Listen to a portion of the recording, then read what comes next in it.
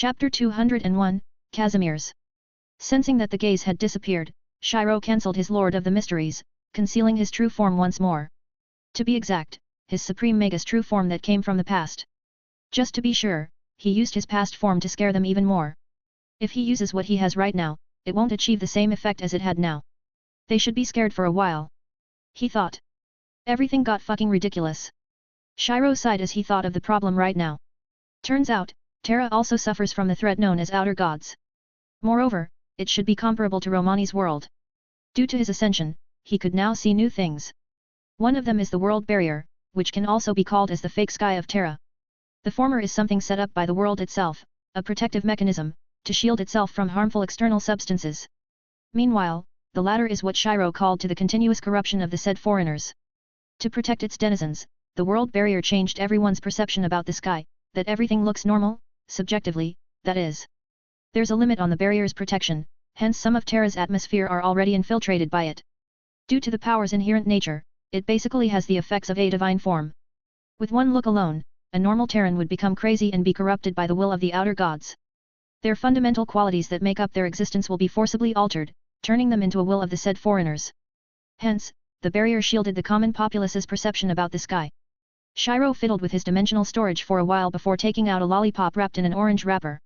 Taking it off, he then put it inside his mouth. Ordinary candy, SS. Details: confectionery made when a certain being is bored. Removes mental fatigue when taken. A cool feeling appeared in his head as he wore the blindfold again. He could already perfectly control its output, but it'll cause a slight fatigue, which is in contrast to just wearing something and be done with it. Ha! Let's just go to Casimir's for now and deal with these later. He mumbled as he summoned forth motored cuirassier and rode it. Zoom. Casimir's. A country of knights. Here, the most noble profession is to be a knight who would protect their country from foreign invaders. They symbolized bravery and valiance, at least until the modern era forced the country to change. They don't have a strong economy such as Colombia, no strong military force such as Ursus, and their Farenmuts had withdrawn to the shadows. Furthermore, there was a special case of a knight retainer being filthy rich by investing his assets, pushing the other knight retainers to do the same. Due to this, the power balance switched from the aristocratic knights who defended their homeland to the rich people instead. With that, the former country of knights is now synonymous to a modern economic country. A tournament, the Casimir's Grand Major, was able established to generate more income during that time and have their own trademark. There, knights would fight each other in varying formats until a sole winner is crowned as the Grand Knight. In the end, the noble and valiant knights were reduced into a money-making machine. Cardinal looked at the bustling sight of their capital city, Kawalerielki. Being on the 20th floor had only enhanced this sight. It's different here. After leaving her, she reviewed thousands of information present in their network. Even the three ruling organizations wasn't spared from her hacking, though she didn't go further as she saw something defending their virtual data. Cardinal sensed that it is something inexplicable, making her think that the Farenmuts of this country left something to defend their crucial data in the future. Still, what she found out is enough. For example, the Armorless Union, an organization made with assassins, is actually leashed to the Casimir's General Chamber of Commerce. Moreover, she found out that they indeed possess their information, albeit they are insignificant in her eyes. Their company, Nexus, had abruptly risen up in this world in under half a year. Of course, this attracted the attention of many forces. Spies, espionage work, assassination attempts, she and the high-ranking officers had experienced it. With her intelligence and the chat group behind her, she managed to resolve every single one of it. Spies? Everything would be known after she casts the heart mirror spell. Espionage work? Good luck in finding valuable intel when her highest officers are all that she made. Assassination attempts? Would a miniature antimatter bomb in their base work? Simply put, they hold the first mover's advantage due to the fact that Cardinal and Stria are both. When their souls got materialized, they inherited the advantage over their processing speed. Heck, they had even eliminated a few Farenmuts through the use of chat group items, deterring the world from having any evil thoughts against them save for the few behemoths who are still looking for their bottom line. That, and the strange creatures that are constantly targeting them. Boss, the Northern Sargon branch was attacked just now. Miss Zumama successfully repelled them using the latest H1 unit. A report was reported to Cardinal's earpiece. It came from one of the 12 who serves as the highest commanding officers under Cardinal. As always, he has this unhurried and lazy tone, something that he himself had developed since Cardinal gave them free rein over their early development. This made them more humane than before. MN alert the other branches and deploy the pre-planned units for now. Acknowledged. BZZT. Just as Cardinal thought that everything is over, another line connected with hers. Boss, Miss Stria caused trouble once again. A tired female voice rang out from the opposite side. Boom. A muffled sound came from her side. She's fighting as we speak. Hearing this, Cardinal also let out an exasperated sigh which was heard by the woman in the line. It's your unlucky day today, she said. Sigh. I'll go handle this for now. Beeb. Thinking about the carefree Stria, she wasn't really surprised that she'll cause some troubles. Still, they had only arrived here 2 days ago. She thought that everything might go smoothly this time, but alas. Few moments ago. Sharp metal needles surrounded Stria and her bodyguard. Dozens of men are all around them, pointing their weapons straight at the carefree girl in the purple dress. You think you can escape after everything you've done? Would you believe that everything is an accident? Stria asked. The men went silent. They thought of how one of their members came crashing down straight at their base in the slums. The others had tried avenging that guy, but they are beaten black and blue until it alerted everyone in their underground group. I swear, him flying in your direction is unintentional. I was trying to throw him in the garbage dump, but he's much weaker than I thought. For a moment, everyone else is dumbfounded. A/N, so. I forgot to address the special occasion yesterday. We're now at the 200th chapter. 200. It's quite hard to believe that we reached this stage, actually. To be honest, I was once discouraged to write for a while due to some circumstances such as comments SHTTNG in this FIC. I understand that everyone has two sides, or even more, in this regard, but it does hurt for me to see these, considering the amount of effort, research, and the likes that I put in here. I write each characters meticulously, trying my best to not make them 2D characters. Heck, I even went through dozens of dialogues just to better characterize them. Still, I would like to thank you guys who kept supporting me up until now. Truly, your encouraging comments makes me more at ease and satisfied. What's more, it kept my interest to explore each anime worlds better, which is kinda my dream back when I first discovered anime. You know, learning more information, going deeper in the details, changing the unsatisfactory plot of a certain anime. Lastly, seeing other people enjoying this work brings a smile to my face, smiley face. To that, thank you everyone. Onwards to the 300th chapter milestone. Chapter 202, Infected. Sigh. Helplessly, Stria's guard Kumo decided to intervene from here. Her matching pair of silver eyes swept through the crowd before she formed an objective in her head. Hostiles. 15. Killing intent. None. Armed. All. Casters. 3. Gunners. None. The best choice of action would be. Her voice was lost in the wind as she disappeared in the sight of many. A moment later, an infected Kuranta saw a black silhouette descending upon him. Bam! With a dropkick, his right shoulder was dislocated. Arg! Due to the pain, Kumo didn't even need to do anything before he fell to the ground while wailing. Swoosh! Swoosh! She sent out 2 swift jabs, breaking the noses of the other Kuranta before collapsing. Damn her! Dust converged at a fast rate before it turned into a sand wall, protecting another infected who was about to be knocked out. Crack! Bam! Surprisingly, her punch pierced through it and connected with the female infected's cheek. She was sent flying for a few seconds before she hit the door of a house. A knight. She must be. The 3 casters of the group communicated with their eyes. Should be surrender. Well. You dolts. Their leader, a Liberi man with orange hair, said internally. Do you think that she'll let us go that easily? But boss. Look, the rest were only incapacitated without any serious injuries. Right, right. Only Dylan got his shoulder broken since he and Tom are the unruly bunch. The poor guy who was sent flying by Stria was mentioned once more. They stoop low enough to steal food from children. I know how they feel right now, but I would rather die than do it. You're spouting some knight-level bullshit, alright. The other caster commented. As an infected, their living conditions could only be the worst. An entire area was sectioned just for them, yes, but the amount of infected living in poverty here is very high. After all, one would have many opportunities cut off just by being one. They can't have a job, people would go farther from them, and their government isn't tending to their problems and are only concerned with their well-being. Their motley crew of 18 infected formed a group in the infected area to struggle for a living. However, things don't go smoothly always. Right now, they are on the verge of starvation due to Casimir's recent developments which led to even less support from the government.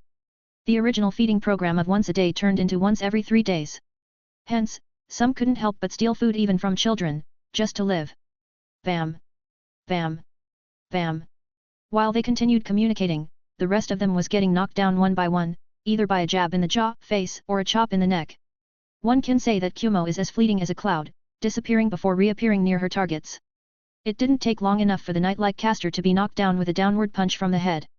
Boss, that girl must be from a rich family. Let's not offend her further. Their boss went silent as he organized his thoughts. He then said, "Put your weapons down." Bo. An infected was about to ask him confusedly, but Kumo's jab to his stomach interrupted his breathing before he fainted on the ground. Kumo stopped in her place and stared at the leader silently. The latter couldn't help but think of the realization that he had just now. Our life is destined to be short. From the moment they became an infected, it's the same as having a death timer in their heads. Their deaths are no longer a matter of when, but how long they would live. There's no cure for this highly infectious disease, so the discrimination imposed by the world against them is the worst. Whenever they are seen in the streets, people would think of them as sewer rats who had brought a plague to their place. They would actively avoid them, in fear of being infected by them too. Some don't even treat them as living beings, but rather as eyesore that has to be removed from this world. It should be an eventful one, not something where we violate our bottom lines. Now, the boss understood the olden knights. He aimed to be like them in the past, but the reality is too harsh that he had to discard that dream from a young age. Just as he is about to work in the General Chamber of Commerce, he was infected by oripathy and got his slot stolen by a supervisor with the reason of not needing any infected in this line of work. Of course, he knew later that everything was bullshit, that the supervisor got the slot for his nephew. Alas, being an infected means that your basic privileges as a normal Terran are stripped. It would do no shit to file a complaint against the supervisor as the guys in the judicial sector are disgusted with them, too. Everyone is simply like that. To die with dignity, I see. I will shoulder their consequences alone. He said. Can you let them go? Kumo was still silent at this time. Though, she's doing it to hide her being startled by this sudden move. Miss Kumo was interrupted by Stria's tap on her shoulder. The latter nodded as if saying, "Leave this matter to me." "Uncle, what's your name?" Stria asked. What? The boss let out a stupid sound as he couldn't comprehend what is happening right now. "My name? It's Tries. Tries, Tan." Stria subconsciously mumbled loudly. "Right. It's something that my parents named after a great knight during the Lythanine War." Though, the reason why Stria got surprised by this coincidence is due to how she knew a world where Knight Tristan is present, the world where Shiro is currently staying according to Cardinal. "Shiro. Miss. It's nothing." Stria recalled some of the open positions in their Nexus branch here in Kowalrielki. There's no branch manager at this time yet since they still haven't found a worthy person to take on the role, but she thought that this man can be one of the prospective branch managers. It would be good for someone with that resolve to lead our branch here. While she trusts her judgment, she couldn't make a hasty one. This is something that she learned after she lived in this world, all the while she struggled to keep her carefreeness. In fact, she started this entire fiasco intentionally. Part of it is that she hated how the children's food was stolen, but she also thought that she could see the world of the infected better to see if there was something different this time around. Unfortunately, there wasn't. "Mr. Tries, right? Are you interested in working for our company?" Stria asked before she pulled out a business card from her space storage, the purple ring in her left hand. Then, she placed the card in the gaps in his hand before she left the dumbfounded Tries. The world isn't always a nice place. Stria recalled what Shiro had told her when she's been happy to interact with other humans for the first time. The latter told her that reality isn't seen in rose-tinted glasses every time. Sadness, despair, grief, anxiety. Stria might look like an innocent and carefree girl, but the innocence of her mind was lost long ago when she stepped into the true side of reality for the first time. She managed to hold onto the other, but the former was replaced by maturity. "You're right, Shiro. Still, nothing prevents me from trying to make it a better one." Chapter 203, Cardinal. "I heard you made a mess yet again." He. Hearing this, Cardinal sighed. She then said, "Seeing you act like this, you found another reliable employee, I guess." "I don't know if he's that reliable, but he deserves to have this chance." Suddenly, her irradiated ability finished its work and alerted her through the familiar orange-white panels in her sight. Complex data appeared inside her mind. It detailed the flaws of an Originum rifle that they are creating. The entire design came from the quantum computer that she got from the chat group, which serves as the mainframe of their company. Aside from design creation, it is responsible for the daily function of its main office as well as its branches. Without a satellite, it allowed Cardinal to create a network that spanned countries. If others know of this, they would be shocked as there are no satellites present in Terra. This made it impossible for them to have something similar to the internet. "Are you still working?" Stria on the other side asked. "Shiro would scold you if she sees this." After being scolded by her, Cardinal fell silent. Then, she recalled her previous conversation with Shiro. He said that he'll go back here after dealing with Ingram Manu in that world, so she's expecting his arrival anytime soon. If he sees me like this. Recalling how she didn't rest for more than 5 hours a day and focused on their company, she was sure that he would scold her, too. At least, he would make up for it more. She mumbled inaudibly. What? Nothing. I'll be hanging up. Don't bring more trouble to Kumo. All right. Beep. Cardinal took the tablet placed on the desk. After some security checks, she was able to access their network. She clicked some folders for a while before the familiar blueprint came to her eyes. The 15 errors on its outer design first. Swiftly, she fixed all the errors by modifying them according to the solutions that appeared in her mind. After all, her errated ability does not only point out flaws, it has many other functions such as generating the solutions to the flaws. Coincidentally, this ability of hers is none other than her authorities back in Inkrad. That is, the Cardinal, you are. Details: the most powerful authority in a certain world is held by a restricted being. Its authority is separated into two parts, management of order and error checking. The former grants its user the ability to manipulate, change, and maintain order, while the latter detects every single that could be found in the target. Note, the first ability is limited by the user's current level. Simply put, it's as if she had brought out her administrator privileges in real life. The power to dictate order, change the rules of something, and detect the anomalies of the world is back in her hands once more. Cardinal was surprised when she got this as her first reward. Although, she adapted quickly and got used to this ability of hers. She froze as she sensed the change in her surroundings. At this moment, someone is standing behind her. That someone pinched both of her cheeks, though she still didn't react. Guess who's back? Cardinal's frozen face began to change, and all the while her cheeks are being pinched. Whoa! She shouted before she saw a familiar face in her sight. That black blindfold. That perfect face. That smooth and ethereal voice. I'm back. Sitting on the bed, Shiro looked at the girl on top of his lap while digging her face into his chest. The black overcoat that he's wearing was crumpled as a result, but it's none of his business right now. How are you while I was gone? He asked. I'm fine, objectively. If I'm still an AI, my Fluctlight would be in disarray. Unlike humans, Fluctlights have limited memory storage. Once it exceeds a certain limit, they would need to discard a part of it through some means to keep living. Sorry. No, it's not your fault. Cardinal replied. No one expected that. At least, you met your wife thanks to it. Since her face was hidden in Shiro's chest, she perfectly hid her jealousy. Remembering the sight of a blonde-haired girl with nearly the same stature as hers, she could already foresee the great enemy that she might face in the future. Unfortunately, she wasn't lucky enough to become Shiro's wife in the past. Although, it does not mean that she couldn't become one in the present. Your hair is longer. I thought you don't want this since it hinders you from reading. He asked. Ah.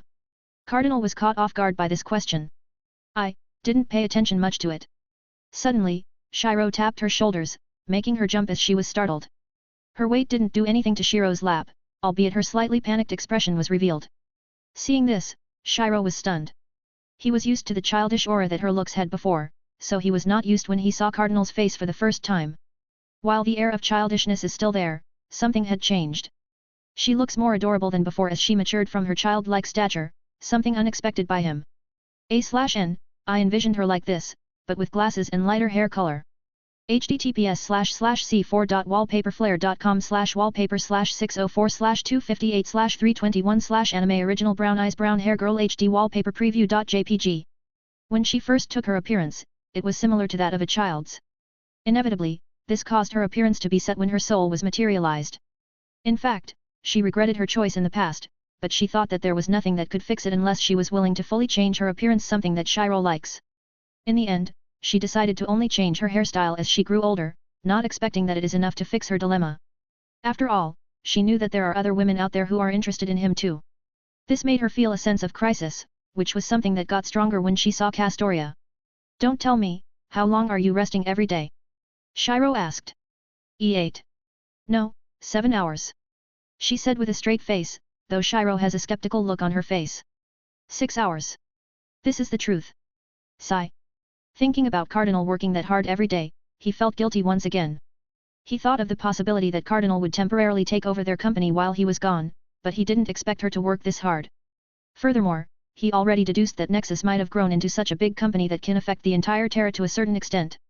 It was painfully obvious when nearly half of the people in this city had mentioned Nexus at least once in their conversation. How do you want to make this up? Let's hang out. Hang out. That's right. Just us two. Isn't this a date?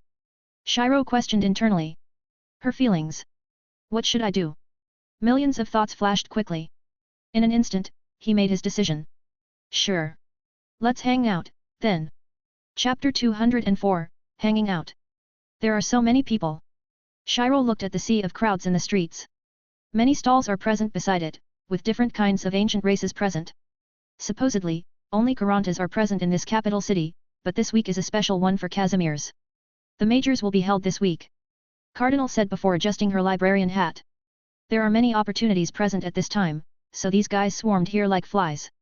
Just like what the government wanted to. The majors are not only a simple night tournament. Aside from betting, many talents would also be discovered. These talents are the target of headhunters companies, enterprises, mercenary groups, and so on. With this and the uniqueness of the event, Casimirs transformed the majors into their trademark, one that boosts their country's economy and development. Right. About those strange creatures. How long are they targeting you? Shiro asked. Those things. I've heard from Dr. Kaltsit that they're demons. She paused before continuing, the first time I encountered them is when I went to Sargon to open our branch there. Sargon? Are they all on fire? MN. I recalled what you've said about Fane Hotlands when I saw them. In Sargon's history, it was detailed that the Kahagans once fought incomprehensible monsters in that place. They could quickly contaminate their surroundings with black smog, it spread swiftly and uncontrolled. What's more, the ones taken over by it soon become a monster, too. Though they have another peculiarity, they become stronger as more people know them. Hence, the leading Khaganate at that time decisively brought their full power to force those monsters to retreat. They are outer gods. The one in the myths. He said. I saw one staring right at this planet, beyond the starry skies of Terra. Outer gods. They continued talking within their soundproof barrier until they arrived in front of a cafe. Upon entering it, they saw many people present. Fortunately, Shiro saw an empty seat in this place, thus he pulled Cardinal into this shop. Take that seat over there. Shiro pointed out. I'll go buy something. What do you like? Anything. I want a coffee, though. All right. You became a caffeine addict, I see. Cardinal froze slightly as she heard this. She realized that she instinctively unleashed her habit, which is to drink a cup of coffee every morning, afternoon, and midnight. After discovering that coffee's taste, her all-time favorite, tea, was replaced by it. Recovering from it, she soon arrived at the empty table. It is a seat for two right beside the window. It's that spot. She thought. The perfect dating spot. As someone who consumed thousands of anime-related materials, she is very familiar with otaku knowledge. In fact, she had surpassed everyone in the chat group when it comes to ACK. While she doesn't know everything, she's the one who answers the new members' origins the most. A/N, animation, comics, and games. It even earned her the title ACK Emperor internally. As to whether someone calls her using that, they'll have to face her wrath first. After sitting, her eyes were drawn to the prosperous scene outside. People from various races are conversing happily while some children is holding the figurines of their favorite knights and made them fight each other. If not for the fact that she'd personally seen the infected settlement, she would think that this country is different than the rest. Sadly, it wasn't, nor it will ever be. Albeit, that was in the past. With their help, everyone would be truly happy. Ahm. Suddenly, Cardinal saw a 5-story tall burger in the corner of her sight. A grey-haired Karanta sliced it in quarters before eating a fourth of it. It all happened in less than 10 seconds, showing the peculiarity of the Karanta. Police. Her eyes drifted to the police armband that the female Karanta has. Since she's been in this world for more than half a year, she learned much knowledge regarding it, including the languages of each Terran country. Coincidentally, some languages overlapped with what she knew in the Sao world. The Victorian language is one of those. It possessed many similarities with English, but its accent is more richer than the latter. Simply put, it's like the Japanese pitch system and the English language were combined into one. How rare it is for a Victorian to drift here. She mused. The political affairs there are very headache-inducing. As a new company, they have limited manpower. They still couldn't handle the countries with complex political environments, choosing the simpler ones over them instead. Unless they have absolute power, they wouldn't touch countries such as Kasdal, Ursus, and Victoria. Though, it will be different starting now. MN. After eating the second stack, the Victorian Karanta noticed Cardinal's sight on her for a while. She was about to say hello to another fellow who came here alone, but she did not expect to see a Sancta walking over there with a tray in his hands. For a moment, her eyes were glued to his appearance. Very handsome, He is very handsome to the point that his appearance caused an incongruency with the real world like a beautiful artwork over a blurred canvas. The Karanta, Granny, paid attention to the Sancta too much that she forgot what she's been doing for a few seconds. Only when she blinked her eyes did she snap out of her daze. Ah! Unfortunately, her eyes met his. That ethereal and mysterious pair of amber pupils caught her attention this time around. Seeing this, Shiro knew that the lethality of his charm hit someone yet again. Moreover, he had fully controlled his 6 eyes, so he doesn't use the blindfold nor the special sunglasses anymore except for some occasions. Here's your coffee and strawberry waffle. Shiro began placing their orders. Cardinal's order is more of a breakfast while his is an ice-cold bubble tea. Shiro ate breakfast in Emiya's moments before he went here, so he's not that hungry. He saw Cardinal touching the sides of the cup and taking a sip out of it. He then heard her mumble. It's not bad. We've been lucky today. You're ridiculous luck. Cardinal commented. Anyways, why don't you tell me your experiences during the time you were gone? Experiences? There shouldn't be that many. Shiro began narrating his experiences starting from their arrival in the Fate World up to the end of the 5th Grail War. You ended up in Castor's temple? At least you have your students with you. Cooking that became a mini Holy Grail? I expected it. So she found you by herself. After all of this, nearly an hour and a half had passed. Shiro. Cardinal spoke with a serious face. MN. Will you accept someone else as a wife? Unexpectedly, this question appeared much sooner than he had expected. A/N, I'm finally done watching the anime for the next world. Man, I swear I thought that the characters there has blind stupidity, low TM skill that lowers IQ, in some moments. Also, else it would have a competition there. It's up to y'all to guess as to what competition it is. P.S. The introduction to outer gods is decided by me mainly due to this world, their main foe is made to be ridiculous. This spikes up the difficulty of their next mission. Chapter 205, First Confession. Looking back at their memories together, Shiro can confidently say that Cardinal is one of his closest and most trusted friends that he made from the start. She is different from Romani and Kaujiki in the way that she's been with Shiro ever since they got out of Inkrad. They have been together in their daily lives, which also catalyzed their close relationship. Heck, they even communicated back when she was still they. In a sense, Shiro is the first person that Cardinal conversed with properly and became her friend. Add to that their special relationship due to their agreement, and it was inevitable that Cardinal would develop feelings for him. Cardinal. You might have an idea regarding this, but I will still tell you. Shiro said. Back then, it was very hard to trust someone. Even Romani and the others, I doubted them at first. During the early days, Shiro would sometimes wonder if the others are trustworthy or not. Even others whom he empathized with were not spared from this. The emotions that he can see within each person are not constant, showing their complexity. Only when their relationship developed for quite some time did he begin to open up with others completely. Fortunately, he already formed a connection with Cardinal after that fiasco in the underground dungeon. Every day, he speaks to her and asks her some interesting things. Through that, he saw how she developed from a cold and emotionless system into someone who resembles a living being. After everything, he saw through her blank state comparable to his when she materialized. Full of curiosity towards the world, her color became more abundant, but what did not change is the pure feelings that she has towards him from appreciation, gratitude, and admiration. It turned into something far deeper. You helped me with so many things. You even worked hard to grow this company. Shiro is sharp enough to notice that the main driving force behind Nexus growth is none other than Cardinal's hard work. Since this was something that he had left, she worked hard to make it better. All because of him. So, if it's you. Shiro's voice became lower as he hid his slight fluster. I would accept. Cardinal's eyes widened in surprise before her face turned beet red. Her pupils became erratic the moment she heard his acceptance, but she did not bother hiding it. Aside from those, she is overloaded with one emotion, happiness. All along, she was nervous about this confession of hers. Cardinal realized way back in the past that affairs regarding love aren't something that should be delayed, lest she will end up in a bitter sea of regrets. At least that's what she saw when looking for any act-related stuff. The childhood friends being rejected is a good example of that. They had been together with the protagonist for years, yet they didn't confess their love until a new girl came. What's the result of it?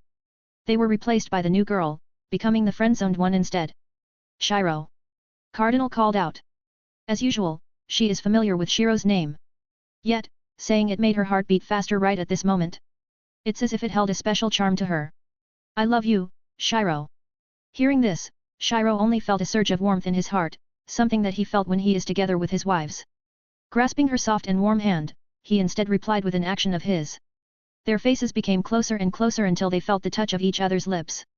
Shiro was already used to it, so his reactions were not that drastic, though the same couldn't be said for Cardinal. Not only did her heart rate increase drastically, but her face up to her ears are bright red.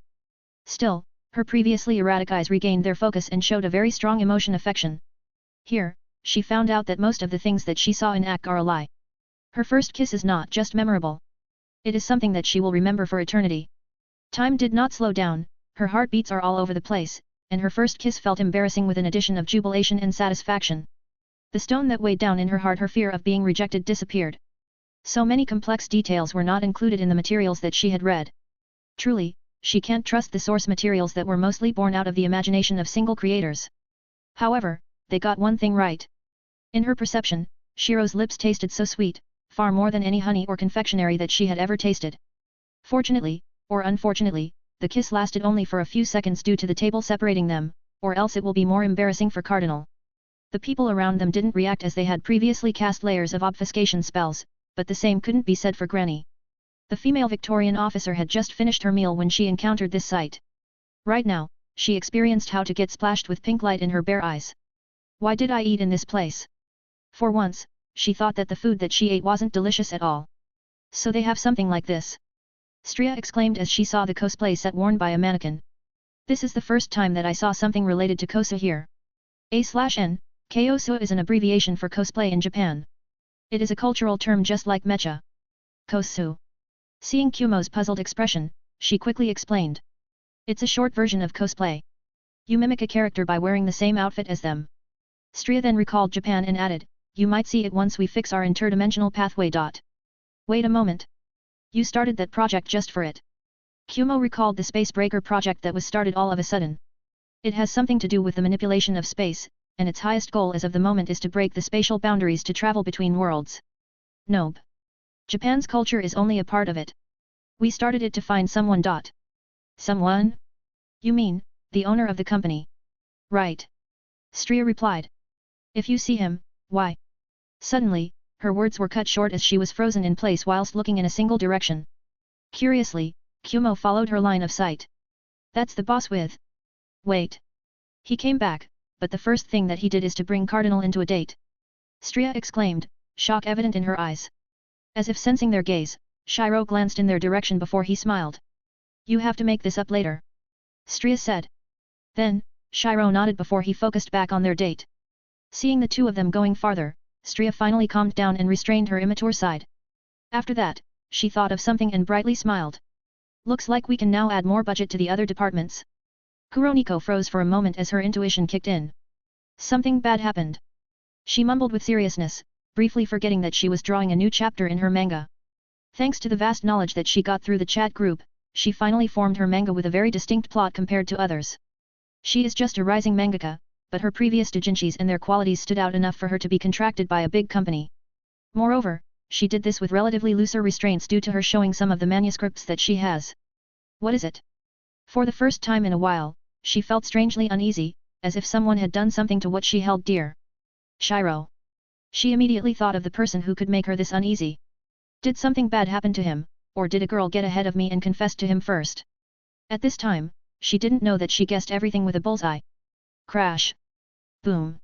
Suddenly, a feeling of annoyance came to Kaltzit's mind. Hey. She didn't pay heed to the broken rebels of the cultists' church as she let Monst3R settle down everything. What is it? For some unknown reason, she became annoyed, or angry at something. This is a rare event since she adapted her cold thinking, so it came off as a surprise to her.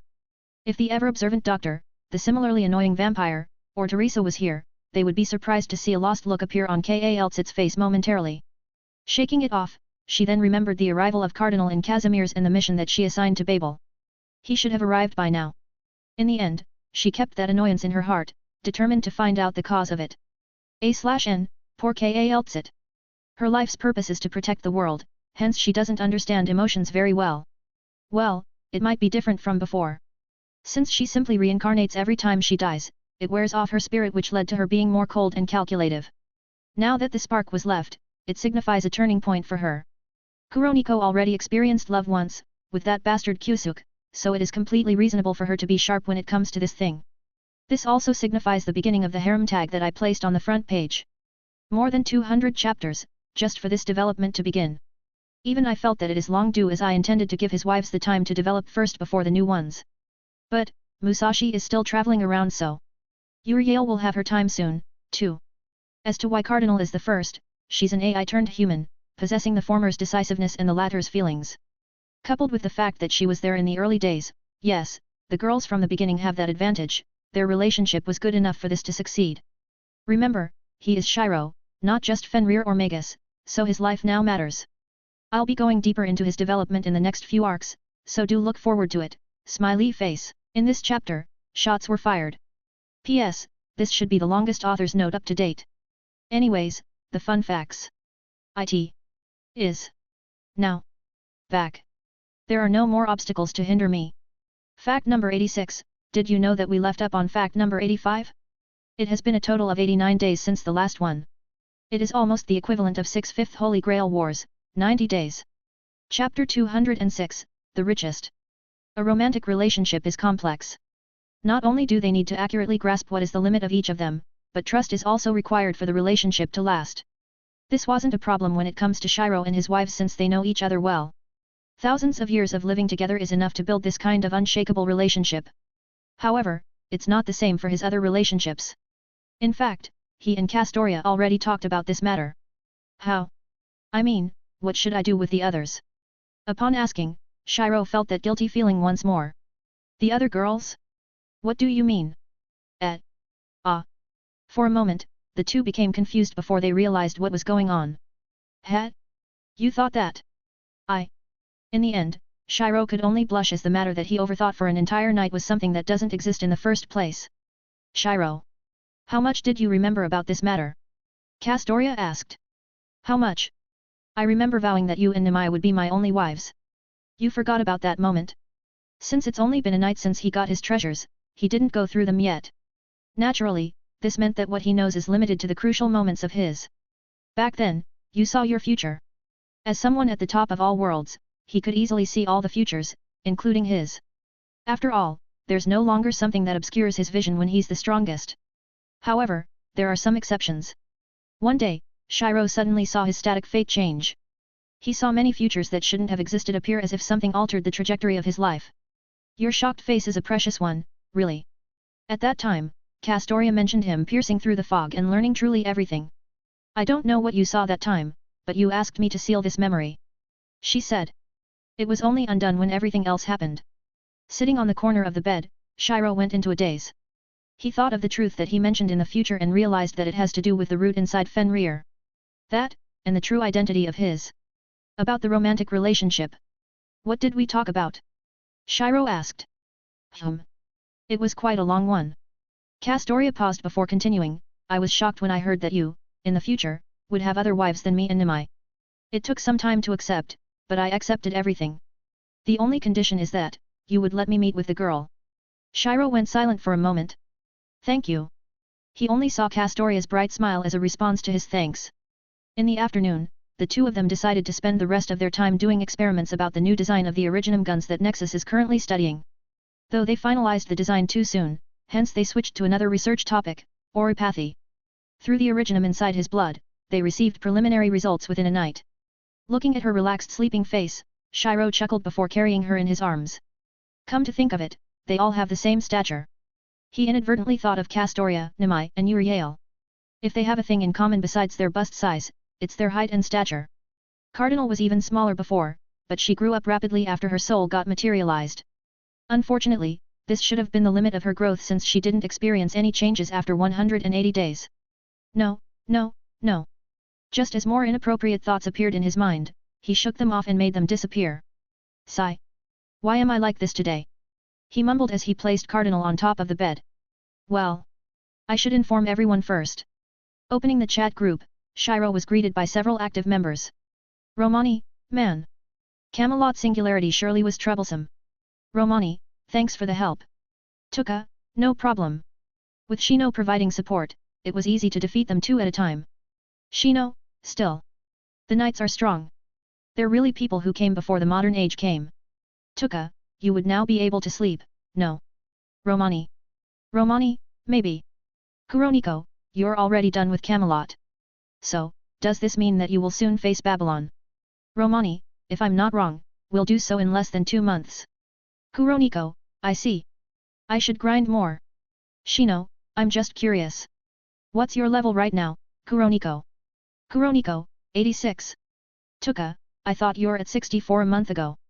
Kuroniko, that? I opened a high-leveled instance dungeon, so my level skyrocketed at that time. I cleared all 100 floors in a week, I think. There's also that Demon King Baran at the top floor, but beating him is easier than I've thought. 2 months. Shiro thought of their plans against Goisha at that time. It's gonna be an exciting one. To him, exciting is synonymous with difficult fights. As much as he would like a sure win battle, he also longs for ones that will give him a greater sense of accomplishment. Of course, it doesn't mean that he'll turn an easy fight into a hard one just because he wants to have fun. Shiro, Goisha, hey. It's going to be a hard fight. Roman, you're finally up, Shiro. Shiro, just finished what I was doing just now. Shiro, by the way, I arrived at Terra right now? Kuroniko, I see. Shiro, what's the matter? Kuroniko, nothing. I just realized something. Anyways, did everything go well? Shiro, it did. I'll be taking back the title of the richest in this group again. Romani, I see. That extravagant use of ours back in that mission is really memorable. Shiro, well. The future uses might be more memorable compared to that. Romani, don't you tell me, you got more than 100,000 of those crystals. Shiro, it's farther than that. Guess. It would be fun to see their reactions. Shiro mumbled as he decided to click the gift button in the chat group panel in the bottom left, to be exact. Gift. Select person, select all. Clicking select all 13 names of the chat group members lit up. Select the item /S to be gifted. Selected item, 10,000 origin crystals. Confirm.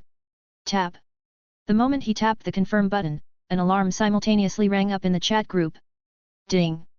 Announcement, Shiro has gifted everyone origin crystals x10,000. Shiro, for my welcome back gift.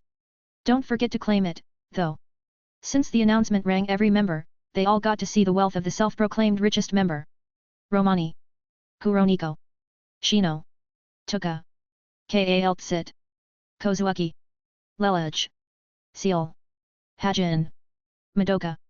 Shinji. Tuka, shouldn't the welcome back gift be the other way around? Romani, that's not the point. For the first time, Tuka was deadpanned by others. Chapter 207, Seal, Logo's arrival.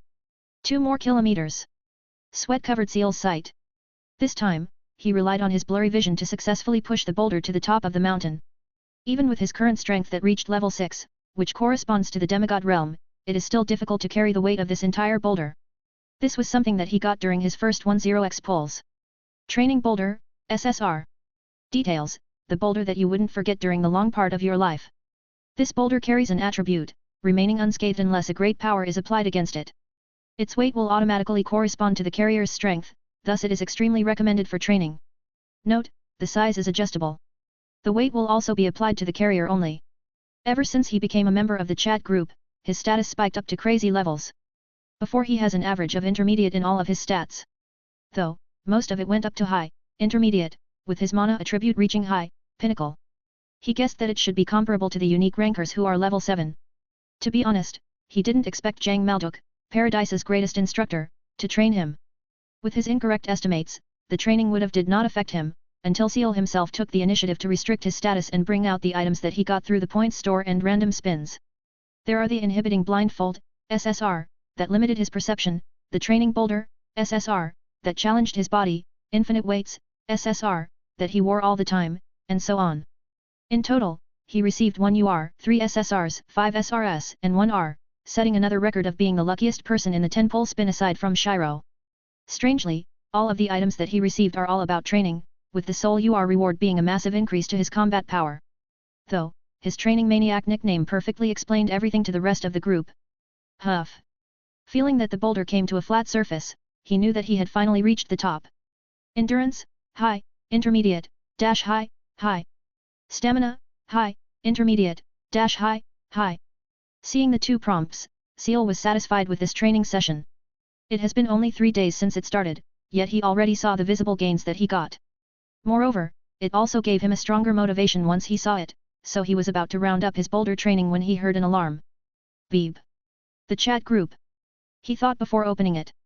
Announcement: Shiro has gifted everyone Origin Crystals X10,000. Ah. Seal recalled the Origin Crystals that he saw in the store. If I'm not wrong, a Origin Crystals X20, SR, should cost 10,000 points, right? As far as his knowledge goes, Origin Crystals are versatile items that can be an energy source and a training supplement. Each one of them is quite expensive, and the only person that he'd heard of who used thousands of these was none other than Shiro. Shinji's Hyungnim is extravagant. For a moment, he joined in the others who typed their speechless reactions to this gift. Seal, thank you, Shiro Nim. So it's him, the one Shinji-kun mentioned to me. Shiro recalled their previous conversation, in which Shinji mentioned that he became best friends with a new member. Surprisingly, both of them share the same sentiments toward their sins. Seal is a normal guy turned gambling addict due to some circumstances. When he realized his worst deeds through a dream, he felt the weight of the sins that he had committed. He took advantage of all of his loved ones just to fund his gambling addiction. In a way, he is similar to Shinji. Though, he had already made his mistakes and is on his way to redemption, while Shinji is someone who is yet to commit any of his atrocious deeds. Both of them are also training maniacs, so they took off in just a single meeting of theirs. Kaltsit, Shiro, someone in Babel would arrive in Casimir's. Shiro, alright. We should now start our official cooperation, too. Kaltsit, are you sure? Shiro, yep. Even without me, Nexus could have fended off the annoying guys alone. Kaltsit, I see. Thanks. In the end, Shiro spent 30 minutes before closing off the chat group panel. He had the chance to talk with the new members, so it satisfied his curiosity. Well, everyone except a certain member called Ghostly Girl. When he asked the others about her, they told him that she was like a ghost, appearing and disappearing as she likes. Her presence in the chat group is also the lowest, though they got to meet her during the mission in her world. Interestingly, her personality is the exact opposite of her attitude. She is very lively, shocking others with her enthusiasm. Only, she's not that active in the chat group. Suddenly, Shiro felt a vague emotion joy. With his partial omniscience that came from Vergavesta, he could only capture an extremely vague portion of it. What was that? He muttered as thousands of thoughts began flashing in his mind. In less than a second, he had done his predictions. Closing his eyes, he found out that this vague emotion was already gone, returning his mind to its normal tranquility. Do you know, a tall man walked past two female Karanta students. As soon as one of them saw his looks, her words got interrupted. What's wrong? The girl didn't say anything and instead looked toward the man pointed out by her friend. The man wore a black overcoat with a caster's cape connected to it. He has a pair of black horns and pointed ears, showing his identity as a Sarkaz. Golden embroideries are present in his outfit, which further amplified his elegance. Coupled with his already handsome face, all the women who saw him went silent. A friend of hers. Someone mysterious, perhaps. As someone who grew up at Kasdal from a young age, he knows many secrets that one couldn't come across in life. It was then did he realize that his world, Terra, has always been shrouded in the fog of mysteries. Things that many consider as commonplace are something filled with countless unknowns, arts, originum, and so on. Now that Kaltsit, one of the most knowledgeable people in Logo's mind, mentioned that someone possesses the secret behind one of them, how can he not be interested? Perhaps, it would serve as a key that would open up another branch of the future. Chapter 208, Working. Inside the server room of the Kawalrielki branch. Cardinal worked very hard. Shiro's fingers didn't stop typing on the holographic keyboard. Thanks to the technology in it, the latency is zero, making it more efficient to use than mechanical keyboards. Scanning through the lines of codes, he discovered that the mainframe AI that was working is none other than Cardinal herself, who had switched into her virtual state. By acting as the main AI, she could possess higher processing speeds and finish tasks more efficiently as compared to a Terran or another AI working in it.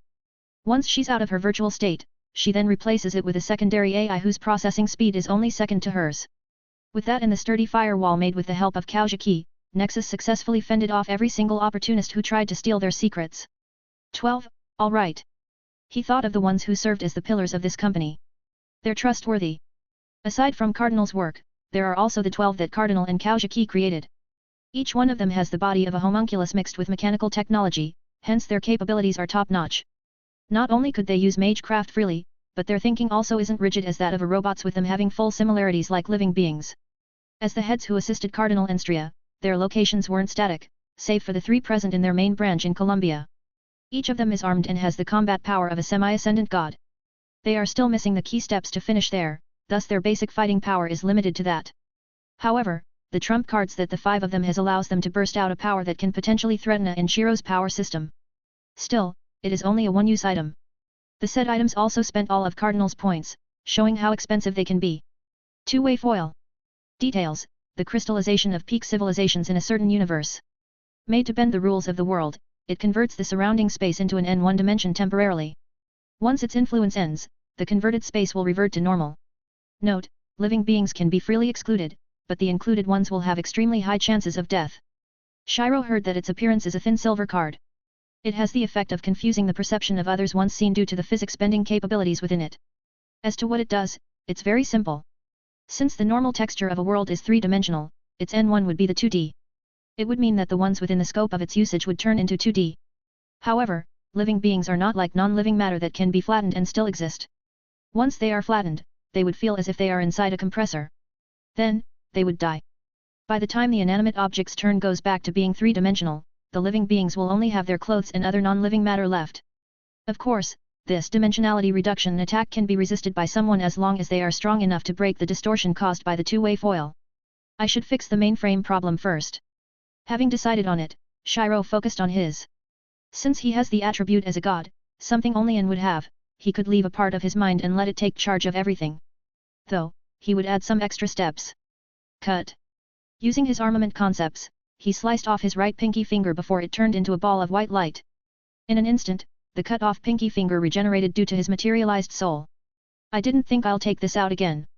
Shiro took out a Fluct Light Cube from his dimensional storage, SSR. Structural analysis. Golden lines appeared starting from his hand up to the cube before it disappeared. Casting alteration in it, he modified the light cube to be far more superior than its former state. He also took out several chunks of metal from his treasuries before combining them with it. Soon, the size of the palm-sized light cube became half a person's. It has a dark sheen to it and the usual blue outlines. Inside it, there are tiny supercomputers the size of 100 atoms. Thanks to its materials, the cube has far more processing power than most galactic ships. Compared to the main server in Columbia, it is 100 times better in terms of quality. I'll just connect it later. For now. Shiro mumbled.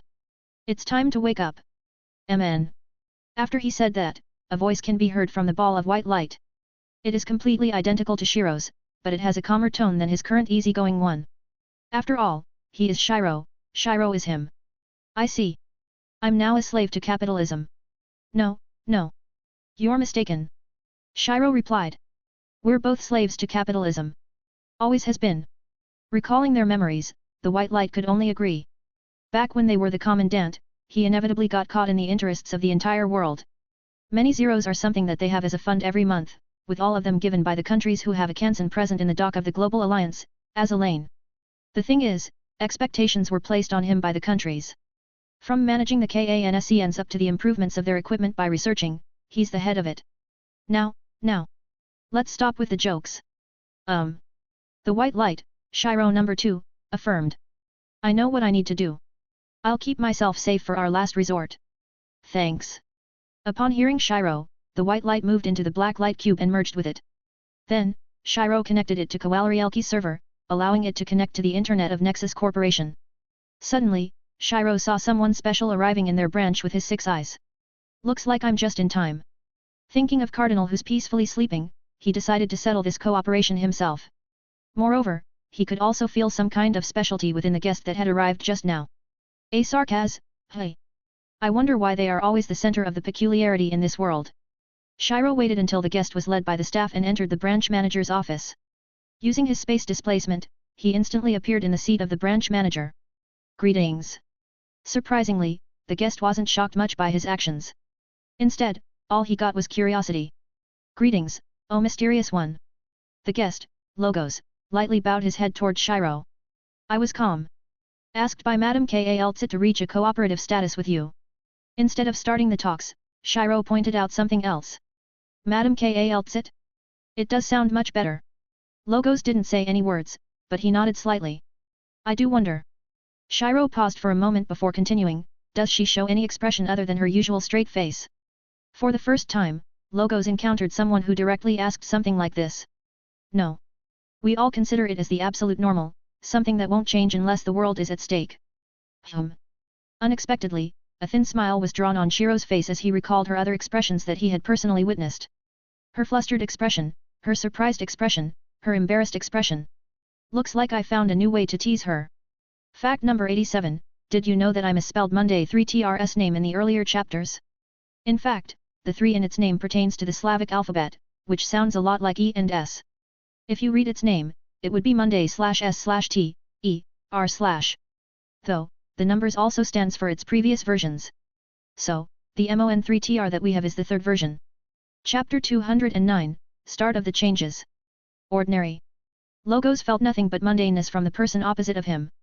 Just like a drop of water in the sea, his existence fits so well with the surroundings that he's more of a common person than the CEO of a large company.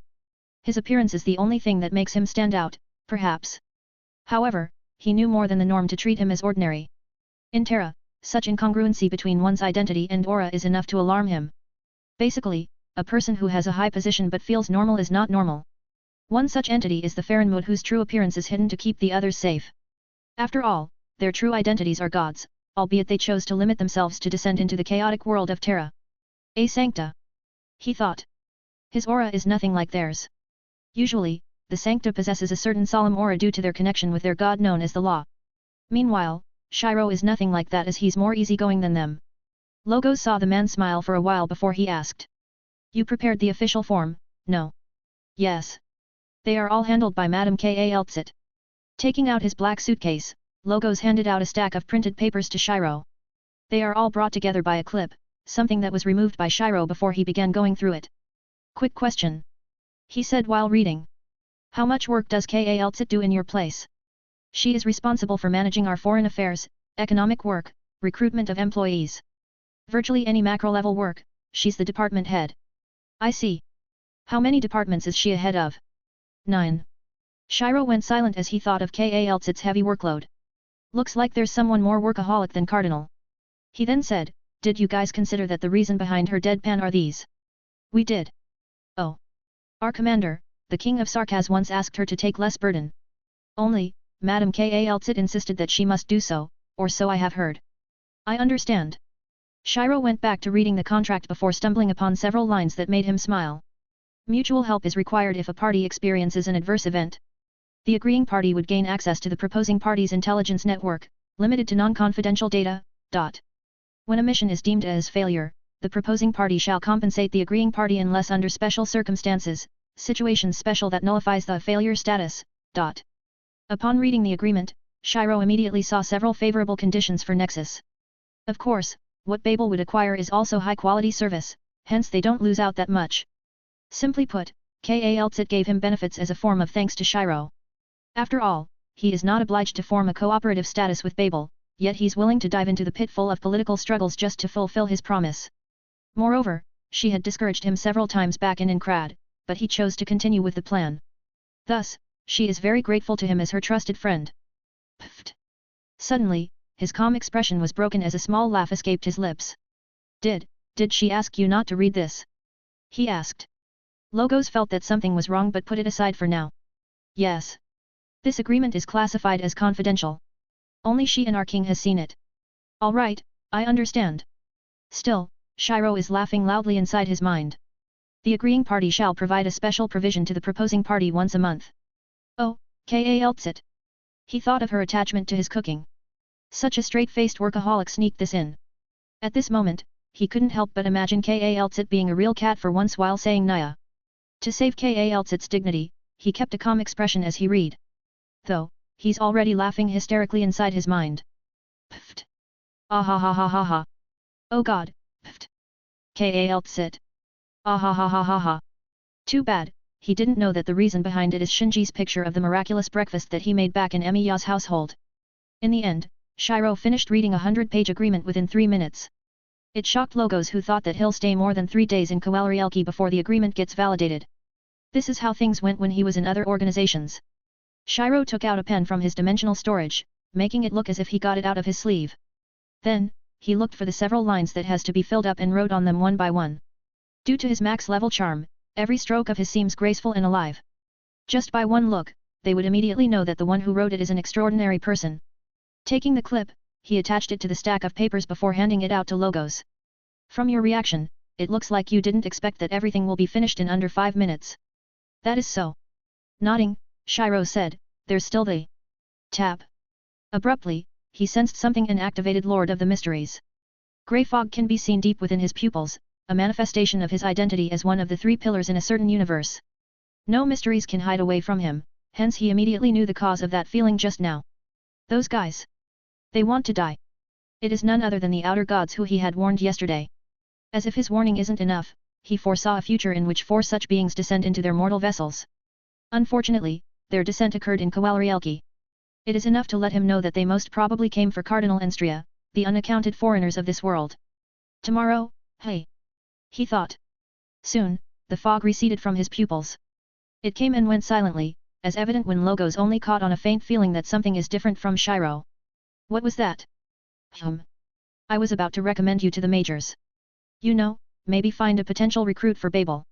But now, I advise you return to Babel, lest you will be caught up with something unpleasant. Hearing this, Logos fell silent. Aware of his tendency to spout incomprehensible things, he felt how it is to be the confused side for the first time. Will you deal with it, sir? He inquired. I will. If you want to be an audience, feel free to do so. To be honest, Shiro isn't that keen on hiding his power completely. If his partial strength could help Kal'tsit fully convince the others in Babel with this cooperation, then he would gladly do so. He's not naive enough to think that everyone had unanimously accepted this cooperation. Perhaps, it touches the interests of some. After all, Kazdal is the center of political struggles involving every major powerhouse in Terra, a worldwide chessboard, so as to speak. Other than that, it could also intimidate some fellows that are eyeing Nexus Corporation. It could better protect it when he's temporarily gone or in trouble. This would serve as its shield until they can protect themselves from the gods, foreigners and the higher powers in Terra. Lastly, he formulated a plan on a whim. While hastily made, it is enough to see through the leaks that could occur in Babel's higher UPS. If they do get caught in this bait, Kal'tsit can exclude them for more confidential information and even enact a purge that will clean up Babel. I will keep this in mind. Logos stood up as he lightly bowed. Thank you for your cooperation. No problem. Shiro stuck out his hand that wears a black finger glove. For Kazdal's sovereignty. Logos' eyes widened as he heard Shiro's statement. It came off as a surprise to the point that his noble etiquette is the only one supporting him to maintain his elegance. Still, he managed to adapt quickly and mimicked Shiro's action, something that he deems as sealing an agreement. The 2 men inside this room sealed an agreement that will change the entirety of Terra itself. Many don't know that such a huge change would start, now. A/N, there's only 5 chapters until the Terra arc is done. These chapters serve as a development for what I designated as the main world. These build-ups would slowly lead to the final chapter of Terra, to its ending. I'm just saying this as I do not create any meaningless chapters. I have already planned nearly 2-3 advanced arcs and add some addition if necessary. Anyways, here's the fact of the day. Fact number 88, the voice of Kaname Madoka and Tanya Digirekov is one and same, Aoi. I was quite dumbfounded when I first discovered this, considering the vast difference between the two. Truly, she voiced a literal angel and a devil. Oh, she also voiced Shiori from Kumo Disugie, Nai Wa, Mami from Kanajo Okarishimesu, the Lion, the Witch, and the O, and the Japanese VA of Lumen. Chapter 210, Surging Tides. BZZZT. Crackle. Hum. As the final part of the 1,000-layered array is finished, sparks were sent flying into it. Fortunately, the special space used to contain it has a very strong anchor, to the point that it couldn't even be shaken. With Shiro's Lord of the Mysteries, he had successfully created a pocket dimension that is a layer beneath the texture of the real world. When the danger comes, the said space would temporarily resurface to the real world. In its inactive state, it wouldn't be detected by most native gods. That's it for the defenses. Shiro patted his hands before he strolled outside the server room. He had reinforced the entire room as well to make it sturdier to external attacks. It is very durable that it's the room with one of the highest defenses in Kowalrielki. It should be enough for the contingencies. He mumbled. I shall deal with the rest. You. Why do you possess the brilliance of the sun? After a long time of contemplating, Ozymandias decided to ask the girl sitting in the lounge. She has a laptop placed on top of her lap, finishing all of her homeworks with their deadline tomorrow in her world, that is. Golden lines were briefly found in her pupils before they disappeared. Excuse me. Are you a sun god? This time, he omitted his strenuous wordplay and directly asked. A sun god? Shino muttered as she thought of the bow within her soul. I'm not yet one. So, you will be one in the future. That's right. Due to her connection with Her inclination is being turned more similar to the goddess Solis inside. Even without using her bow, she knows basic attacks all has the power of the sun. It wouldn't be too surprising if her main authority turns out to be in the future. I understand. He nodded at her before leaving. For once, the proud pharaoh showed a sign of respect to someone. Others might be bewildered, but to him, it is simply seeing someone a future equal of his. Moreover, he saw that this friend of Romani came from a mysterious background, which became evident once he saw that the opponents in that singularity isn't enough to even force out her full power. Part of the reasons behind it are Romani's careful planning and the other strange woman, but her power is not to be underestimated. Without the help of the Grand Assassin, she was able to fight against Gawain in a stalemate, all the while he is boosted by the sun. Done. 15 minutes later, she finished all of her homeworks. In particular, the world history subject was a breeze as it was all about the history of Europe. Since she'd personally seen Camelot itself, writing a good report became easier. Closing her laptop, she proceeded to the director's room. On the way, she saw different servants interacting with each other. Unlike before, it was much more rowdy due to the continuous addition of new servants thanks to Chaldea's summoning system. Coupled with the resources that they got from each singularities, improvements were made in the different systems in this place. Coupled with the emergence of servants whom have earned great academic accomplishments in their life, it became a snowball. Gods and magic. This feels like a dream, but it's not. As one of the few normal person in the beginning, she surely didn't expect that her future would end up like this. Instead of spending time studying and playing virtual reality games, she ended up fighting against supernatural knights that can send someone flying with a kick. Of course, the send someone flying meant being sent away by tens of meters midair. Not only that, she herself is growing stronger as the time goes by. When she got her second UR in the chat group, it only became more evident. Nevertheless, she is always reminded of her mundane life by attending school and doing normal stuff. Shiro, looks like we'll be facing outer gods 2 days later. Romani, those poor guys troubled you. Tuka, emphasis on the word poor. Kaujiki, sounds just right. Shiro, can you send me the relevant data later? Like, would normal torture work against them? Hajin, can we just ignore the last sentence? Looking at the mess that Shiro caused, she couldn't help but smile. Shiro-san, he's still like this. In an unknown place. Thy will shall be done. Dozens of men in black robes shouted before they stood up from their kneeling positions. Showing a respectful look at the person sitting on the altar, they soon left the room. Surrounding it are the smell of blood and black dusts, all of which came from arundamores and originum crystals. Fresh corpses littered the ground as their blood continuously flowed in the location of the altar. No insignia and the likes are present in it, however, the snow priests of Sami and Ursus Emperor Blades would immediately recognize the one behind it. A large price has been paid. 2 indistinct voices, one belonged to a male and another from a female, echoed in this room. It formed a dissonance with the surroundings that most would react adversely towards it.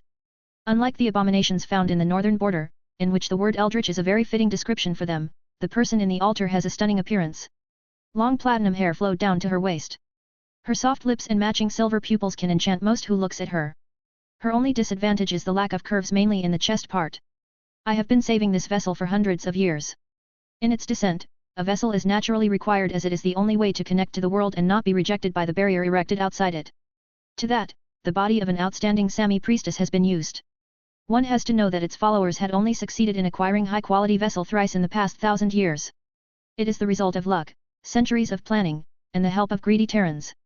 Since it is not fundamentally of this world, it would still be rejected after some time passes, hence each vessel are temporary.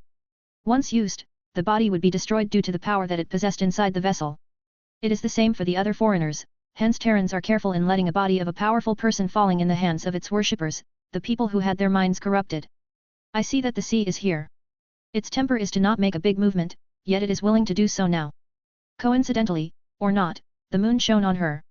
The terrestrial body that was supposed to be a pair of Terra, its ally, is now turned against it. That unaccounted foreigner should not let me down. With a thin smile, she wore the clothes left by her believers before she left the altar room, leaving the remains of the infected to rot for years to come. Fact number 89, the motif of Emiya's theme is techno. What's interesting here is that it fits with Emiya's ideologies, which are borrowed.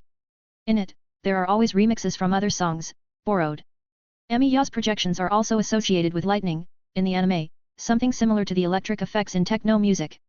You can also see that most of the remixes online are the modified versions of the originals, Emiya's projections. Truly, there's no rule that a fake can't defeat the original. Chapter 211, Moonlight. Sonata. Beeb. Beeb. Beeb. The sound of an alarm kept ringing in Shiro's ears, causing his mind to be fully awake in an instant. Opening his eyes, he saw the dim white ceiling and its luxurious design. His sight wandered around the hotel room, but he could not find Cardinal. Wait. He remembered that one of the alarms sounded more distinct than the rest. Shiro opened the chat group panel, only to see a notification in his private tab. Private Cardinal, I'll be dealing with the talks today. You look so peaceful while sleeping, so I did not wake you up. Seeing this, he mumbled, looks like all the planning caught up on me. Sleep is no longer necessary now that his level of existence, his life level, is high enough to ignore the basic necessities of a mortal. This is why he could continuously make meticulous preparations for the upcoming attack today. It has been 2 days since the agreement of Nexus and Babel was made. Many preparations had been done by him and Cardinal in response to the foreigners that will come today. That's right, he chose to tell everything to Cardinal. With his finance, she successfully made more two-way foils with varying qualities. There are also many god-slaying technology inside her dimensional storage. That woman. Shiro thought of the stunning appearance of the foreigner. While she is indeed beautiful, he knew that everything is just the surface. Such foreigners are rejected by the world. Only he, Cardinal, and Stria are the exception. He can perfectly blend in Terra as it had accepted him in the first place. Meanwhile, Cardinal and Stria are affected by his ancient level power back in Madoka's world, which ended up having the same effect as what he have. Inadvertently, he recalled his dark history. Grand Blazer. All Blade Divider. Final Blazer. Twin Tail, on. Pack. Shiro slapped both sides of his face so as to forget about it. Truly, he wouldn't have used it if not for the underlying circumstances at that time. Though, he still got lucky as he reached his goal by using it. Right. How is that girl doing? His mind dove within the tail gear in his right arm. There, Shiro found himself in a void. It is different from the void in reality as the space here doesn't contain anything, it is nothing but pure emptiness. Hey! He saw a silhouette floating in a fixed position. The figure, a girl, is sleeping peacefully like a cat. Strangely, her appearance is almost identical as Shiro's. It's what would Shiro look like if he's a girl. Seeing this, he quietly left. There's no reason to involve her, for now. As of the moment, Shiro is confident with his current strength. Not only is his base stats more than 240 million, due to the buffs, he's also a god with different authorities. It is different from that time when he challenged Valpurgis and Kyubey as a demigod. There's also augmentation in his treasury to support him. Today is gonna be a long day.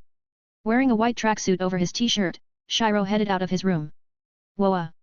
The deafening cheers of the crowd responded to the victory of Black Knight, a Lythanine knight. She defeated one of the finals prospect in this year's majors, which earned the admiration of many. After all, she came from Lithuania, a country known for their arts casters. Most of the population in that place are casters, thus the Black Knight, someone who uses her pure physical capabilities, distinguished herself from the rest. That, and she's a beautiful and valiant woman. The Casimir's major having more than 70% male watchers isn't just for show. More than half of them will turn into what earthlings call as simps the moment they see a beautiful female knight with great strength. And the Black Knight finishes off her opponent with a powerful blow. As expected of a pure physical knight. The commentator shouted, adding more fuel to the audience's excitement. Up next is the fight between her and the left-handed knight, so don't miss it out. Ah! Meanwhile, the Black Knight, Degenbrecher, felt nothing as she watched the excited audience. In the first place, she had joined here purely for employment and a good fight. As far as the latter goes, it went unsatisfied. Just as she was about to head into the waiting room, she found a Karanta guard strolling in the hallway. Flicker. MN. In an instant, she turned vigilant, with her hand holding the sword sheathed in her waist. This feeling. Clang. Sparks flew as her sword and the Karanta's blade collided. Due to this, she met the latter's eyes for a second. For some reasons, it is completely silver. It reminded her of the moonlight's reflection in a pond. Clang. Clang. Clang. Every hit, she was being pushed back bit by bit. Still, she remained calm as she waited for the opportunity to appear. Now. Degenbrecher narrowly avoided the thrust in her head. Before the guard could even reach, her dark blade slid through his. PSSHK. A hole was pierced through the guard's throat. It seemed unexpected even for him as his eyes widened upon seeing this. It stands to reason that he would not be able to react due to the pain. However. Swoosh. The blade that she narrowly avoided sliced down at her arm. Fortunately, Degenbrecher's intuition told her to let go of her sword. The only downside is her only weapon being stuck in her enemy. Like a zombie, he swiftly closed the distance between them. Su. Su. Su. Degenbrecher could dodge his thrusts due to her experiences. Still, she is bound to lose if this continues. I need to get it back, she thought. Su. She ducked and avoided his strike once more. Then, she swept her leg on his, throwing him off balance. The moment he is about to slip, she dexterously grabbed the black sword in his neck and twisted it. Splat! With her great strength, she was able to separate his head from his body. She swung her blade in the floor, cleansing it off the flesh and blood stuck in it. More of them. Not far away, she saw several more guards with silver irises. She was about to ready her stance when she sensed something flashing through them. A point. Usually, a sword produces a line, making it easier to deflect. Meanwhile, a spear produces a dot as their attacks are mostly thrusts. Two completely different concepts, yet Rediscovering saw an unforgettable contradiction at this moment. A black sword just like hers quickly flashed through the necks of the guards. Then, a thin bloodline appeared in it before their heads slid off their bodies. A sword, that moves like a spear. Oh? So this young miss understands it. Looking at that person, she found out that he is a sancta. Though, what was more important is his stunning appearance. Beauty, handsome, all of these descriptions popped inside her head. Fact number 90, did you know that Sword Art Online wasn't successful on its first release? Riki made it for a writing competition back in 2001, Dengeki Game Novel Prize, in which he even exceeded the required word count, by 120 pages. It is basically half of the entire Incrad arc. Though, it resulted in him not passing it in the contest and writes Sao, basically the entirety of Incrad arc, in a web novel format instead. With less than 150 readers, he kept on doing so until his work, XL World, won the grand prize in another competition held by Dengeki Bunko. When his other work, XL World, was about to be published as a light novel, his editor told him that they can try publishing Sao too, so they did. Soon, Sao grew famous that it got an anime adaptation. As for the rest, it is history. P.S. Sao is the first of its kind to popularize the Vermo genre in the anime industry. You can see some other inspirations from it such as Log Horizon and any other isekai series that you can name of, they're mostly the same anyways. Chapter 212, came like a wind, disappeared like a wind. At first glance, the man in front of her doesn't look like a knight. His carefree look, gentlemanly aura and strangely piercing eyes are enough to make one think that he is a nobleman instead. Though Rediscovering did not shy away from reality staring at the black blade that beheaded a dozen enemies in one go. I saw the knights in this country and thought there would be many true ones left, but I am mistaken. Your sword is sharp, young miss. It's not as sharp as yours, she replied. Shiro chuckled upon hearing it before saying, that's natural. You'll need to train first before achieving this level. Tap. Tap. In the pathway behind Rediscovering, 3 corrupted Terrans strolled towards them. Seeing this, they knew that the stadium is now a mess considering that the only reason for their appearance was them wreaking havoc in the stands themselves. Damn. What was wrong with you? Don't come near me. Silver pupils. Is this Lithania's doing? Aside from the panicked crowd, Shiro heard many painful screams as the sounds of teeth sinking into flesh echoed in his ears. Apocalypse. The descent of outer gods brings apocalypse, something that the Earthlings knew thanks to their literary works. However, this genre wasn't present in Terra, which led to people feeling fright and trepidation towards the unknown that caused all of this. If you want to get out, now should be the best time to do so, Shiro said as he passed through her. What about you? Me? I will clean up that mess myself. Inside the open-air stadium of the Majors, grotesque sight is present everywhere. The splattered bits of flesh from the previously excited audience dyed the ground with red. The Terrans with silver pupils emitted one of the most primal instincts of man-murder. Be it their nails, fingers, or teeth, they were used to strip off the life of someone. Such is the frailty of mortal life. Soon, silence is all that's left in this place. The mortals turned mindless killers are now seeking more lives to kill, leaving the corpses of the thousands. At the same time, sight unseen by the mundane is starting to form. The intangible essence inside a life soul started gathering in the stadium's center. The black-robed men present started to recite an incomprehensible mantra. Their voices mixed, mimicking the voice of their beloved goddess. The men sensed a power so strong that the Knights of Casimir's and the casters of Lithania is nothing but an ant compared to it. Due to its intensity, the aura has spread all over the explored land of Terra. On top of a mountain, a pavilion was built. Shockingly, the resident of this pavilion is a special existence that everyone in Yan respects, a special Farinmut who is cooperating with the government to prevent the awakening of a certain evil deity. As they knew that the awakening of such beings symbolizes chaos and destruction, they spared no effort to comply with her demands. Of course, they are simple to the point that they were surprised at first. Another farcical dream to be woken up from, the beautiful blue-haired woman said as she drank all of her wine in one go. The broken sky under the moonlit pagoda, misfortune is the one brought upon by it. Shaking her head, she proceeded to think about more impertinent matters. A white-haired Draco strolled in the hallway of Ursa's castle. The paintings of every monarch greeted her sight with her every step. If one would see her, their mind would go blank. The person in question had slain the duke of their nation, something which is viewed as the highest level of treason. Yet, the said woman is calmly strolling inside the palace in the capital. Transparent threads were spread out with her as the origin, covering the entire Ursine capital easily. As such, she can't miss out on the commotion in their neighboring country. The entities beyond the sky. A dignified voice echoed out. I shall speed up the plans. She walked away expressionlessly with one that could rival its own. A war-stricken country. Skirmishes happen every day, causing the death toll to continuously rise without fail. Although it is on the verge of collapse, dread evident in its citizens, many have not given up. They tried their best to raise Kazdal's status beyond what most know as a ruined nation. Inside a huge landship, the pacifist regent of the Sarkaz is placating the emotion of a young Kautas. The girl has a bright light in her little eyes, hope overflowing from it. Ah! The regent froze as she felt something with her overwhelming senses that could capture even the intangible.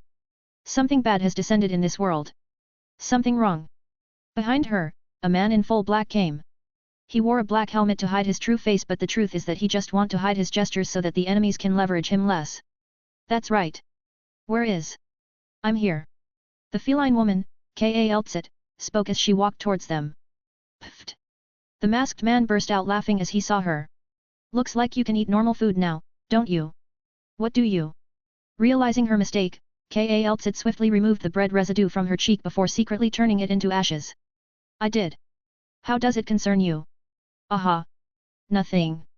About that feeling. It came from the west. Teresa said. It should be in Casimir's, the land of the knights. Hearing this, the masked man became serious as he rhetorically asked, Casimir's? Didn't we send logos out there? He should be fine. Kaltsit stated with certainty. How can you tell? Because, he is there. Just as the masked man, the doctor, was about to ask more about he got interrupted by Teresa's words. It's gone. Did your friend resolve it? MN. Such a terrifying aura is not a match of an ordinary Farenwood. Only the stronger ones such as the one in Yan or the guys in Sammy and Ursus can rival it. Still, they might pay a huge price to defeat it. Moments ago. Why? Why did you play with souls in front of me? As of now, Shiro has a wry smile on his face. These fellows are about to sacrifice Terran souls, which would theoretically allow the outer god's vessel to improve. Focus on the keyword, souls. Wordlessly, he activated his true magic, Heaven's Feel. The souls that are gathering in this place immediately dispersed, returning to the natural reincarnation cycle of Terra. While he could not prevent such a massacre, he could do them a favor and let them live in another way. As for the black-robed men, their heads simultaneously exploded, splattering their brain matter alongside the gory hellscape in this stadium. Hey! Bam! Something intangible slammed through his direction, utilizing the of a god to attack invisibly. The moon authority is also added to it, making the attack more lethal as the moon's gentleness can pass through most barriers available. However. What? In Shiro's place is another black-robed person, the beautiful woman that he swiftly saw in his vision. Confused, she muttered, my attack? How? Her attack that was aimed at Shiro failed, and targeted her instead. Many predictions passed through her mind in a flash before having a preliminary guess about this effect. Karma. Not quite. Shiro laughed lowly as he tapped his tracksuit, turning his attire into a Victorian suit. Like this. Suddenly, the woman felt that a portion of her power abruptly disappeared. To be specific, the moon authority that she always had. Under her jittery eyes, a ray of moonlight descended directly onto her. It did not possess its previous corrupting effect, but the true power that it represented before their arrival, that is purity. Her body started to turn into rotting flesh bit by bit until it turned into ashes that scattered into the wind. Of course, she would not let this happen, thus she disappeared from her position. By the time she reappeared inside the MC's room, all she saw is a man with a monocle in his right eye, creepily staring in her direction. A/N, if anyone's wondering, MC has the fragmented memories of the ones connected to Lord of the Mysteries, the Old One, Klein, and Amen. So yet, he has some of Amen's memories, which is basically him trolling Klein for half of the book. It should not pose any problems, maybe. Anyways, here's the fact of the day. Fact number 91, the Void Archive, Otto's thingy, can simulate the 0th form of other god keys. It means that I am wrong in the earlier chapters, it's corrected already. It is shown in the Manhui Honkai Impact 3rd, 2nd Laman, chapter 58. There, Otto used Judah's 0th form on Teresa to show her its power. So yet, Void Archive might be the most broken god key that I know of. P.S. Thanks to my reader that pointed this out. Chapter 213, This is not overkill. This is fun. Correction, this is so much fun. Admittedly, fooling around back in the day was one of my hobbies. If I feel it, I would make someone a god in a snap and see how they react to it. Of course, the ones that I chose are those deemed worthy of it. I see why Zelrich did this once in a while. I mean, it can't be helped that my current skill set is enough to play around with my enemies and kill them in a second. I'm not talking about my physical or conceptual attacks, but the new authority that I have, Lord of the Mysteries. From the information that I acquired, it is the authority of a pillar, one of the top guns, in a certain universe. That world has the power system of the so-called Beyonders, the mortals who consume a mystic object to ascend to a higher level. Interestingly, their battles from the beginning placed more importance on authorities rather than mana, aura, physique, and the like. Starting from the lowest Beyonder level, they would receive their abilities, which is a watered-down version of authority. As they go into the upper ranks, their authority would become more complete until they ascend as a true god. As for Lord of the Mysteries, it contained far-fetching abilities that space-time control seems like a kid to it. One such ability came from the error pathway. Simply put, it allows me to steal nearly anything and expand an error of something. Oh, she has that flaw. He thought. Out of your shell, I guess. Snap. Atop the MC's room, I watched the foreigner as her flesh started changing into its true form. The fair white skin that everyone would admire slowly turned into pieces of black goo. Dots of white light surrounded the goo, which is the eyes of it. Such a boring sight. My mind is already numb to these sights, something that I blame on my plethora of memories about it. I yawned before a thought flashed inside my mind. Let's speed up time. In my sight, the intangible time turned into something that can be freely manipulated. Making time for her faster, the foreigner fully turned into a puddle of goo in an instant. The poor guy, or girl, did not even notice that his transformation was done. Her thoughts that I am continuously stealing passed through me, letting me know that she has a backup plan of sorts. Using that as a breakthrough, I immediately began decrypting everything inside my mind. Authorities. No. Vessels. It shouldn't be that. Wait a minute. An escape plan. I see. In a tiny fraction of a millisecond, I figured out everything. To that, I could only laugh at her futile attempts. After all, what was once caught in my hands would no longer have a chance of escaping. More so when she descended to harm the people I love. It begins. Blind stupidity. The moment I used it on her, I could see her thoughts becoming extremely slow instantly. Most parts of it receded into her mind, prevented from being acted upon, forever. Up next is fooling fate itself. This is the tricky part, though everything else would be as easy as an apple pie after its completion. You don't have any fate of being killed right now, I see. Oh well, you shall have one today. A vague change started to happen in her. Her fate was rewritten, showing that she will die today. Although, the causes behind her death are not clear. After all, I am just fooling the fate of an extraterrestrial god from another world. To cross the barriers between worlds, they have to be in at the very least. Adding to that the information about the strong men in this world, their overall combat power can be easily imagined. At the very least, they should have more than 3 at the helm. As for the possibility of existing, its probability can't be removed. Meaning, this world should be fucked up if the chat group had not indirectly changed its trajectory. I already have a soul. It's enough to withstand this. Hellflame ignition. Armament convergence. Boundless wisdom. Augmentation. Lord of the Mysteries. Pale white flames gathered all around the stadium, burning every unholy thing to dust. The familiar black light started to converge in the sword that I am holding, all the whilst imbuing the concept of certain death via my wisdom authority. You have triggered a 50x. Extract the energy required and proceed. Just like usual, I fooled time and sped up the gathering of until it reached the required threshold. It is a pity that I only got to learn this authority now, as I definitely would have cheated the grail and gotten more of my stuff in the past. Especially that treasury, even 10 gills are not enough to compare with the fraction of it. The intensity of your current attack was increased by 50 times. Click. Finally, it's done.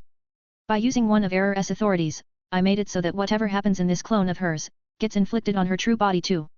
If she dies here, she really dies. Just like how people die when they are killed. Wait, I should fire a sure one at this point. Looking at the ridiculous power gathered by me, I surmise that Nimai would give me an earful of being overkill if she is here. Of course, this is our normal bantering at this point, considering that we had been doing this since our early days. Manifesting the logbook from my reality marble, I turned the pages on it before finding a few hundred pieces of knowledge regarding supernovas and cosmic explosions. Then, I applied it to this world's texture, forming an environment suitable for it. The hell flame's ignition was assimilated into it, strengthening it even more. Ah! It's too strong. Thinking about the city that I am in, I shifted our current positions into a different space. Only void existed in this place, making it an ideal burial ground for it. While the aftershocks might reach the stadium, they would not be destructive enough to destroy a city. This, I am very sure of. Bang! Boom! The supernova explosion instantly engulfed the empty void. My adorable white flames that hid in that concept exploded at the same time, adding an anti-evil attribute to it. My weapon intents vastly differ, but their target is the same. The tip of the spear, the edge of a blade, the blunt side of a hammer. All of them sought to eliminate to kill the single enemy that I have. Shriek. A dying scream. That's how it sounded to me. This made me remember that even higher level entities still have their instincts when it comes to death, as evident when the supposed mindless foreigner felt fear even without her thoughts registering it. I stared at this scene with my 6 eyes activated. The previous fake self of that outer god who calls herself Hydra turned into her real self at this moment. The mighty turned into nothing under this overpowered authority of mine. Even her precautionary measures such as her connection with those are blocked thanks to the concealment, the divine realm of the fool that hinders the leakage of information and any other connection to the outside. This scene might take a long time in the eyes of the weaker beings due to the immense information produced by it. But for me, however, it only took an instant before all that was left is the empty void. No traces of Hydra can be seen whatsoever, obliterating her existence in the vast river of time, the future, to be exact. Deactivating my authorities, I found myself back in the stadium. A clean state was left thanks to the flames cleansing off the evil sight from before. Only the destruction caused by the previous attack and many cracks can be found in the end. Phew. To be honest, this was a tiring battle. The power that I generated was too strong that Maya nearly gave up. My materialized soul is the one that held everything together. Thus, I was left with a normal state in the end. Still, the major reason why I succeeded in this fight is due to it, too. With I can face an head-on. Even fighting a few against one is alright for the current me. Albeit, this changes once they are on guard for my attack. If they are not caught up in blind stupidity, I would not be able to fully control the rhythm of the fight. Fortunately for me, someone fought against me, with the clone out of all things. By using Lord of the Mysteries, turning the substitute's negative statuses into the real bodies, and fooling fate by giving out a certain death, it could kill an. Right, there's still that girl. Remembering the vessel that Hydra used to descend in Terra, I went into the long river of time once more and fished her out when she was about to die. Since her body is no longer here, I am saved from dealing with paradoxes. Huh? What? What is? Hello miss, you're finally awake. Trying to cross the border of life, aren't you? A/N, writing this made my Amen trauma resurface. Those moments when Klein is walking in a totally normal street, only to be ambushed by a little girl who FCKNG wore a monocle the next second. Then the bystanders also wore one. If not for Klein's plot armor saving his ass, he's dead meat. I mean, who fights a Sequence 2 Marauder as a Sequence 4-5 fool? Then there's the 2 final fights, Klein's Ascension Ritual and the final showdown. My man, I am not joking when I said that my mind got blown to bits, literally. It's like I am reading it with blind stupidity active, to the point that I forgot the fact that Amen lived due to his clone after the supernova. Those final arcs are just 1-1D chess in my perception. Still, he's one hell of a memorable character. As if the author himself wrote Amen to be an unbeatable foe. Anyways, here's a lot-related fact. Fact number 92, did you know that by the end of Low TM, Cuttlefish, the author, filled up an entire bookshelf with Lovecraftian and ritualistic books? It is estimated to be a few dozen at least. Other than that, he said in an interview that the next protagonist for the book 2 will be someone from the Hunter pathway since there are no more suspense with the world building done. Of course, alongside the MC would be someone from the Demoness pathway, the Sequence 9 assassin if you recall. Though he has to stay vigilant as to whether it is a real girl or not, considering that the Demonesses are basically the females in internet equivalent of Low TM. You never know if they are hiding something underneath their skirts. Chapter 214, Shiro, I can finally rest. What? The girl breathed erratically as her perception told of her death. The unavoidable power inches away from her, one that sought to obliterate her consciousness, suddenly disappeared from her sight. Upon opening her eyes, she found herself in what is presumed to be a stadium. It is badly damaged due to some foreign elements, which she presumes to be caused by the man in front of her. Hello miss, you're finally awake. Trying to cross the border of life, aren't you? That's right. She spouted a few words subconsciously. Where am I? How should I say this? You are currently in Casimir's. The Night Country. During her time, Casimir's already existed. It is a country that was ruled by the knights, with squires as their subordinates. They valued honor and dignity that not one of them was willing to go down without a fight. Right. It's the same night country, but in the future. What? The confusion that was about to subside appeared once again. Her mind blanked out, unable to comprehend the things that happened to her in a short period. She was about to die, but she was saved by a mysterious man. Then, she found out that the said man traversed through time from the distant future. Fortunately, her experiences as the head priestess helped greatly at this time. Her exposure to the mystics made her more open-minded to what others would deem as shocking. So I died. The first thing that she realized is her death. Her dear ears moved slightly before returning to normal. For someone to change history like this. Hearing this, Shiro cut her off. It's not as troublesome as you think. You're dead for a long time now, so all that's changed is your survival. From the moment she died, it became impossible for her to influence the world directly as no actions were acted upon by her at that time. This means that her influence from her death up until now is zero, which made it easier for Shiro to shoulder the costs of her revival. If what he fished out is herself during the moments she was actively interacting with the world, the said burden would be larger. I understand. Still, your power is comparable to the sleeping deities in that place. Sleeping? Shiro asked. Only the Farinmuts are active goods in this world.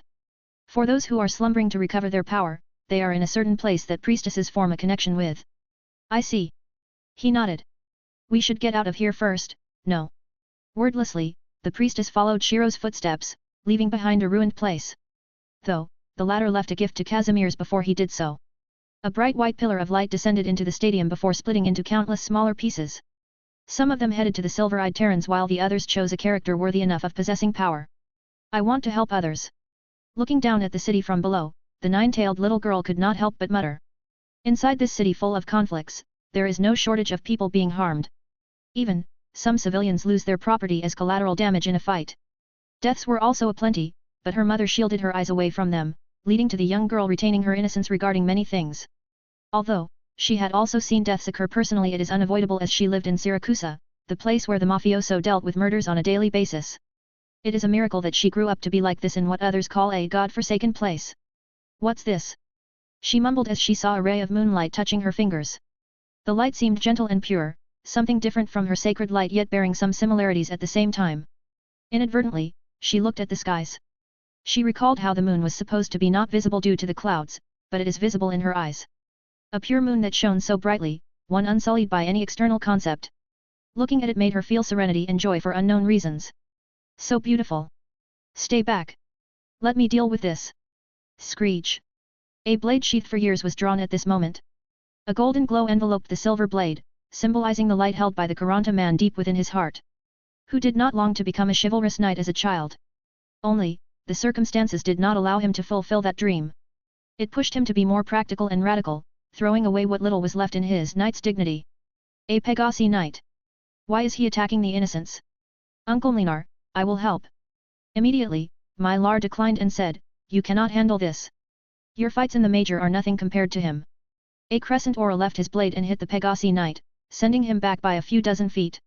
If Shiro saw this, he would wonder why Kiritsugu is wielding Saber's Excalibur. Their dead dreams alone are a huge semblance between the two. Just as he had finished sending out half a dozen mana blasts, he saw the knight pause as moonlight descended right into his place. Surprisingly, another ray of moonlight curved and bumped into Mlinar and Maria Neal. This is... Mlinar's mind inexplicably calmed down. His worries about the survival of their knight family dissipated as he now have the time to think more about himself. Peace. For the first time, Skadi felt nothing but tranquility after the disappearance of the continuous whispers in her ears. She finally stopped hearing Ishiremele, her name forced upon her by the sea god that she had slain. Countless times did Skadi wish for them to stop. Alas, the persistent will of the Seaborns was brought along by her, until now. Rays of moonlight gently cascaded along her matching silver hair. As if aware that it is something extraordinary, her deep scarlet eyes landed at a certain place, Casimir's. Beyond what she could see, there existed a man who took back what belongs to the world. At the same time, he gave back her long-desired freedom. Thank you. You have gained the authority of Moon Dot. You are now the moon god in this world. A divine kingdom is now available to you. The world favors you. By reclaiming the moon from an outer god, it regained its true form and connection with the world. Your influence in Terra has greatly increased. The hidden quest Miracle Maker has been completed. The hidden quest Playing with Fate has been completed. The quest Repelling the Foreigner has been completed. Many prompts simultaneously popped in front of Shiro's sight. It showcased the influence that he had right now in this despair-stricken world, and how he changed it for the better. I can finally rest for now. Shiro mumbled.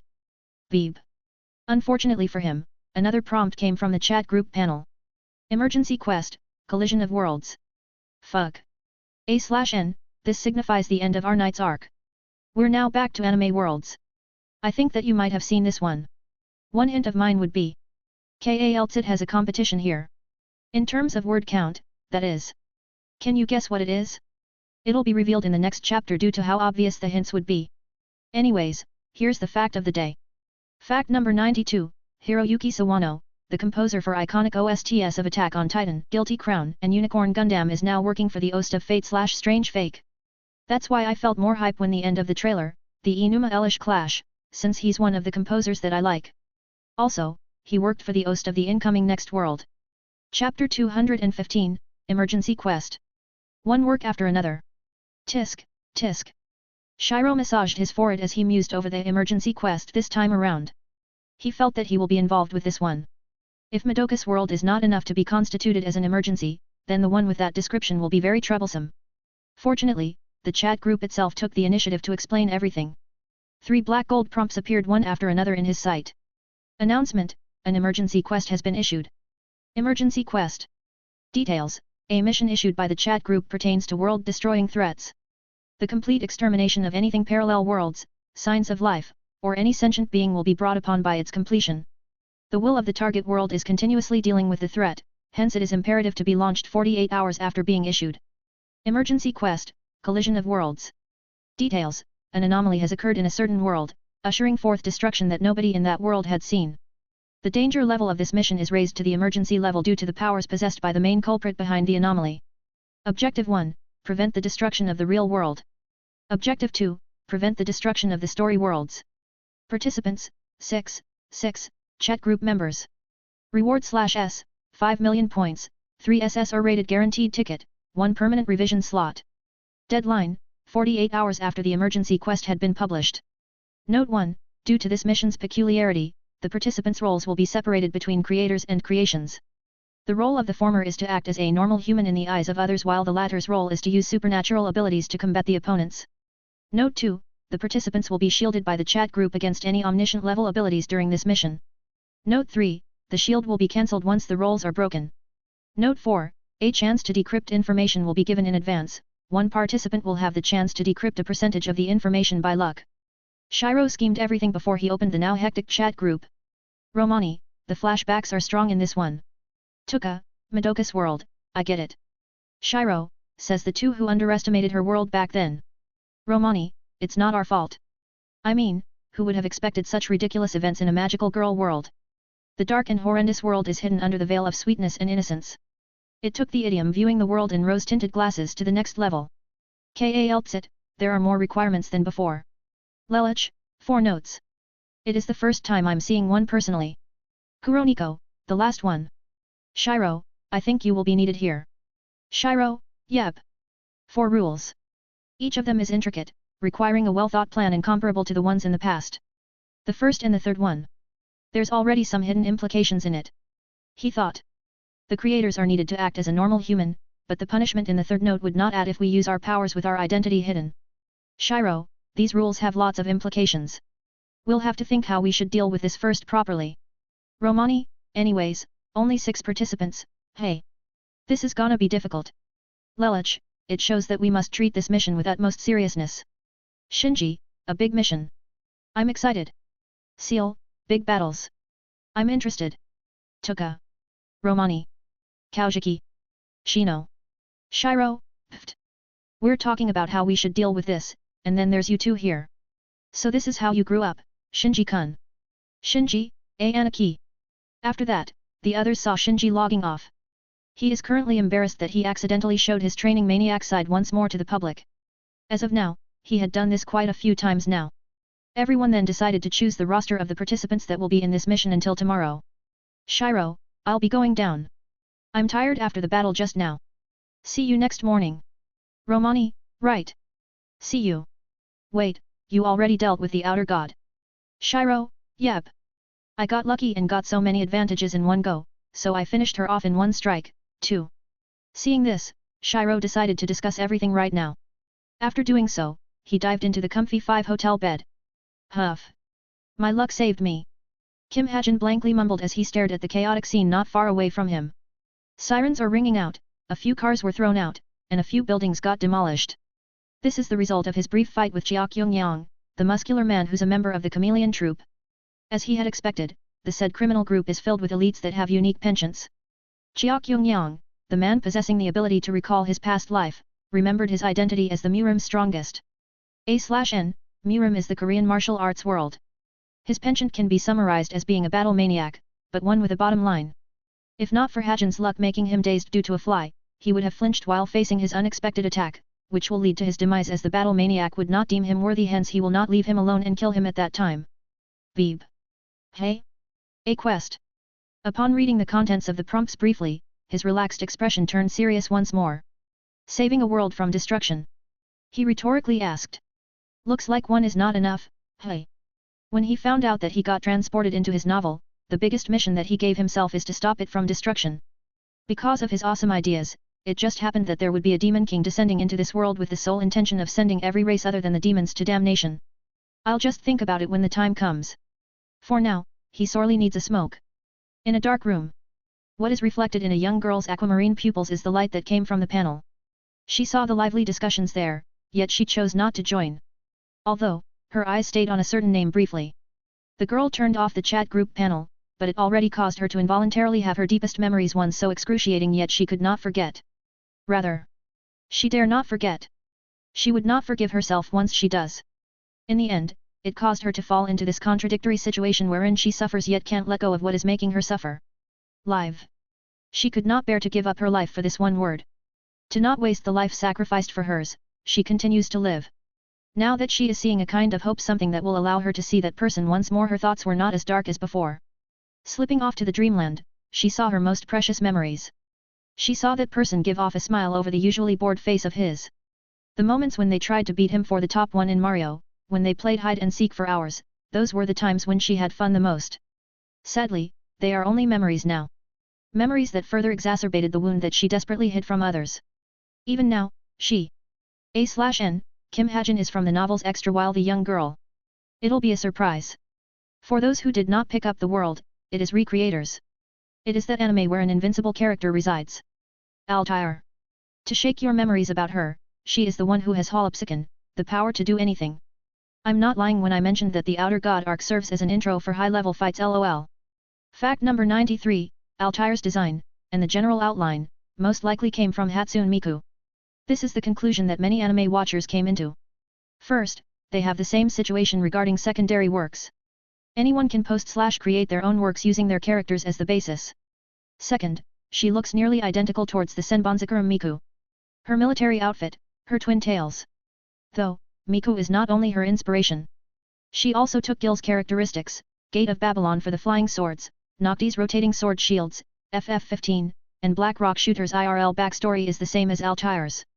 Chapter 216, Decryption. The shield gets broken after the rolls are discarded. This is an important point to look at. Something that requires the perception of the many, the collective subconscious. We should be dealing with a concept from fate. Right. The shield, however, signifies that we would be shielded away from something or someone in our case. If it's the latter, this mission would definitely be troublesome. At this moment, the virtual blackboard were filled up by countless scattered information. It contained Shiro's and Cardinal's ideas as to what the emergency quest would be like. Delving deep into it, they managed to deduce many things from it. Confirmation is the only thing left to do. The decryption chance. It is the game changer for this current situation. Cardinal said.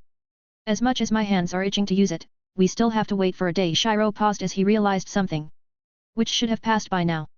The moment they woke up the day after the Outer God incident, they immediately got into their scholar mode as they began collecting more information about the mission world. For now, they managed to guess a few things. 1. The roles would not be broken as long as their identities were not revealed. This implies that the ones that would choose the creator role would not lose their combat effectiveness. Still, the ones with the creation roles can move more openly than the former. 2. The information above implies the existence of human subconscious or something similar to it, implied by the need to act by the roles in the eyes of others. 3. The world has a will that actively rejects the anomaly. 4. The possibility of a formidable individual inside the mission world is high, implied by the shielding note and the possible destruction of that world. Upon posting these in the chat group, the others were immediately surprised. Romani, you guys already worked hard on it. Our sleepless nights are not wasted, thankfully. I also arrived at the same conclusions that you two had. Kuroniko, I also have something to add. There is also a chance that the creators and creations can pertain to the same occupation that I have. Writers, mangaka, game creators. Cardinal, I see. This explains more things.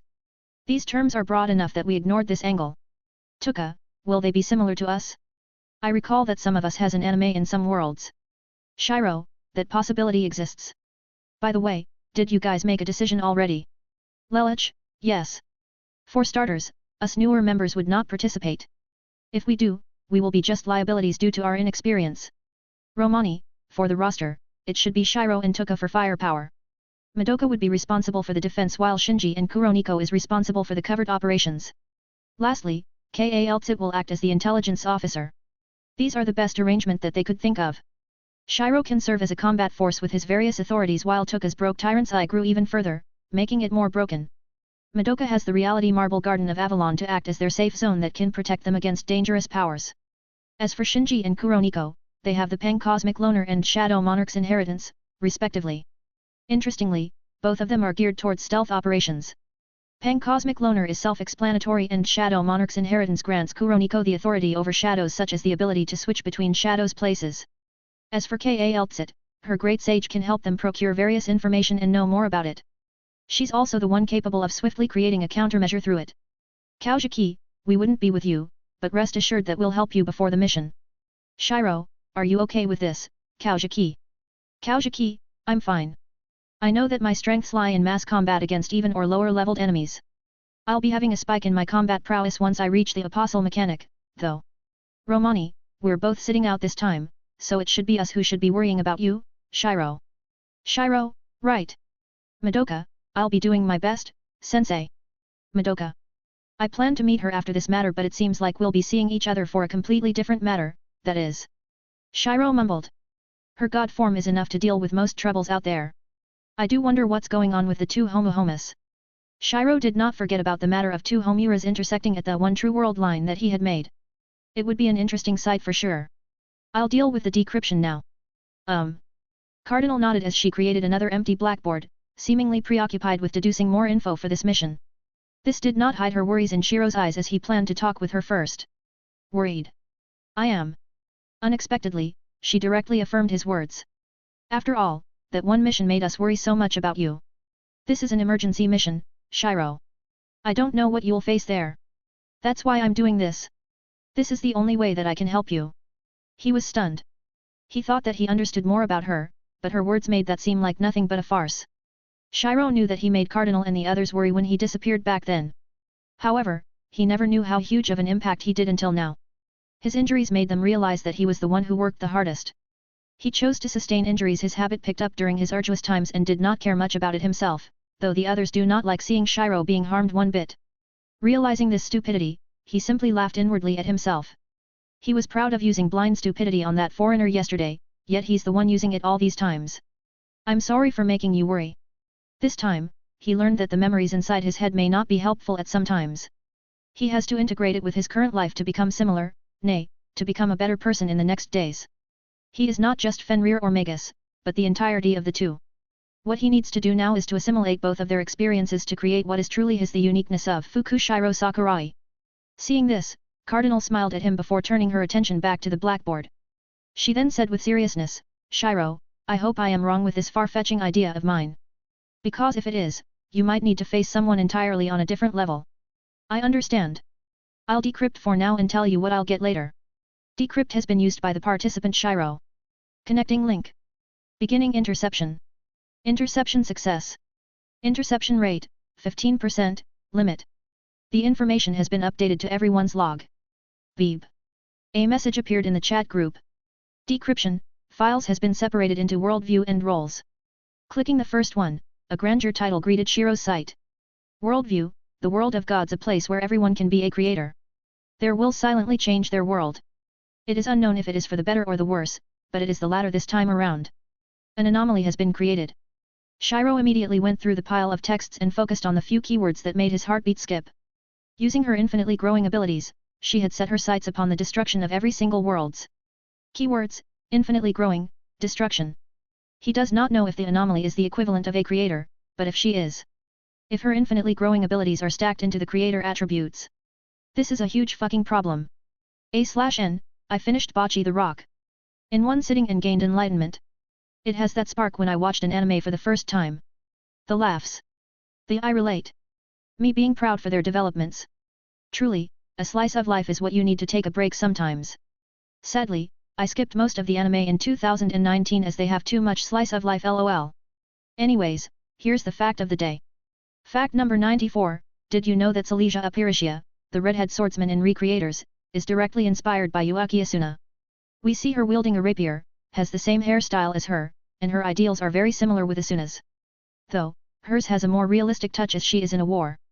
She experienced enough deaths around her as well as near-death experiences, forcing her to adapt a more practical take in reality. Other than that, she's also inspired by Shauna as evident in her flame abilities. Chapter 217, World of Gods. Gazing upon the translucent panel, chunks of text greeted Shiro's sight. Roles. Creator, the god who creates a world and its denizens. Utilizing layers of information from the real world, a new story world is born. They are the ones responsible for inputting the layers of information to make their world more detailed and realistic in nature. As their addendum, once the role is selected, an appropriate identity will be created. Creation, the created who lives their life in a story world. Their journeys are exposed to the gods of the real world. Each of them is independent, allowing them to make decisions and come to a conclusion. Once they are exposed to the real world, their growth. Addendum, once the role is selected, the participant's story, original trajectory, will be exposed to the world. The information that he decrypted was not that detailed but nevertheless provided many useful insights. They would no longer be caught off guard as they create more plans that are centered on their opponent's information. The initiative now belongs to them, just like the first mover's advantage in chess. The creation. The ones that will have this role would have their stories publicized. Cardinal said. This is much more troublesome than I imagined. Their privacy will get invaded. I wonder how the others feel about this. Shiro closed the decrypt panels and saw the ongoing messages that are refreshed every second. Kuroniko, I guess the story of the creations is going to be published as ACK material. Shino, ACK. Their powers will be exposed. Romani, the original trajectory is the one going to be exposed. We won't have much problem in this regard as long as the creations has powers outside their story. Tuka, I agree. Madoka-chan did not have a reality marble nor did the doctor have her unique skill originally. Basically, all of us obtained a power that we should not have in the past. Surprisingly, they did not care much about the publication of their daily lives. I guess that wasn't much of a problem. Shiro mumbled as he decided to hang out with Cardinal Enstria after he finishes the plan making. They saw the now less populated streets of Kawalrielki from above a skyscraper. Due to the Outer God incident, a total of nearly 1,000 casualties were listed, with thousands being injured by the Silver-Eyed people. If Shiro did not finish that battle in under 5 minutes, the numbers would only be more. Of course, the people infected by the will return to normal once the moon power neutralized the said will. Sadly, they are in quarantine and jails for the long run. This caused the state prison to be filled by heaps of people and their foreign relations office to be flooded by foreigners who want to bail out their acquaintances. Still, these people were locked in prison as the ones caught were seen with the intent to commit crimes. There are lucky ones that did not get imprisoned simply because of Shiro's timely interference. As for Casimir's ruling body, they are suffering right now. Though, this is not Shiro's problem anymore. From afar, the city looks good. It did hide their blemishes, briefly. Both Shiro and Cardinal jokingly commented. They know how many struggles are in this seemingly prosperous city, which is why they can't bring to see it as a beautiful landscape. Perhaps, no city in Terra can qualify as such. Looking at the piggyback Stria who's currently sleeping, he said, some things do never change. She did so many things to help the denizens of this world. Her purity is something that I find very commendable. Just like those heroes of justice. Silence enveloped the two of them. Only Stria's soft breathing and the night breeze made any sounds at this moment. It's nearly time. Shiro used Aurora Curtain on the three of them, throwing them back into the residence that they acquired in this capital city. He went into one of the bedrooms available and placed Stria on top before silently closing the door. Shiro. MN. A trace of moonlight passed through a window and illuminated the dim room. Tick. Tock. The wall clock made ticking sounds as every second passed in silence. Shiro saw Cardinal's solemn gaze and understood her thoughts at this moment. Her hazel pupils completely portrayed her inner thoughts. 10, 9, 8. Make sure to come back as a whole. 4, 3, 2. I will. The moment the timer turned to 0, he was blinded with a bright light that he could not see through even now. Though, grey fog briefly appeared in his pupils before disappearing unbeknownst to him. A cold mist formed with each of Shiro's breaths.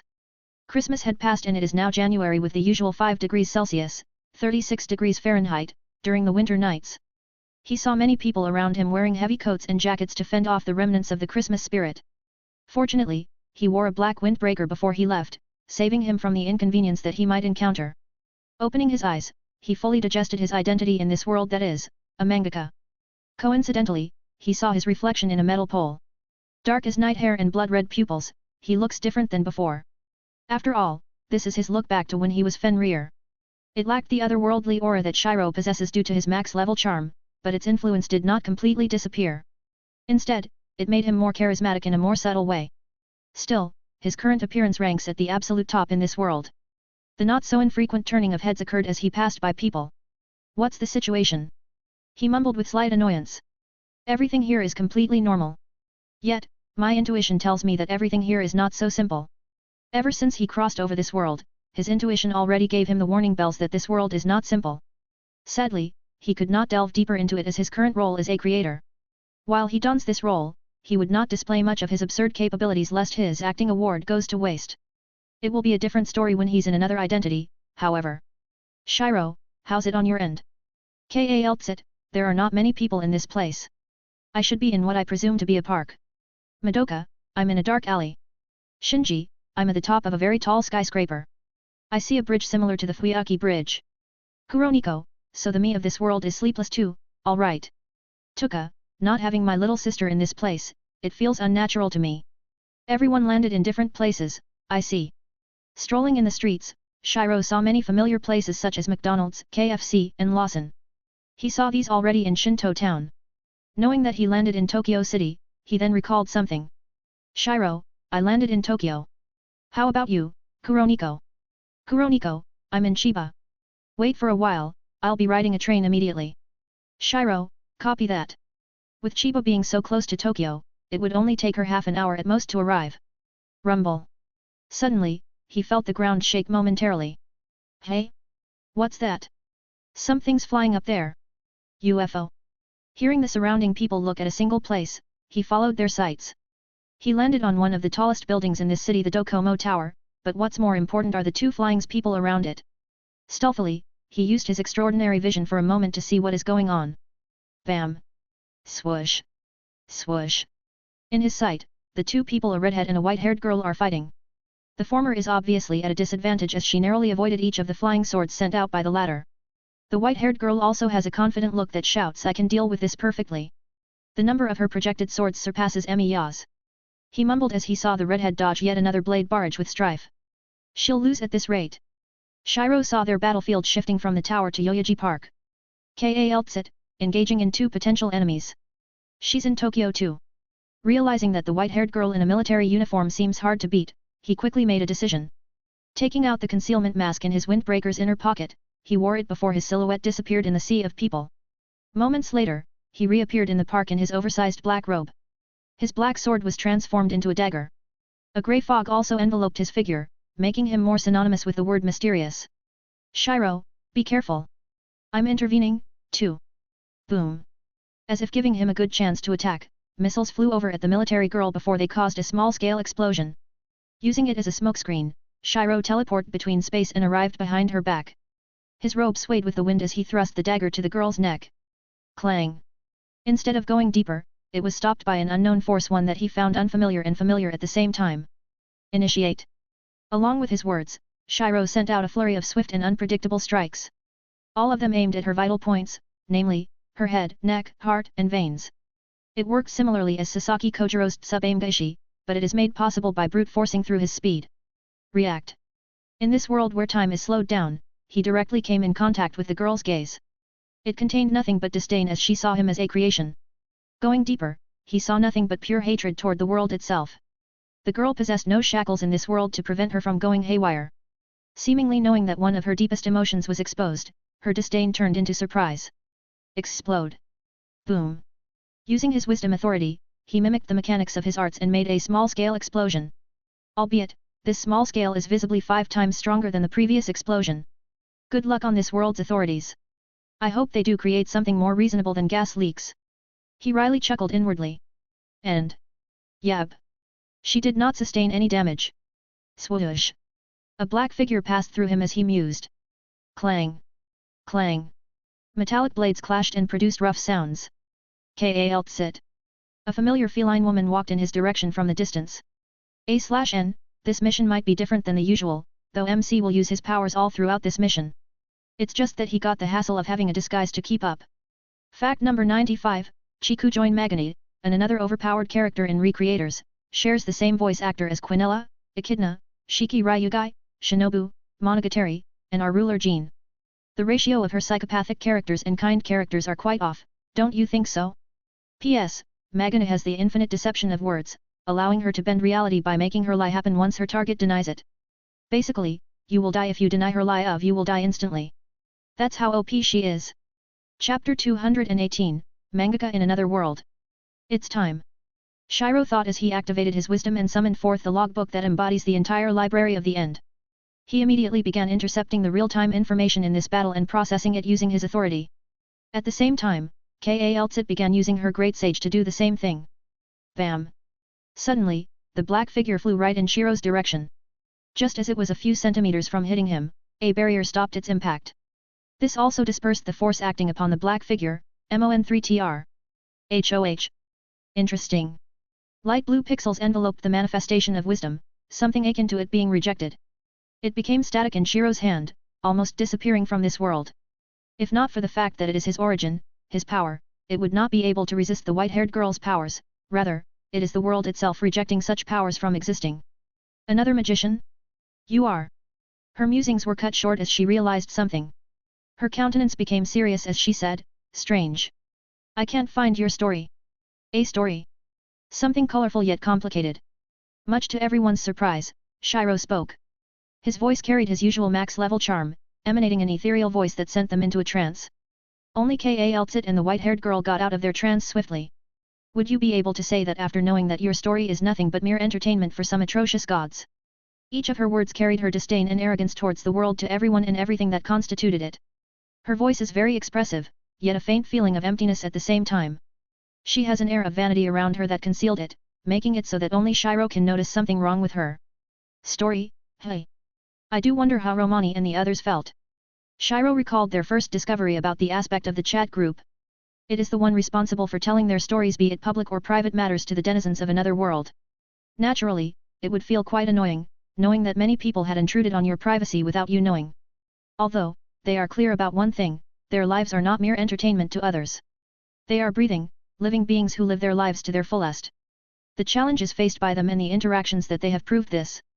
Meanwhile, Shiro did not experience such a thing, as his life was not made into an anime, manga, or a game, hence he cannot fully empathize with them. Still, it did not prevent him from knowing how they felt. Fair point. Having a life created as entertainment for higher beings does sound annoying. Though, they are also the reason why you are here now, no.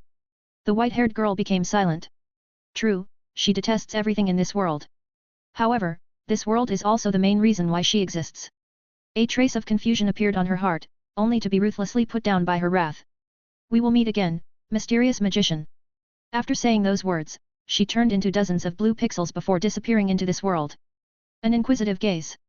That is how Kunstwunderkammer's librarian, Meteora Österreich, saw the cloaked man from afar. The small slits in his white mask allowed her to peer into his deep amber pupils that showed nothing but intellect. He speedily read through the book that he held, showing surprise and interest in some parts. This only took a few seconds. Bam! Closing it, the cloaked man's sight swept towards what she presumes to be a feline woman before stopping into them Meteora and Silesia Eupateria. I shall not be your enemy. Leaving this sentence, he disappeared under the night sky along with the fog that surrounded him. Meteora inadvertently saw a new line engraved into her magic book, Book of the Thousand Miles. A very short sentence, but one that piqued her interest to the extreme. Keeper of Mysteries. Librarian. He knew about my book. Meteora thought. I never expected to encounter someone like him. Knowing that the cloaked man deliberately left that string of words, she admired his wisdom that might surpass hers, even, by a large margin. She knew that she would definitely lose if she confronts the white-haired girl, with her identity fully compromised, which she realized once she saw the girl confidently talk with her during their first meeting. Those attacks. It is not something that I can take head-on without Vogel Chevalier. The redhead said. I can finally ask some questions properly. Are you the same as me? MN. But before that, we should leave first. The authorities of this world will be arriving soon. Can I come with you? Suddenly, the feline woman said as her familiar went beside her. She has no expression whatsoever, competing with Meteora in terms of emotionlessness. You are? Kaltsit. A doctor. She replied to Meteora. I came to this world whilst performing my mission. Meteora nodded before asking, can you fly? No. But my companion can. She stood up on Monday 3TR's shoulders as it slowly floated above the ground. The black figure defied the accepted physics of this world in front of her eyes. Also, she vaguely felt that it could do much more than this. She was about to fly away when she realized one vital point. We don't have a lodging. Suyuu. Hearing the kettle boiling, Shiro stood up from his seat and took care of it. Then, he removed a filter from the cabinet above and placed it on 2 cups in the cupboard. He placed the coffee beans on top of it before filling it with boiling water. As for the glass, he poured in some ice cubes before the carton of newly opened orange juice. Should be fine by now. He removed the filter on the previous 2 cups. All that is left are the pure black coffee that emits a pleasing scent. Carrying the cupboard into the table, he looked at the 2 girls present in his house. It is completely different from the people's imagination about a mangaka. Everything is tidy and sorted out in his working spaces inside a room other than his bedroom. The Fuku Shiro in this world held a belief that seeing his bed beside his drawing space would only dissuade him from finishing his work properly, thus this layout. Meanwhile, his kitchen is connected to the living room where he can sit down and contemplate his life. Thank you, sensei. Thanks for this, Shiro. The gothic girl, Kuroniko, softly picked up the creamer and tapped on it a couple of times. After that, she poured in 5 sugar cubes and stirred them with her teaspoon. She looked so used to it that Shiro knew she also has a habit of drinking coffee nowadays. On the other hand, Madoka silently drank her orange juice to quench her thirst. She had been running all over Tokyo from the moment she arrived here. Only when she saw that Shiro and Kuroniko are also there did she manage to rest. Ano. Is that your appearance here? Madoka asked. That's right. Why? No, it's just.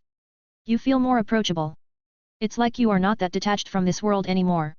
Hearing this, Shiro was surprised. He then realized that it is due to his ascension whereas he accepted many things. He does not have the confusion and aversion that he initially has in the past. His max level charm being somewhat suppressed helped, too. I like the you now more. Kuroniko chided. Don't ask me why. I just felt like this. Really? That's right. You shall not doubt the words of a monarch. Keeping up her confident facade, Kuroniko sipped her coffee.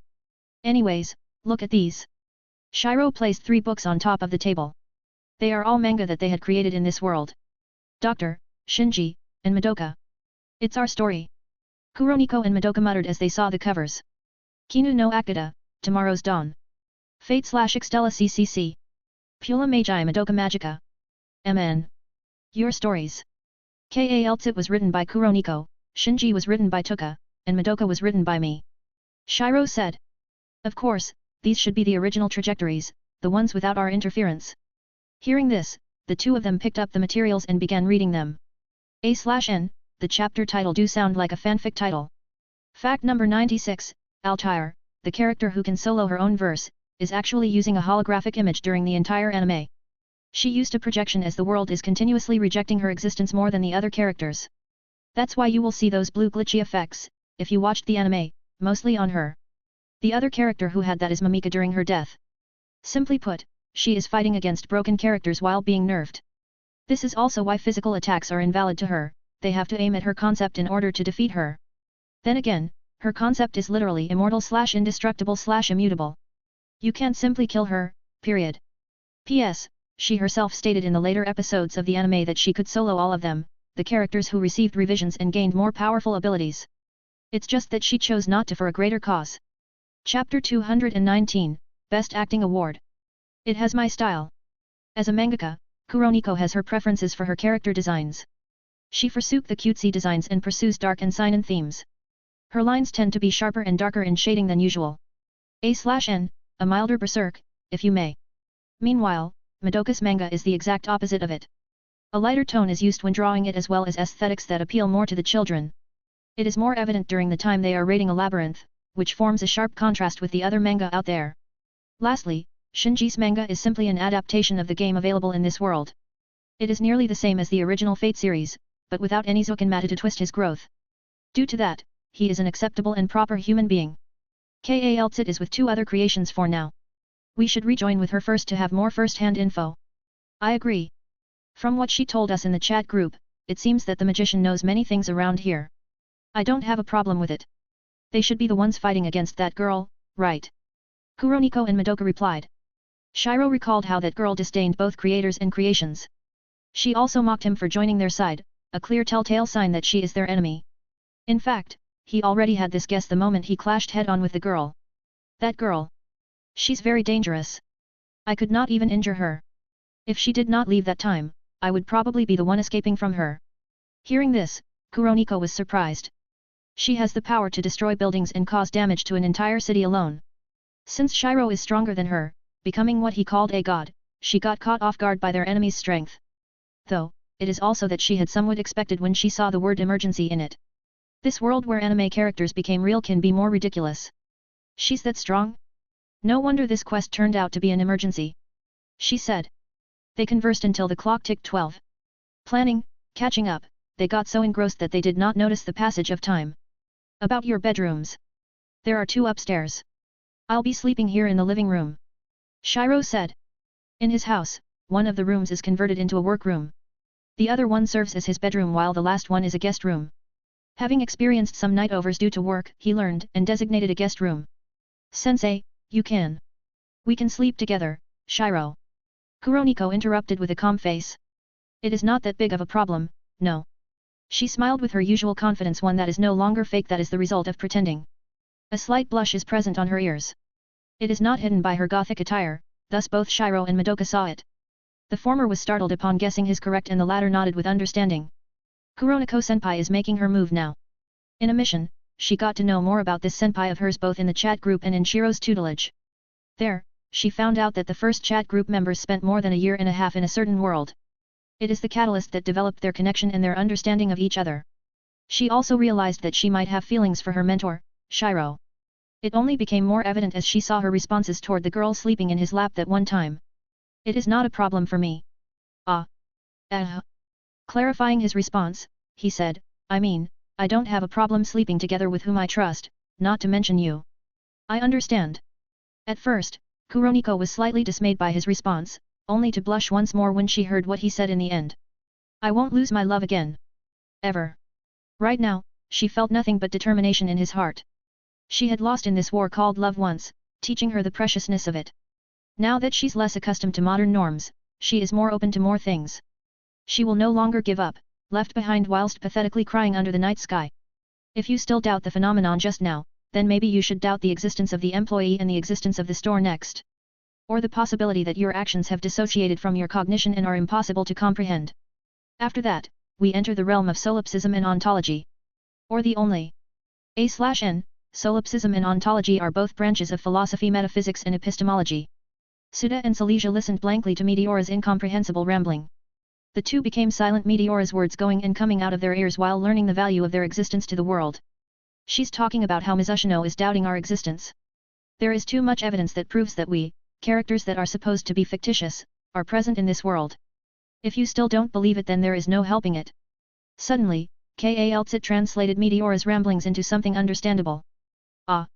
Now I understand. Silesia exclaimed. You are trying to crack a joke. Ah! Enlightened, the two sent grateful looks toward the cold-faced feline doctor. I appreciate your help. I am surprised that someone can fully understand my intent. Experiences. Kaltsit replied to Meteora. Suda realized something as he said, right. Kaltsit-san is responsible for the majority of the info dumps in the manga. While they are conversing, Suda froze as a person appeared in his sight. What's wrong, Suda-kun? It's nothing, Silesia-san. I just saw a very famous person. Someone that I look up to. Just as she was about to ask, her eyes fell upon the trio going the opposite way as them. The most eye-catching one is the man wearing black long sleeves. His dark hair and crimson eyes caught the attention of many people as he walked past them. There is also the woman who wore Gothic-style clothes. She has an air of a noble girl, perfectly encapsulating her outfit. Lastly is the adorable pink-haired girl wearing a school uniform. Out of the three, she looks the most normal. Madoka. Meteora-san, a creation. Madoka Magica. Suda had read this manga, planning to do so as a casual one. This became different once he progressed through half of the first volume. What he expected to be a light read, one similar to Precure, turned into one with a dark theme.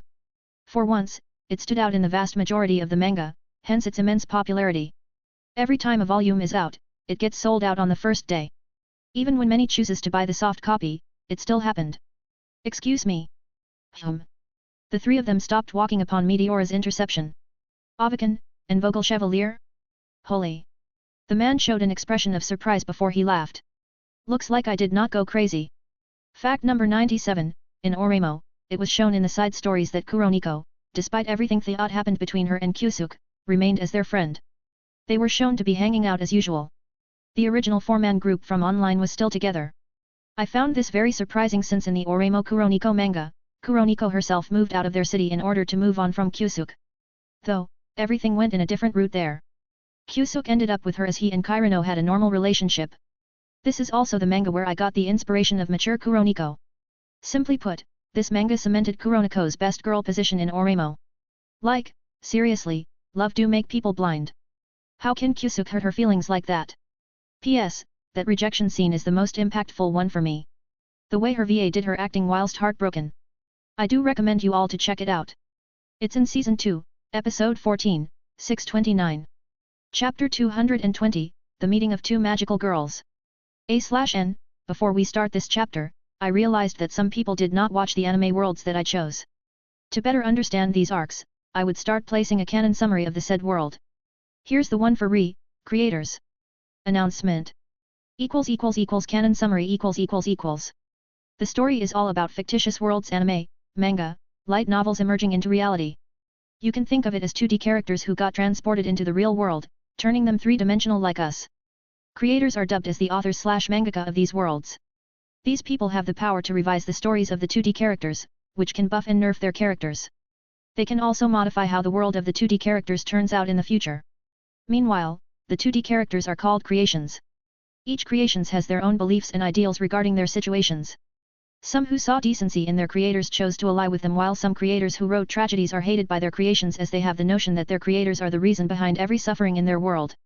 This forms a dynamic of either liking their creators or hating them and forcing them to remove the said tragedies. Of course, there is a psychopathic character who does not conform to all of this as she moves for fun only. However, it does not end there. There is still a soul character, Altair, who wants to destroy the world for some reason. She causes misunderstandings between the creators and creations so that the latter would hate the former and eliminate the creations who stand opposite to her. With Altair's addition, this simple 2D turns 3D became a fight for the world. If the creations who want to save the real 3D world win, they prevent the world's destruction. If Altair wins, the world ends. P.S. There is a lot more to this anime, but they will be gradually explained as the members adapt to the mission world. Wait, you accepted reality just like that? Well. When I see the character from my beloved story, why wouldn't I? Shiro explained to Silesia and the rest before taking a bite of his pizza. They are currently in a pizza house right now, eating tons of food under his wallet. Being a famous mangaka, production director, and screenwriter has its perks. It is supposed to be that his appearance would be much more obscure as he is a mangaka, but it became different when many of his readers voted for him in a fan poll of a men's magazine. Despite not being a model, his appearance exceeded any of them. This is the first exposure of Shiro in this world. Also, I am involved with your anime adaptation, Silesia-san. Did you call Matsubara-san here? Matsubara? My author? She rhetorically asked. That's right. We were supposed to meet in the afternoon. As of the moment, they are in Akihabara. 3 days had passed since their descent into this world and they found out more about its act culture. Naturally, Shiro's identity helped so much as he is involved with the creation of a dozen different manga and anime. Not only that, but he also came in contact with other people in this industry. Munch. Fukushiro-kun. Did wu try making? We can't understand you. Silesia chided. Eat first before talking. Nodding, she proceeded to chow down on the food. Meanwhile, Shiro could not help but look at Kuroniko and Kaltsit, both of whom are having a staring competition. The two noticed his gaze and immediately made up their excuses. We're shocked. That's all. Same goes for me. Kuroniko added. Alright. Fukushiro-kun. Revisions. Did you try doing it?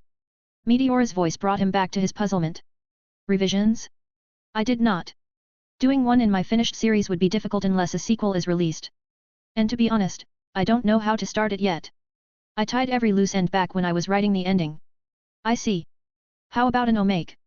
Usually, there is an omake at the end of every volume of a manga. It contains some fan service or additional content that can be canon or non-canon to the main storyline. It is possible. Wait a moment. Shiro took out his smartphone and opened a drawing app called Ibis Paint. Inside, there are many illustrations of his, most of which are published in his Pixif account in this world. As a popular mangaka, he usually receives tens of thousands of favorites during the first hour. He created a blank page before his fingers started moving gracefully. Each of them is enticing enough to entertain everyone who was eating. Of course, they did not forget to finish their meals lest it will be cold. By the time they finished eating, Shiro is already done with his sketch. He did not use any guidelines which made his drawing speed faster than the norm. He also did not have to correct many mistakes due to his experiences given by this mission. All in all, he finished the rough sketch in less than 15 minutes. What do you think? I planned for her revision to have something to do with flowers. In the last volume. That's right, Ms. Ushino-san. What he pertained to is the moment when Madoka sacrificed herself and turned into the law of cycles. In a certain scene, flowers bloomed as she bid her farewell to everyone in her world. It is the symbolism that he used, something that tells the readers that she turned the world closer to being a paradise, for the magical girls, that is. Shiro. Suddenly, both Kuroniko and Kaltsit who were silent a second ago called out. I saw a girl that looks a lot like Madoka-chan. The former stated. What was her name again? Forget about this. I shall recall her name once I see her. She stood up before she sprinted to the outside. The others followed her, with Meteora having pizza crumbs on her cheek due to how rushed they were. Seeing this, Shiro took out his handkerchief and gave it to her. Wipe those crumbs first. You can just catch up to us later. She was bewildered at first before she answered, MN. At this time, many people are present for the ACT convention. Dozens of people are walking around the hallway, making it harder to chase after another person. What's more, there are also cosplayers present. Sakurai-san. Shiro stopped running and saw a slightly lanky man wearing a pair of glasses. A part of his hair already receded as he is almost 40. Most importantly, he is none other than the author of Vogel Chevalier Silesia's creator. You're finally here. Shiro said exasperatedly. You're here because of a fan mail, aren't you? Oh, that's right. How did you? It's a long story. But for now, we're chasing after a little girl. She's wearing a school uniform, has pink hair, and... He suddenly went silent as he realized something. Pink hair. Shouldn't it be her? In this world, there's someone who perfectly fits this description aside from Madoka. Her character design is something that is directly inspired by Madoka's. Even, her author contacted him and asked for his permission. Right. We're looking for a girl who looks like Kiramaki Mimika. Mimika? Magical Slayer Mimika. Yes. I'll explain everything to you later, can you help us first? The one who made the mail is also with me. Is that so? Alright. Great. You can check the left wing, I'll check the other one. Let's communicate through line. Without giving Matsubara a chance to reply, Shiro swiftly ran in another direction. How good would it be if we can use our abilities openly? He thought. I hope my luck will help me this time. What? Shiro felt a gaze land upon him. It would not be a problem if it came from a normal human, but he sensed the other party's strength through his intuition. Fortunately, it only lasted for a second before disappearing. That strangely felt familiar. This world is a fucking mess. For now, he decided not to put his mind into the mysteries of this world and focused on the matter at hand instead. Boom. Boom. Boom. Rumble. Something troublesome is happening. As the words left his mouth, he followed the people rushing towards the ground floor. KH. 9 times. This is the number of attacks that the magical girl Mimika had sent. Many people are already wounded and some almost died if not for Meteora's timely interference. As her goal is to reduce the damage in this world, Silesia could not fight back, thus this game of cat and mouse is ongoing for a quarter of an hour already. If not for her intuition and battle-hardened senses, she would be caught up by this naive girl who only knew one attack magic. Magical Splash Flare. Wah!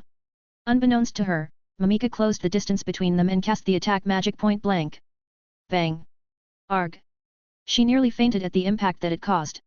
Only her strong will prevented it, though she is still free falling to the ground. Swoosh!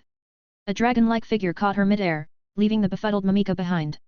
She was left flying as she saw the smokes, rubbles, and terrified gazes of the office workers, all directed towards her. Hey? What is? Soon, everything clicked on her. The destruction. The wounded. The smoke billowed out of the buildings. The rebels fell to the ground. What? In her world, there are no such things as these. No blood, collaterals, or deaths. There, she fought for her ideals freely to keep the peace of her world without worrying about such things occurring. Of course, things are now different in this world. It no longer lacked any details as it is the world with the highest layers of information. This is the distinction between what is deemed as fiction and reality. Simply put, the former would lack something that the latter has. What did I do? You are. Mamika's musings were cut short as she heard a soft voice coming from a certain direction. Upon looking at the source of it, she was surprised. The girl looked very similar to her. From her magical girl outfit down to the color of her hair. Only their hairstyle and their pupils are distinct from each other. Who are you? Mamika asked blankly. Kaname Madoka, a magical girl. Fact number 98, Kirameki Mamika is directly inspired from Kaname Madoka. You can see their similarities just from their hairstyles alone. Mamika also embodies Madoka's naive self back when she didn't know anything. Not only that, she's also the type who would save everyone, which is very Madoka-like. P.S. I looked forward as to how I'll play their meeting out from the moment this arc started. LMAO. Chapter 221, Confrontation of Beliefs. Seeing the confused girl that looks similar to her, Madoka was reminded of her ideals and experiences more her ideals, struggles, and resolution. The time when she decided to sacrifice herself for the sake of the many. The time when she found her ideals. When she connected with her other self, she found out more about her. She found out the 2 months' worth of memories of the 900 plus Madokas, each in their timeline. She made many hard decisions that only she can bear. Killing mommy when she went crazy, letting go of Sayaka, bidding goodbye to her family. It is safe to say that she had walked through what Homura experienced, the hell that she went into to save her. Fortunately, every memory told her that her ideals are not wrong. Her decisions were not wrong. It is the circumstances that pushed her to those endings. If she is asked to sacrifice her existence for the sake of countless magical girls out there, she would do so. Still, she will inevitably feel sad when she gets separated from her loved ones. To that, she is grateful to Shiro, Romani, and Tuka who helped her reach an impossible ending. It is something that everyone considered a fairy tale, yet they managed to reach it, just as how one would reach the ever-distant utopia. I can see that you are a good person. You want to protect everyone from harm, for everyone to reach their happy endings. However, this is not the right way. Madoka looked at the pink-haired magical girl and said with determination. When she looked at Mamika, she saw parts of her past. The Madoka is so gullible and naive, the one who sought to help everyone from their troubles. While her simplistic ideal is great, the times forced her to change it. Each time she helps someone, she has to give up something in return. Her senpai. When the crazed mommy is about to kill Homura in a certain world line, Madoka shattered mommy's soul gem herself, thus stopping her. She saved Homura's life in exchange for mommy's. Her best friend. When she saw Sayaka turn into a witch and die, she could not do anything. She could not use her wish to revive her since she decided to help Homura by not turning into one. In the end, everything turned into nothing as she sacrificed her life once more to purge Valpurgisnacht. That one person who suffered the most. When she wanted to end Homura's suffering, she chose to sacrifice herself to reach the ending. This hurt Homura, the sole person who traveled through time countless times to save her to a point that she could never imagine. After all, the one that she worked hard to save had to disappear to resolve everything once and for all. It meant that her determination, hard work, and innumerable sufferings are nothing but for naught. Things weren't supposed to be like this. There should not be such destruction whenever I fight for the good. Mamika shouted. I did not mean to hurt others. I only want the worlds who suffer to be saved by the power in this world. Hearing this, Madoka recalled the time when she was fooled by Kyubei. This moment reminded her of that, stirring the dark memories inside her. You are being used. Things cannot be simple, more so when a world's happiness is at stake. Madoka shook her head. She pointed out the damage that she caused and said, justice that is enforced by taking others' happiness will not work. Homura's way of forcefully not involving her did not work. It is the same as how Mamika is enforcing hers, thus Madoka wanted to prevent this girl from walking down that path. Can you listen to what I will say? Mamika asked. I will. But for now, we should. Boom. Madoka is cut short by a short explosion happening in the ground. It seems that there is something that came crashing down mid-air. Clang. Clang.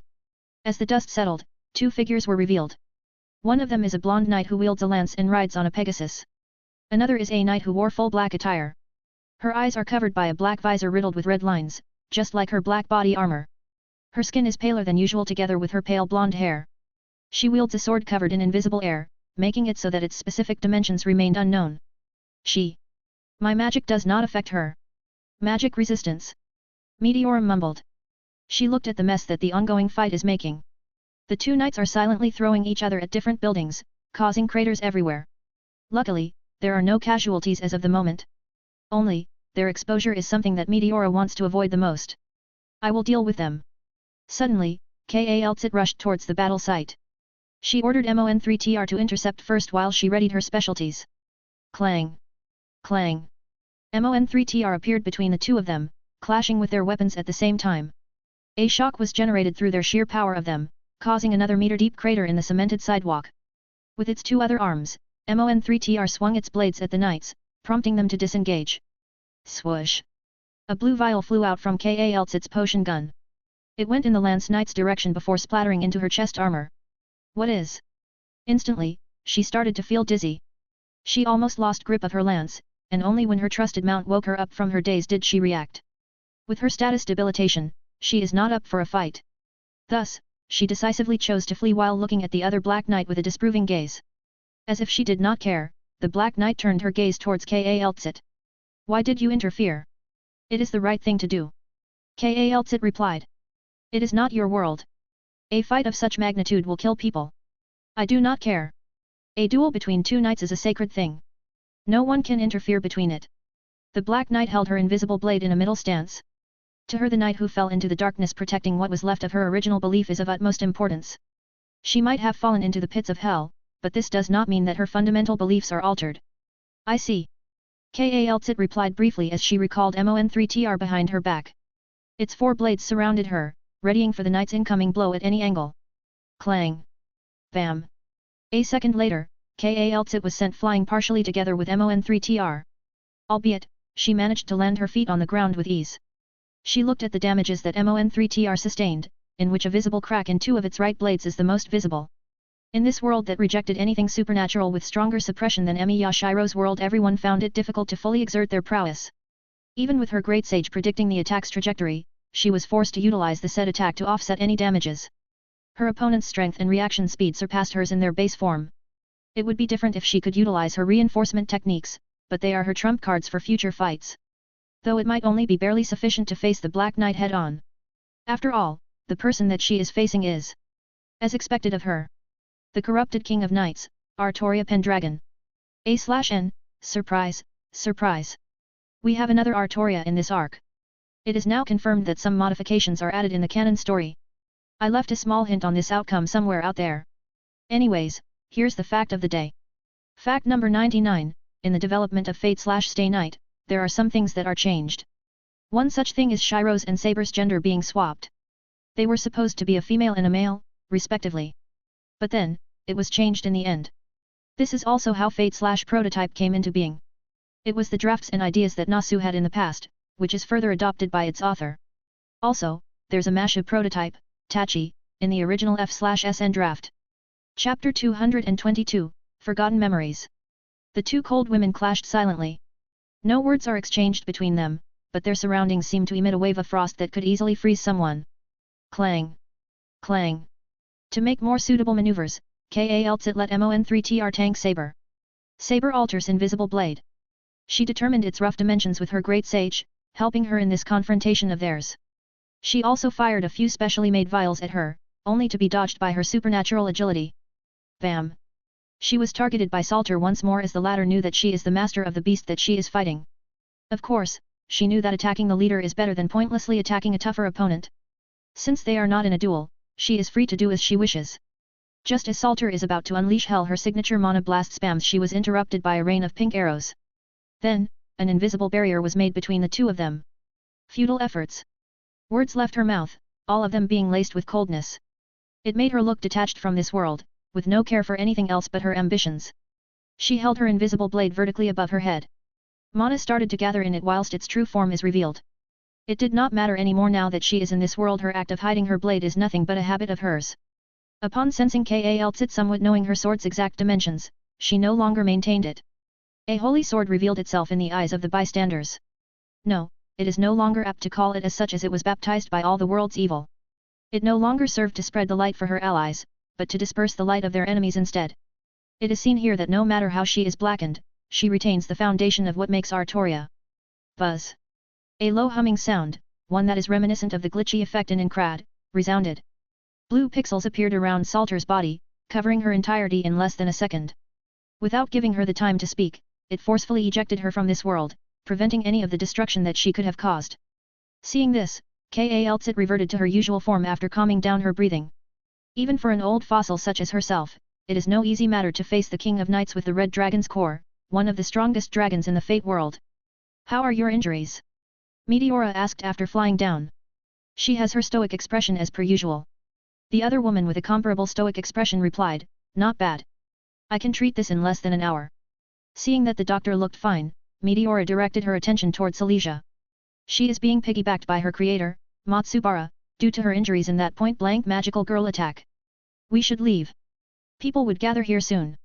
Their knowledge of us would only put us at a disadvantage. In those 3 days, she explored this world and summed up a lot of theories. One of those is that something might happen once the knowledge of creations emerging in the real world spread. She drew this conjecture due to how the white-haired military girl made overtly huge moves, i.e., battles, during her appearance. Her stance might be unknown, but her actions made it clear that she disdains this world. It became clear that she is planning something that harms this world, making her untrustworthy as an ally. After finding a secluded route where no bystanders are present, they took off from this place, leaving the charred sidewalks filled with craters and debris. Some people are about to film this scene, only to see green vans coming from afar. They immediately recognized them as the JSDF and chose not to. More JSDF personnel came and cordoned this area with a bomb attack as its reason. One of the superiors soon received the reports from the on-site personnel, which he relayed to the highest-ranking official in the Situations Countermeasures Council. No traces. I understand. A few hours later, they decided to gather in Shiro's house, the largest one out of the others. A black knight with red lines engraved in her armor. Artoria. With the description, the first person that Shiro thought of is Artoria. To be exact, her alter self who got influenced by Engram Manu. Aru, Toria. Meteora-san. MN. Shiro was brought back to his senses upon hearing her. When he heard about the appearance of the knight who attacked Kaltsit, he could not prevent himself from internalizing.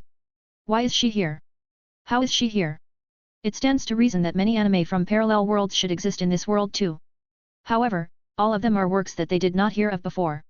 Except for the series that the members brought here, there is no other work that can also be found in other parallel worlds. Fukushiro-san. Do you know the Black Knight from earlier? She asked. Formulating the excuses in his mind, Shiro then said, I know her. It's just that, her true appearance is nothing like that. When you showed this, I can tell that it is nearly identical to hers. Oh? Isn't she Saber from Fate/Zero? Matsubara, who had just walked in, stated. Fate/Zero. Shiro tried to recall his memories in this world, only to find nothing about Fate/Zero. He knew about that anime itself as he went to that world, but he could not remember the memories of Fate/Zero here. It's the anime adaptation back in 2010. I heard that you worked with it back then. Shiro tried to conceal his surprise as he replied, I see. I do remember it now. Her appearance is quite different than her original one. True. Only her entire color scheme is different. That does not deny the possibility that she is that character. Matsubara pulled out his tablet and looked for Saber's illustrations. Knowing that showing her this can better explain things, he tilted the screen to her sight. Seeing this, she had a sudden realization, they are identical. Can I borrow this for a moment, Matsubara-san? It's all right. With Meteora preoccupied with finding information about Saber, Shiro took this chance to enter the chat group panel. Shiro, does everyone know about a Fate/Zero anime in this world? Kuroniko, yes. It is included in the memories that I received here. Is something wrong? Shiro, there is something wrong. I do not recall such memories. Tuka, I recall that one too. It became famous at one point that more than half of Japan knew about her. Shiro, strange. Facing these memories that only he cannot remember, his first thought is that something is wrong with him, that is. Although he could not sense anything wrong with him no matter what. His intuition even told him that he would not find anything else. Still, he planned to check out on himself again when he goes out in disguise. For now, he pushed aside this strange feeling and started to work on the so-called revisions. A/N, we have reached the 100th milestone for our facts section, cheers. I wonder, how much did you learn from all of it? Anyways, here's the 100th one. Fact number 100, this fact has something to do with Shiro's full name. It is Fuku Shiro Sakurai.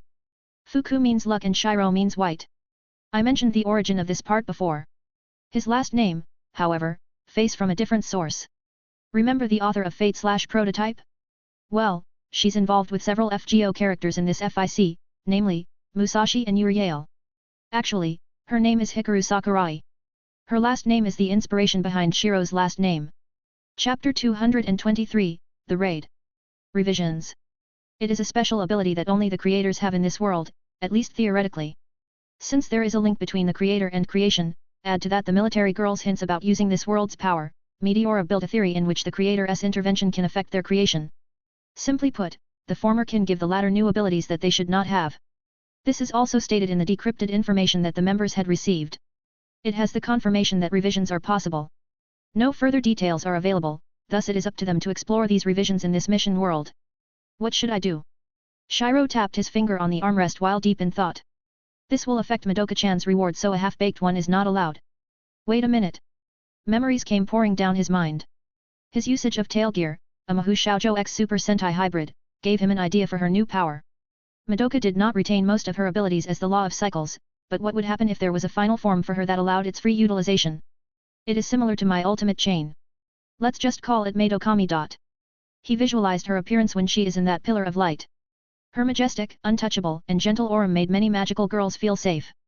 Her physical manifestation of light in her dreary world. Her self-sacrifice was born out of her resolve to make her world a better place. Shiro is Madoka's mentor.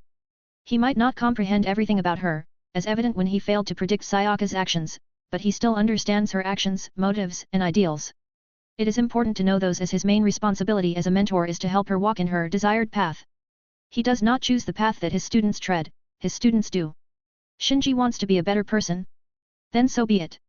Sayaka wanted to become an enforcer of justice? Alright.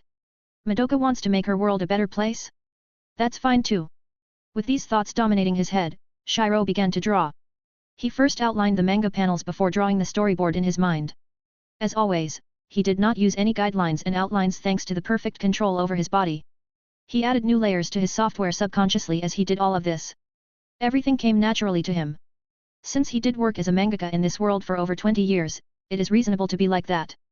Everyone did not sense the passage of time, preoccupied with whatever stuff they are doing. Meteora is surfing the web, researching everything about Saber and Fate series. Matsubara called in his light novel illustrator to do their revisions.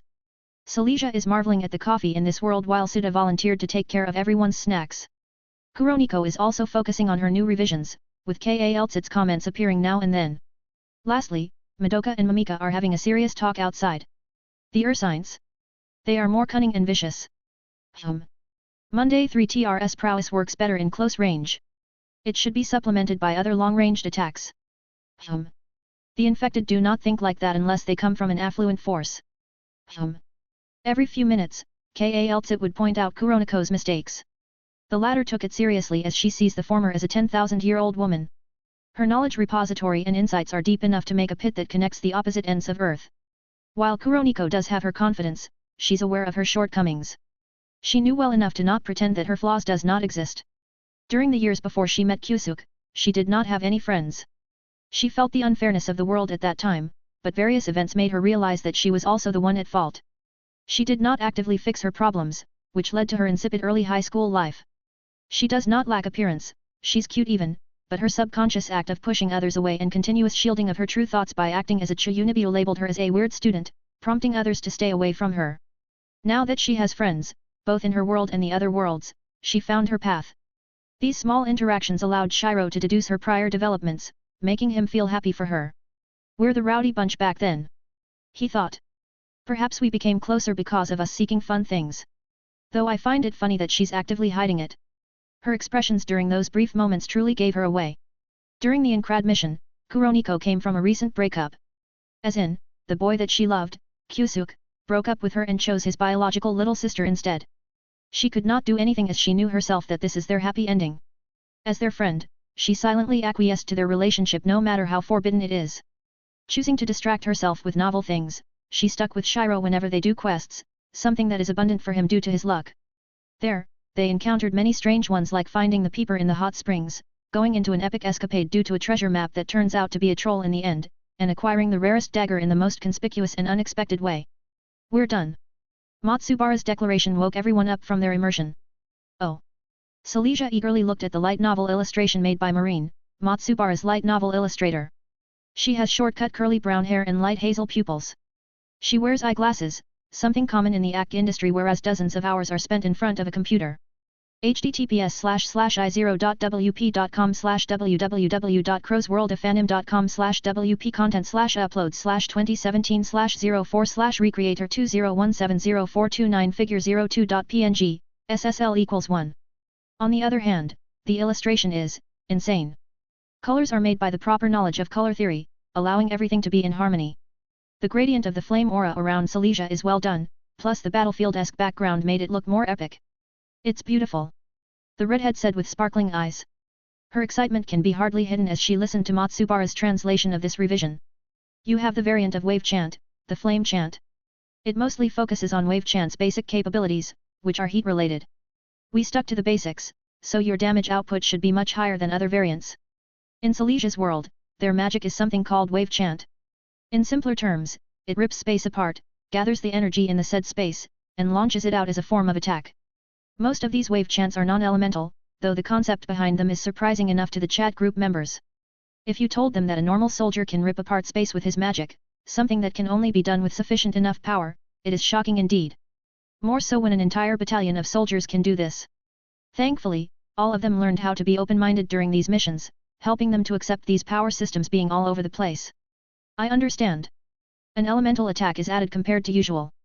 It would definitely be stronger than the normal attacks. Silesia mused. We need to test if it will work. Hearing this, the others' excitement was shaken off. Indeed, this would not matter if it does not work. An idea, in the end, will only remain as one unless acted upon in reality. Everyone started to make some distance from Silesia, taking precautions in case her transformation is enough to burn their skin to a third-degree burn. Phew. Silesia breathed out as she went into her transformation posture. Ajirikamakuran. Kairaisu. PSSSHHH.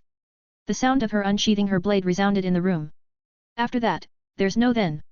Silesia successfully mimicked the posture in the illustration, only to be met with absolutely nothing. Fortunately for her, she did not feel embarrassed by such actions, treating it as a norm back in her world. It didn't work. Sorry. Maybe I didn't draw it well enough. Marine dejectedly said. Silesia sheathed her sword before shaking her head. You didn't do anything wrong. It's because the creator did not put his heart into it. Hey.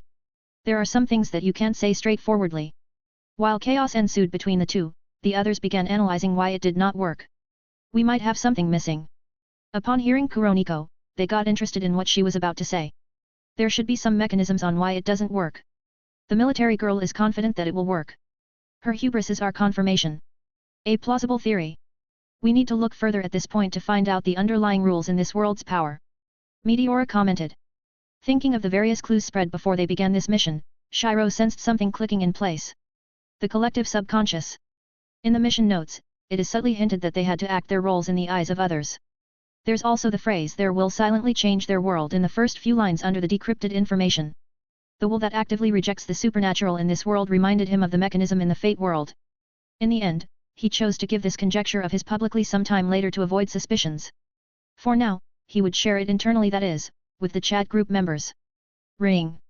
A default ringtone came from Matsubara's phone, saving him from the silent confrontation that he and his creation are having. When he saw the caller's ID, he had a premonition about what was about to happen. Beep. Hey, it's been a while. It's been a while. The caller responded. Well. Are you busy right now? What's the problem? How do I say this? Don't tell me. Did an anime character show up in front of you? Matsubara's question is met by a period of silence before a loud outburst came from the opposite side. Thank goodness. I don't know what to do right now. I get you. Which character appeared, by the way? My character. From Monomagia. The protagonist? Kenwoya, was it? That's right. Crash. Suddenly, a shattering sound appeared in the opposite line. What? Buzz. Bam. Something had seemingly hit the collar, making him drop his smartphone. Clear. Hey. Just as Matsubara is wondering on what happened to the collar, the jewel in Meteora's necklace turned bright red. This prompted her to have a serious expression.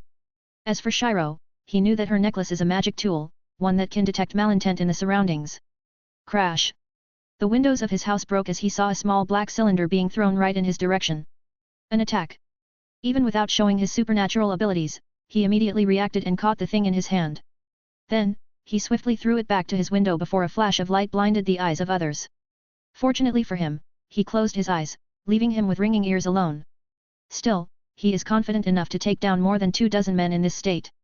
A humanoid Terminator, he is. Bam. Bam. Bam. Bam. Bam. At this moment, his house not being a Japanese-styled one helped as the intruders are forced to enter through the doors instead. When they entered, he saw fully armed men with a Heckler & Koch HK-416. It is similar to an M4 but has different attachments and structures. The government. He thought. Gun laws in Japan are strict, only they can raid us like this. Stay behind me. Alright. Rarely did Kuroniko show her surprise, and this event is one of those.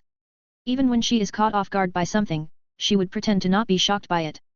Now that she felt what it is to be a normal high schooler in her senior years, she felt a familiar sensation once more. It occurred when she met her first love. Tap. Tap. Hurried footsteps were heard all over the place.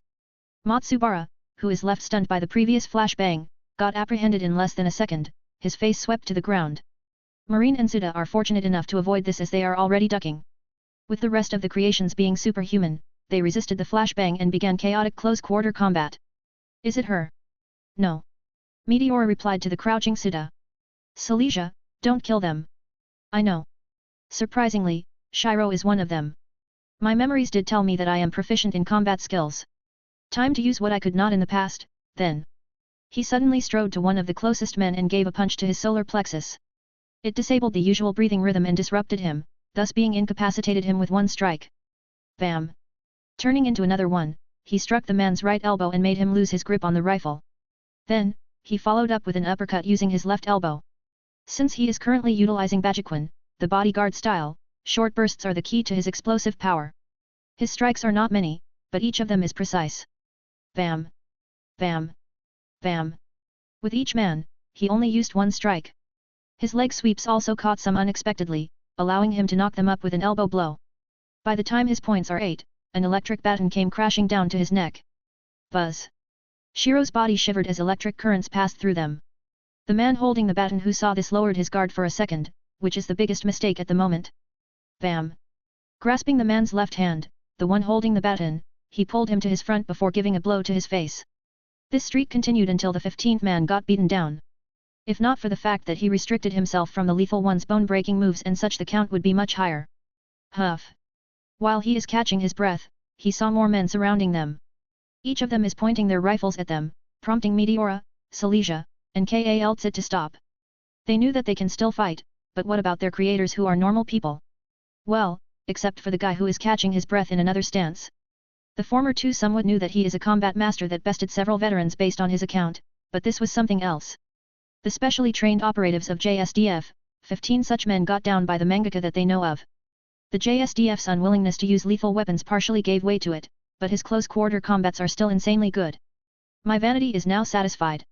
Even after knowing that it is the JSDF, he still fought. No one can intrude on his abode without paying some kind of consequence. This is how he'd done things way back in his Magus and Fenrir life. Showing a surrendering gesture, he then asked. Who are you? The armed men did not answer his question. Instead, one of them took out their radio. There, a deep voice came. We are the JSDF. Under the special order of the government, we are asking for your cooperation. Fact number 101, the reason behind Bajiquan's moniker bodyguard style stems in the 1930s. Liu Yunqiao, a student of Li Shiwen, became the bodyguard of Chiang Kai-shek, a former president of China. Due to its lethality, it became more known as the bodyguard style and boomed soon after.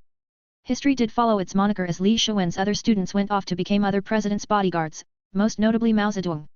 Its lethality is praised since Li Shiwen himself did not take more than one hit to end a battle. If you're not familiar with him, he's the man who said, I've never known what my second strike feels like because no one has ever survived my first. P.S. A high-level flex. He's also a 4 assassin servant in FGO and had appeared in CCC as well. Chapter 224, A Promise Bound to be Broken. Phew.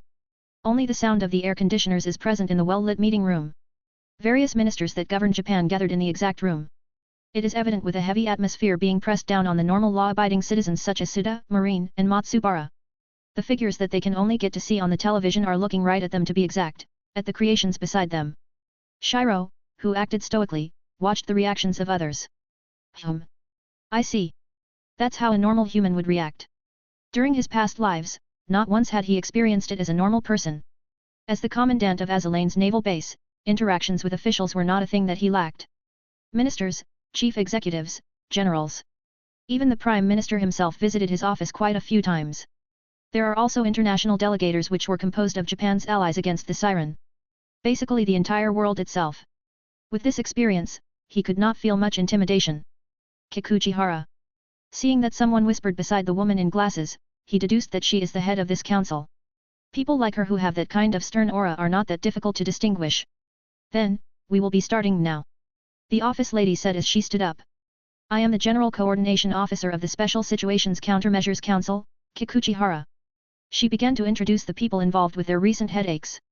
Light novel author Matsubara Takashi, real name Uesawa Takeshi. Storyboard writer, Nakanogain Mazaki. Suda Mizushino from Metropolitan Kisui High School. Illustrator Marine. Real name is Kora Ayano. Manga creator, Gokururi. Animation director, Fukushiro Sakurai. Upon hearing the last name, a thought flashed in some ministers. Since they are clear about the identities of each target that they have, the knowledge of Shiro being proficient in Bajiquan is prominent. Trained by the late Chinese Grandmaster Wang Suanji who resided in Nagoya City, Shiro spent most of his time attending his lessons in his earlier days as a mangaka. Though they knew this, they were still surprised that he could take down a fourth of their special operations team. They knew him as he appeared on television oftentimes, forming the image of a normal animation director. Since they have children, they are also familiar with his works. Heck, the Minister of Defense is supposed to buy Madoka Magica merchandise this evening if not for this meeting. I apologize for bringing you here suddenly. Kikuchihara said. You should have sent an official with his business card than to greet us with guns. Hearing Meteora's direct retort, Shiro nodded with satisfaction. I apologize. To be honest, we have no idea where to begin with. We were supposed to contact you more peacefully, until an incident happened this afternoon. An image of the fight in Akihabara was projected on the whiteboard. Blurry pictures of several creations can also be seen in it. More than 100 citizens were injured by the aftermath of this event. Then there's this image captured by our satellite feed. Another image was projected. This time, it is a giant black robot that suddenly popped up in Japan's airspace. Judging by the severity of this situation, we have no choice but to resort to such means. I apologize for it. Her reasoning left them silent. Even Meteora judged this situation to be the most rational step through her knowledge of this world. In the information age where surveillance can be found everywhere, it is hard to hide under the radars. From their first appearance, she already predicted that this would somewhat happen. After all, Japan is no longer in the middle but modern age. Each action and decisions taken by the government are efficient. Truly, a benefit born out of the governing system refined within hundreds of years. As for the reason for your presence here, it is to cooperate with the Special Disasters Case 105 designated by the government. An image of a wavelength appeared this time. Our meteorological agency detected unknown radio interference and abnormal electromagnetic fields of an unknown cause. Since then, we have been receiving reports of sighted flying objects of an unknown origin. Another set of blurry images was projected on the screen. Based on the appearance, Shiro concluded that it is the military girl from before. Up until this point, we thought that this is a hoax, until we received this footage. A lanky man wielding a black katana and the military girl is seen facing each other in the projected video. They are in Otaguro Park this time, clashing against each other. Trees were felled with each of their blows, the ground shaking from their strength. The video being jittery enough is proof of it. Morokuji Yuya. Nakanogain murmured. He's a character from exclusive underground. A shounen manga. What is the name of the author? Kikuchihara asked suddenly. It's Yatoji-san. Shiro replied. His pen name is Ryu Yatoji. Real name, Guda Ryuzyuk. You know him personally, Sakurai-san? Nakanogain shockingly asked. Well, that's right. He used to be my assistant back in Madoka Magica's earlier volumes. For Yatoji, their impression of him is that of a serious man. His tone is flat, his expression is always lazy due to lack of sleep, and his uninterested look made him a meme for some time. Arrange him to be taken to custody. Yes, ma'am. After that, she revealed that one such creator was attacked at a police station. If not for their cover-ups, the existence of the supernatural would be revealed to the entire world. Regarding these dangerous elements, the government decided to keep silent for now. This became the reason why creators have to be protected by the custody. More talks happened at this time. The existence of other creations, their public exposure, and many more are discussed. Although, Meteora's theory topped them all. She introduced the concept that this world is the real world, the center of every other world. It has the highest layer of information available, making it conducive to the creation of new worlds. The most concerning matter is the event that she dubbed the Great Destruction. Simply put, it is the time when different worlds collide with this world, resulting in their mutual destruction. The real world still has its restorative power preventing such occurrences, but the military girls' plots continuously weaken it. One such plan is summoning such creations in this world. Just from their continued existence, they are already consuming restorative power. Another plan is her ploy to cause a huge disturbance that alerts many people. If they do come in contact with it, their worldview would collapse. This will result in another round of weakening of the restorative power. If this continues, the world would end. As expected, the minister's expressions turned for the worse upon hearing this. Another set of discussions centered around it before they are granted support when it comes to controlling the public. In order to move freely, please grant us legal status. We will work with the Minister of Justice and National Personnel Authority to issue the 6 of you valid status of residency, and appointment as government officials. We will issue the relevant documents. Finally, we can bid farewell to being homeless. Silesia sighed out of relief. It is troublesome for Suda, a high schooler, to accommodate Silesia and Meteora for a long time. They were supposed to live in a hotel room with the help of Shiro, but it seems like they would no longer need to trouble him. I appreciate it. Kikuchihara nodded with a smile before saying. Based on the proceedings of this meeting, I will submit a draft proposal to the cabinet. I request the cooperation of the various ministers in handling this situation. As of today, the creators and the creations will be granted the protection of the council. Huff. A small white fog was breathed out by him as thoughts continued to pass in his mind. World destruction. The mission name makes sense. But, the magnitude of it, the level of the final boss this time around, I'm afraid that it is comparable to the incubators. Shiro gripped the metal railing as he thought of the prowess of hundreds of such incubators.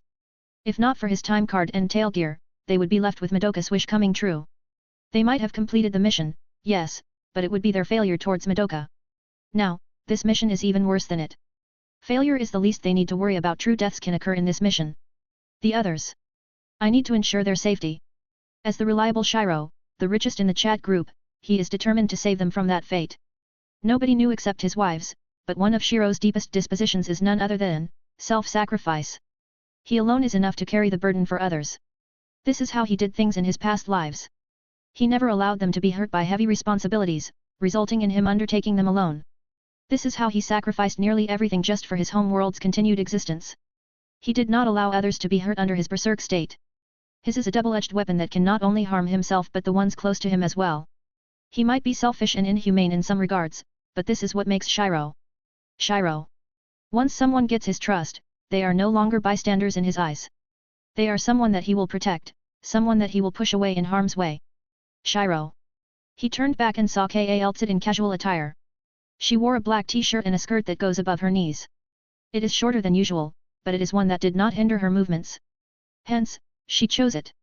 https://ae01.alec.com/kf/hc1750d9785045828at56c7790ca022J/game-r-nights-Kal sit cosplay personality fashion patchwork short sleeve t-shirt t-tops summer casual.jpg. I know what you are thinking. She suddenly said telepathically. You are thinking of carrying this burden alone. His mouth twitched as her guess was spot on. Women's intuition. He mumbled. Everything became much more dangerous than the initial estimate. Might as well revise the plans. He replied through the link that she established. This stealthy conversation of theirs is to guard against possible surveillance in this area. Even though Kal Sit surveyed it with her great sage and a negative came out, they are still cautious. Don't. You have us. A resolute look can be seen in her light green eyes. For this person who has affected her more than anyone else, she remembered how to express her emotions. It is something that became a relic of the past, left behind by her continuous struggles over the mission that she was given. She deemed it unnecessary, hence she acted more like a robot who fulfills her preset commands. Only, she felt more alive from the moment she met him. Perhaps it's because of his charm or his unique personality, but it just happened. Don't repeat what happened before. I ask you. I understand. Shiro recalled Cardinal's similar worries and sighed inwardly. I will share the burden with everyone. At that moment, Kaltsit possessed an extremely rare thin smile, one that did not appear for a few centuries. It formed a sharp contrast with her usual expressionless appearance, yet looked beautiful with her. Unbeknownst to her, however, Shiro is feeling complicated at the moment. If the most drastic situation comes. Sorry, Kaltsit, Cardinal. I might not be able to fulfill my promise. A/N, I have something to announce. The fun facts won't be daily now, but only when it is convenient for me to write one. I didn't expect that coming back from the holiday, we would already have a lot of things to think about in uni.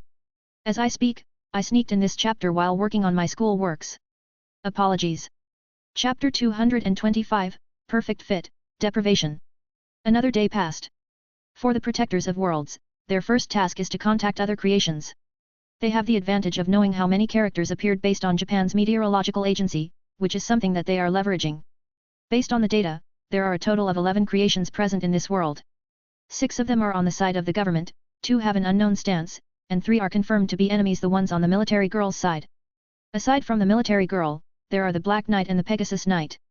Thus, their current goal is to find out about the 2 creation stances and the safety of the creators.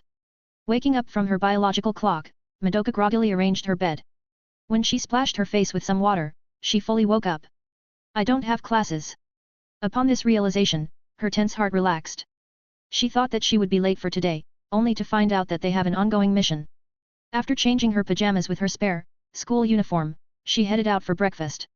As expected, the one who prepared today's breakfast is none other than the cooking god himself. Sensei, what are we doing today? She asked. Shiro did not get startled as he placed the smoking American breakfast that consisted of an omelette, sausages, French toast, and bacon. We will be visiting my acquaintance. Mamika's creator. Her creator? I see. After interacting with other creations, Madoka came to understand that it is very important for them to meet their creators. It might be to answer their doubts, questions, and guesses. Most certainly, it is crucial for their decision to protect this world or lead it to damnation. For example, Meteora. Initially, she did not care about the world's destruction. She did not care about the military girl's plans or anything else. She was just enjoying the multi-layered world that she came in contact with just now. But when she understood her creator, she fully decided to side with the military girl. Another one would be Silesia. Her acceptance of this side would not be as smooth if her author is a scumbag.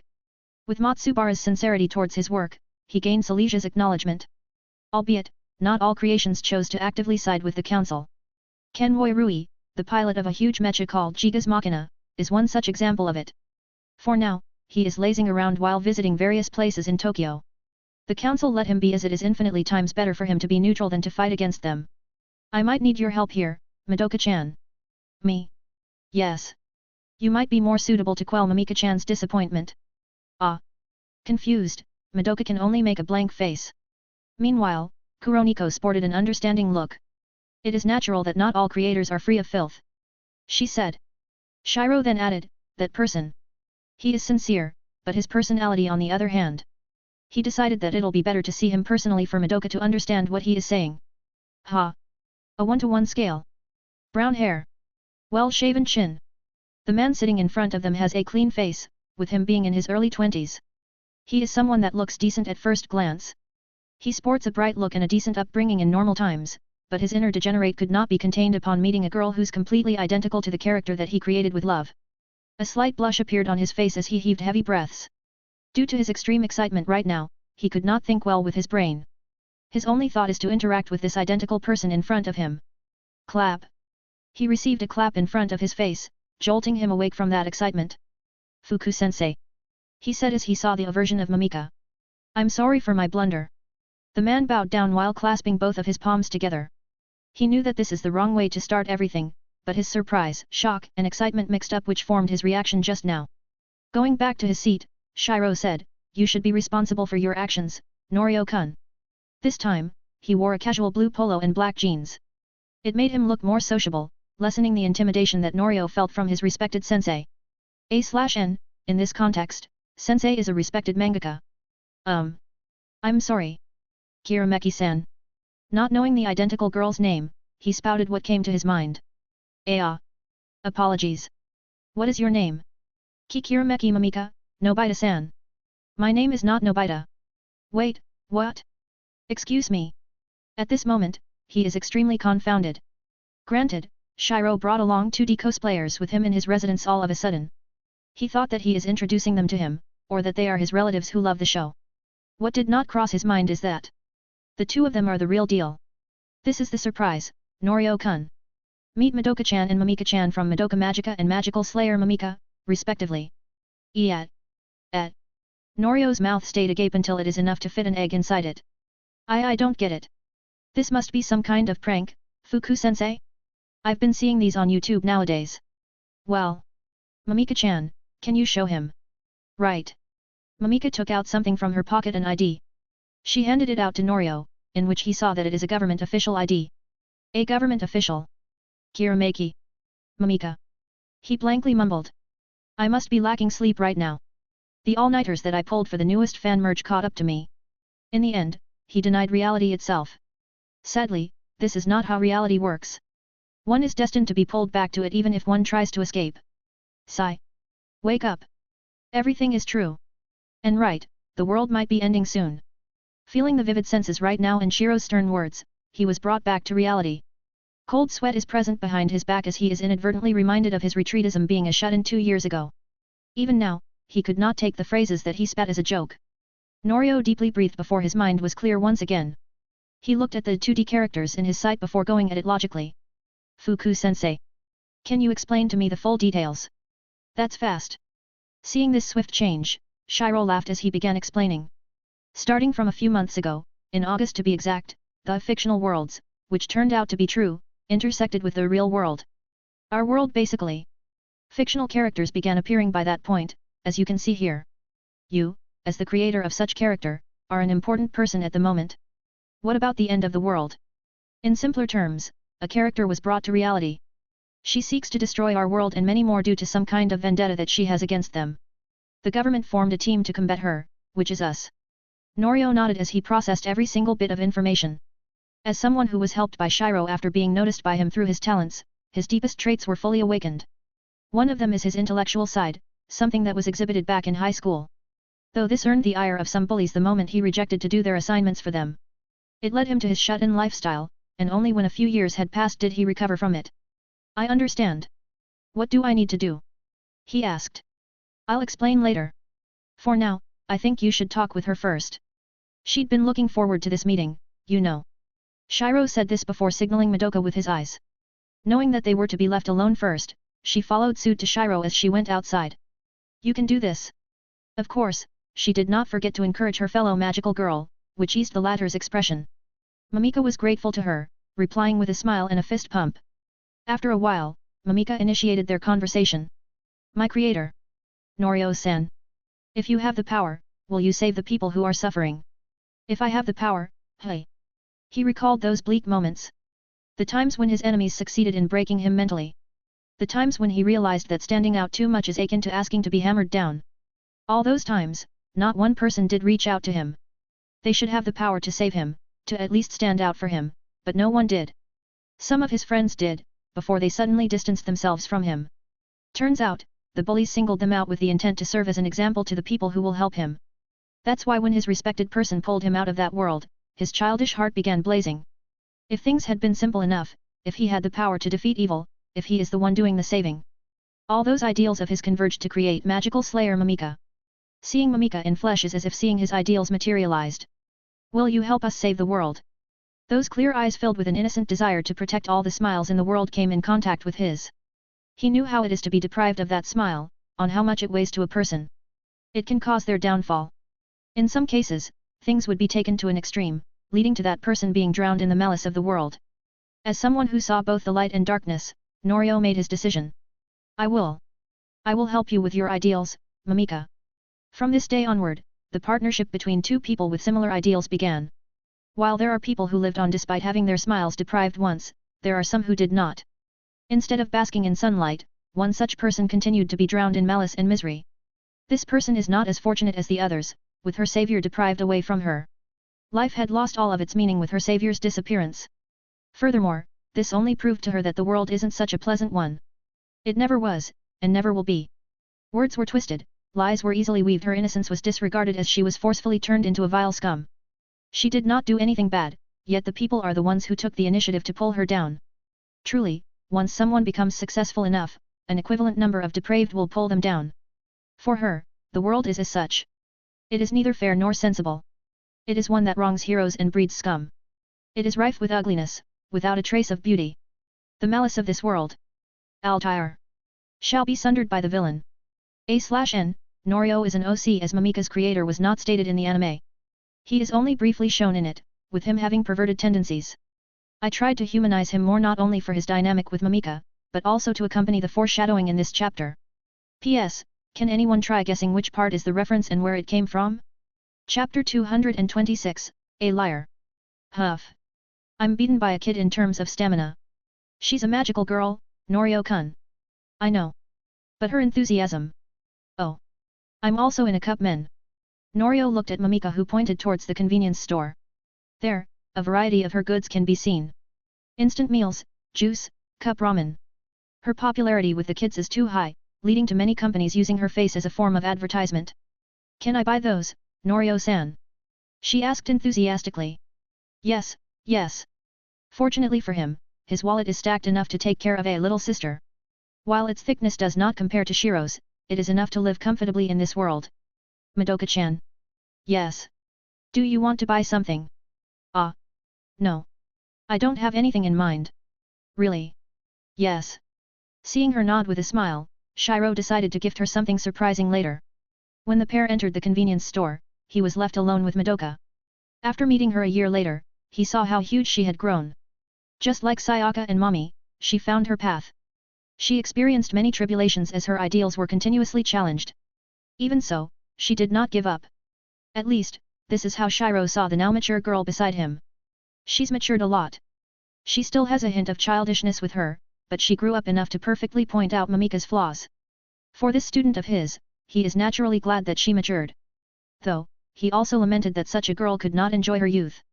In the end, inevitably, she would not be like her other normal peers. The world that she lived in is an abnormal one. If she lived in a normal world where the main focus is slice of life, everything would have been different. What do you think about your world? He asked. My world? It is not perfect, but I think it is beautiful. Beautiful. Yes. There are a lot of beautiful things in my world. Sights, people. There are a lot of beautiful things to fight for. Oh right, sensei. What is it? You have a cult there.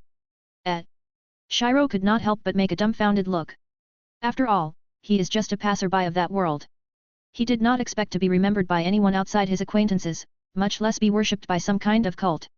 They're an unknown cult worshipping a goddess. That goddess should be your twin-tailed form. I see. He could not help but facepalm at the prospect of being hailed as such by some magical girls. Hey, miss. You still haven't paid yet.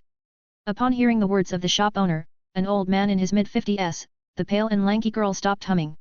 Her thin snake-like eyes narrowed down before returning to normal. But this is my book. Girl, shoplifting is a crime. Not satisfied with how the shop owner doubted her words, she provokingly said. Hey. What if I can prove that this is my book? Hey. In this book, on page 196, there's a note written in pen. Hearing this, the shop owner sported an unbelieving look. He promptly grabbed the book in her hand, the person whom he thought of as someone with loose screws. Don't spew such stupid lies. Though, he immediately opened the book on page 196. He saw a note written in pen, quoting "You will get attacked by this." He then became angry that the girl damaged the previously untouched book. How did you write this? See? I did not have a pen. The girl said while smirking, making her shark-like teeth visible. Hey, hey. What was written there? Your stupid pranks. I'm going to call the police. For some reason, he felt a strange feeling of uneasiness starting to creep on him. It only became stronger once the girl spoke again. What it says there, do you think it's a lie? Oh, of course it's a lie. Don't be stupid. As if she had witnessed a stupid event, she held down her stomach as she laughed. Thanks for falling into my lie, old man. Man. The setup for my magic trick is troublesome. She gestured with her gloved hand. A star-shaped symbol akin to a ritual was embedded into it, carved with a blood-like color. A lie within a lie. It turns inside out on itself. The uneasiness disappeared in the man's senses. It looked like it is nothing but an illusion. However, as soon as he looked at top of a bookshelf, he froze. Fear. The instinctive emotion that one would feel upon encountering the inexplicable. He dropped the book in his hand. Once it landed on the ground, page 190 SIX's contents were revealed. It is none other than the Hound of Tinned Aloes, a monster part of the Lovecraftian horrors. It is said that this hound composed of a skeletal frame would track down its target no matter where they are. Ah! A brief scream went outside his lips before he was torn apart by the hound's jagged teeth. Blood stained the bookstore as his mangled flesh splattered all over the place. Everything only took an instant before the hound disappeared, content on its target being eliminated by it. Oh! Seeing drops of blood littered on the book that she was holding, she used it to tap into the clean portion of the counter's table. With this, the blood naturally got washed off the hardcover. Another world. I'm looking forward to it. The girl, Chikuchauer and Magani, strolled outside in a bright mood. Beeb. Kaltsit, another creation has appeared. Shiro, another one. This makes it 12. Shinji, when should I move, Anaki? At the moment, Shinji is currently residing in Toka's place back in Kawaharajo, a town east of Tokyo. Thanks to his Peng cosmic loner ability, no one discovered his existence. Even the almighty tome of Meteora did not find him, nor their enemy caught wind of him. Perhaps, it is due to them needing to capture a piece of information no matter how big or small it is before they deduce the existence of their targets. Shiro, you need to lay low for now. You will be our ace when things become worse. Shinji, I understand. Toka, laying down without doing anything. This feels nice. Kuroniko, you did not skip work. Thou shalt treat it as your sabbatical. Kuroniko, wait. I sensed bloodlust. And the smell of blood. The smell of iron. It is not something that Kuroniko would forget, as her hands were once stained by it. The warmth and the viscosity of blood made her understand how fragile life is in the hands of someone with power. Shiro, don't follow her. She must be the creation from now. You can't use your powers here, and it's dangerous if you cannot. Kuroniko. Kuroniko, all right. I will sketch her appearance instead for some lead. Ano. Kirashi-san. Meteora-san is calling for you. An office worker interrupted Kaltsit from chatting. She is one of the assistants present in this building who is responsible for various miscellaneous tasks. I understand. She nodded before heading towards the control room. There, the displays of many surveillance and reconnaissance devices were put up. This made it easier for the government to track down any abnormalities and dispatch their allied creations to that area. The Pegasus Knight. She seems to be confronting someone. Due to the severity of this matter, the government spared no expense and allowed access to their military-grade satellites. With it, fights can be monitored more easily. Meteora looked towards Kaltsit and said. I will be calling Silesia-san. Can you go there first? Chapter 227, Escalating Tension. Alicetaria February. One of the night leaders who is responsible for vanquishing the demons of their home world. Originally, she is a princess of the royal family, but she was tasked to lead the knights to safeguard their world. She is an upright knight who would uphold justice and fight against injustice. In her eyes, killing an innocent is a form of injustice. Don't lie. I can smell the scent of blood in you. Really? Is that so? Magana made a thinking gesture as she openly mocked Alicetaria. You. Alicetaria readied her lance while she tapped her beloved white horse, signaling it to charge. Hup. Swoosh. Her lance cut through the wind as it aimed into Magana's body like a snake. However, Alicetaria did not know that she is facing another snake. With her nimble movements, she easily dodged her strike and landed on the ground. That was scary. You almost got me. Tisk. Alicetaria readied herself for another strike when Magani interrupted her. Say. There are many things that could happen. She smiled mysteriously, her jagged teeth visible to the Pegasus Knight. For example, you could be stabbed by that lance, instead of me. Hey. The female knight became dumbfounded upon hearing her words. They were fighting just now, yet her enemy suddenly spouted random things. Her pride was set ablaze together with her fury towards the person who kills the innocents. I shall not die at the hands of one who speaks nonsense. Tap. Tap. Swoosh. Her beloved horse charged toward the snake-like girl once more. A lie within a lie. It turns inside out of itself. A new law has been set, one within the confines of absolute certainty. It will now happen no matter whether one likes it or not. If Shiro sees this, he would be surprised at the appearance of another yet formidable foe. Magical Splash Flare. A heart-shaped magic was launched between them, halting Alicetaria's charge. A small cloud of dust rose from the ground. This covered the two girls' visibility, but they are still vigilant in case of incoming attacks. Please stop fighting. In the sky, a pink-haired magical girl can be seen. She held a magical stick that embodies her agreement with the fairy of the land of eternity, Miri Miri. She swore to protect the smiles of the denizens of her world. You are that girl from before. The one who betrayed her. Alicetaria said. Why? Why did you do it? Betrayed? You. Are you trying to save your world? I am. What about it? She. That girl. She's lying to you. She never wanted to save our worlds. Mimika spent more than 2 days with Meteora and the rest. With that opportunity, she got to see the other side whom the military girl dubbed as the enemies. Here, she realized that these enemies want nothing more than peace. She got to know that the creators is not as bad as she had thought. It's just that, they are only normal humans. They are not gods who can magically resolve their problems in an instant. These realizations made her think of the military girl as the true enemy. This is getting interesting. Without the two of them know, the killer, Magani, backed off stealthily. She did not alert Mimika and Alicetaria who are arguing as she went with her escape. Bam! She nimbly dodged the sudden blow made by the metallic monster behind her. Her golden snake-like eyes narrowed as she found the attacker's location. Aniko-chan? This is the first time I'm seeing one. The feline woman, Ka-Eltsit, did not respond to her. Instead, she loaded her medical gun with a neutralization agent. The effect would be greater if it is injected, but being splashed by it would work out well, too. Restraints. She said to Mon3TR with their connection. Scanning residual traces. An unknown trace of power was used. Unknown power. I need more info.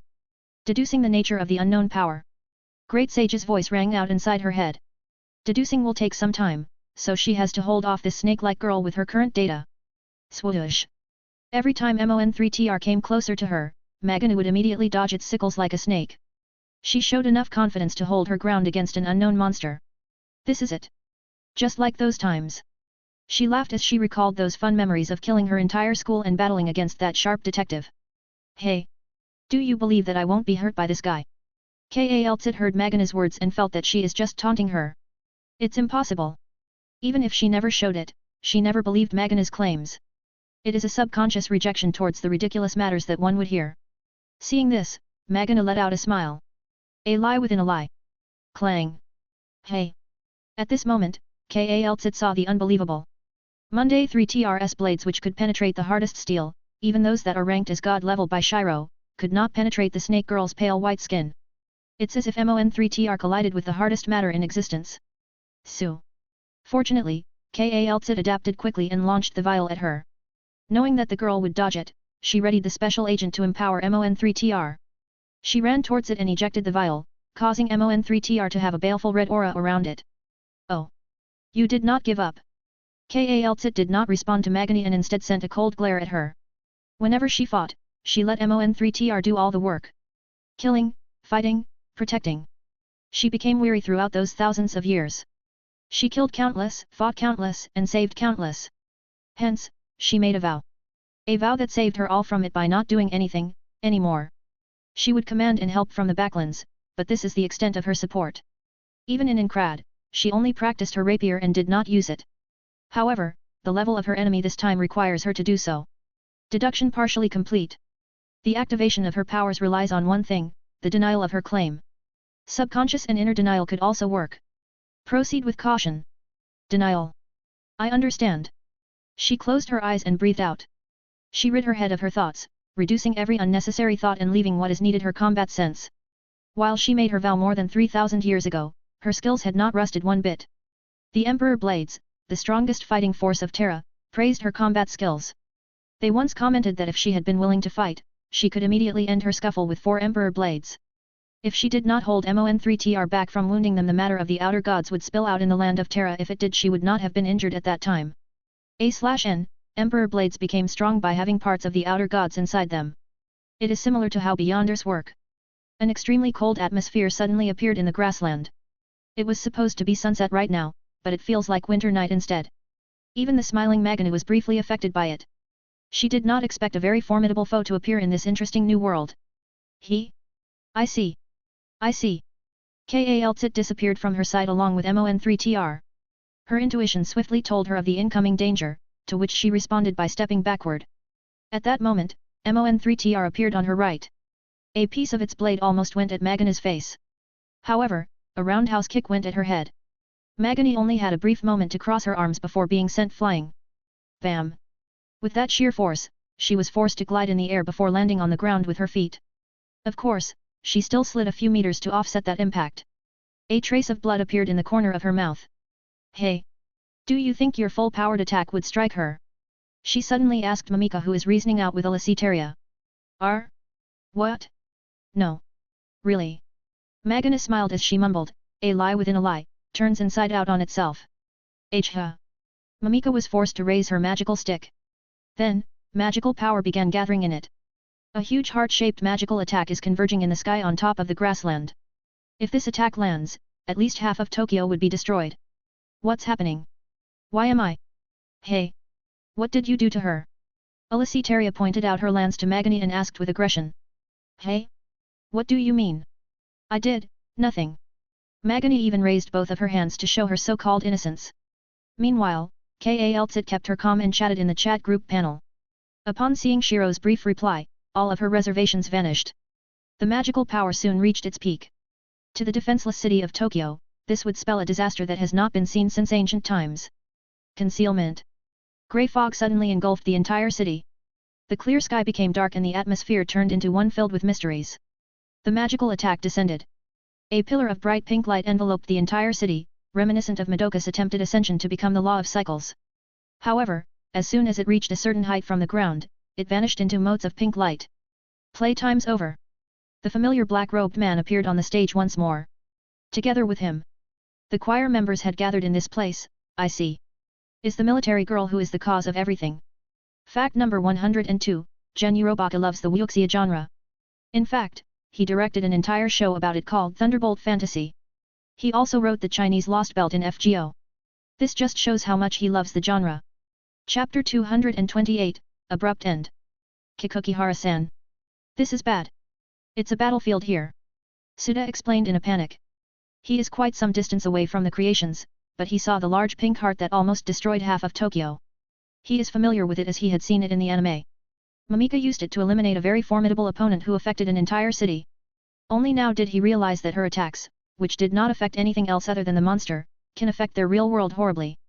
Suda then recalled the main purpose behind his call. That's right. Meteora-san. She asked for your permission. Permission? She asked. Where is she right now? The military girl appeared. She's balancing out the situation right now. Balance out? Right. A powerful creation appeared just now. That unknown person prevented that great attack alone. On the other side, Kikuchihara listened with utter seriousness. The entire council was alarmed by the huge pink light just now. Undoubtedly, everyone in Tokyo, perhaps the entire world even, had seen it. In simpler terms, they are screwed. The thing that they had not wanted to see the most, which is causing a great disturbance in the entire world, happened. Sigh. We should begin. Suddenly, grey fog enveloped the entire conference room. Not only that but the entire of Tokyo. Nay, the entire world is covered with it. Moments ago, I could feel the suppression weakening. Shiro thought. This is fucking bad. The promised time came faster than expected, didn't it? It did. Shiro did not mind the military girl's air of superiority. Now that he could feel the suppression of the world swiftly weakening, the same went for the girl too. His blatant action of using wide-scale powers only worsened it. Scanning his surroundings, he saw most of the creations in this world. Morokuji Yuya and Blitz Talker, the two that were not present earlier, came here whilst fighting. The latter was being chased by the former, which led to this situation. As for Kenwoya, he was left out due to his Jiga's Machina patrolling the airspace hundreds of kilometers away from here. Ragnarok had come ahead of its time. Meteora, the holder of Book of Thousand Miles. Do you mind lending your power? My power? She asked before realizing something. You can fix this. I can. Concealment dash. Everyone else did not expect that the grey fog that enveloped them had expanded to the entire world. Nothing escaped its grasp, just as how no mysteries could ever escape his grasp. I fooled a god once. Blind stupidity dash. Clap.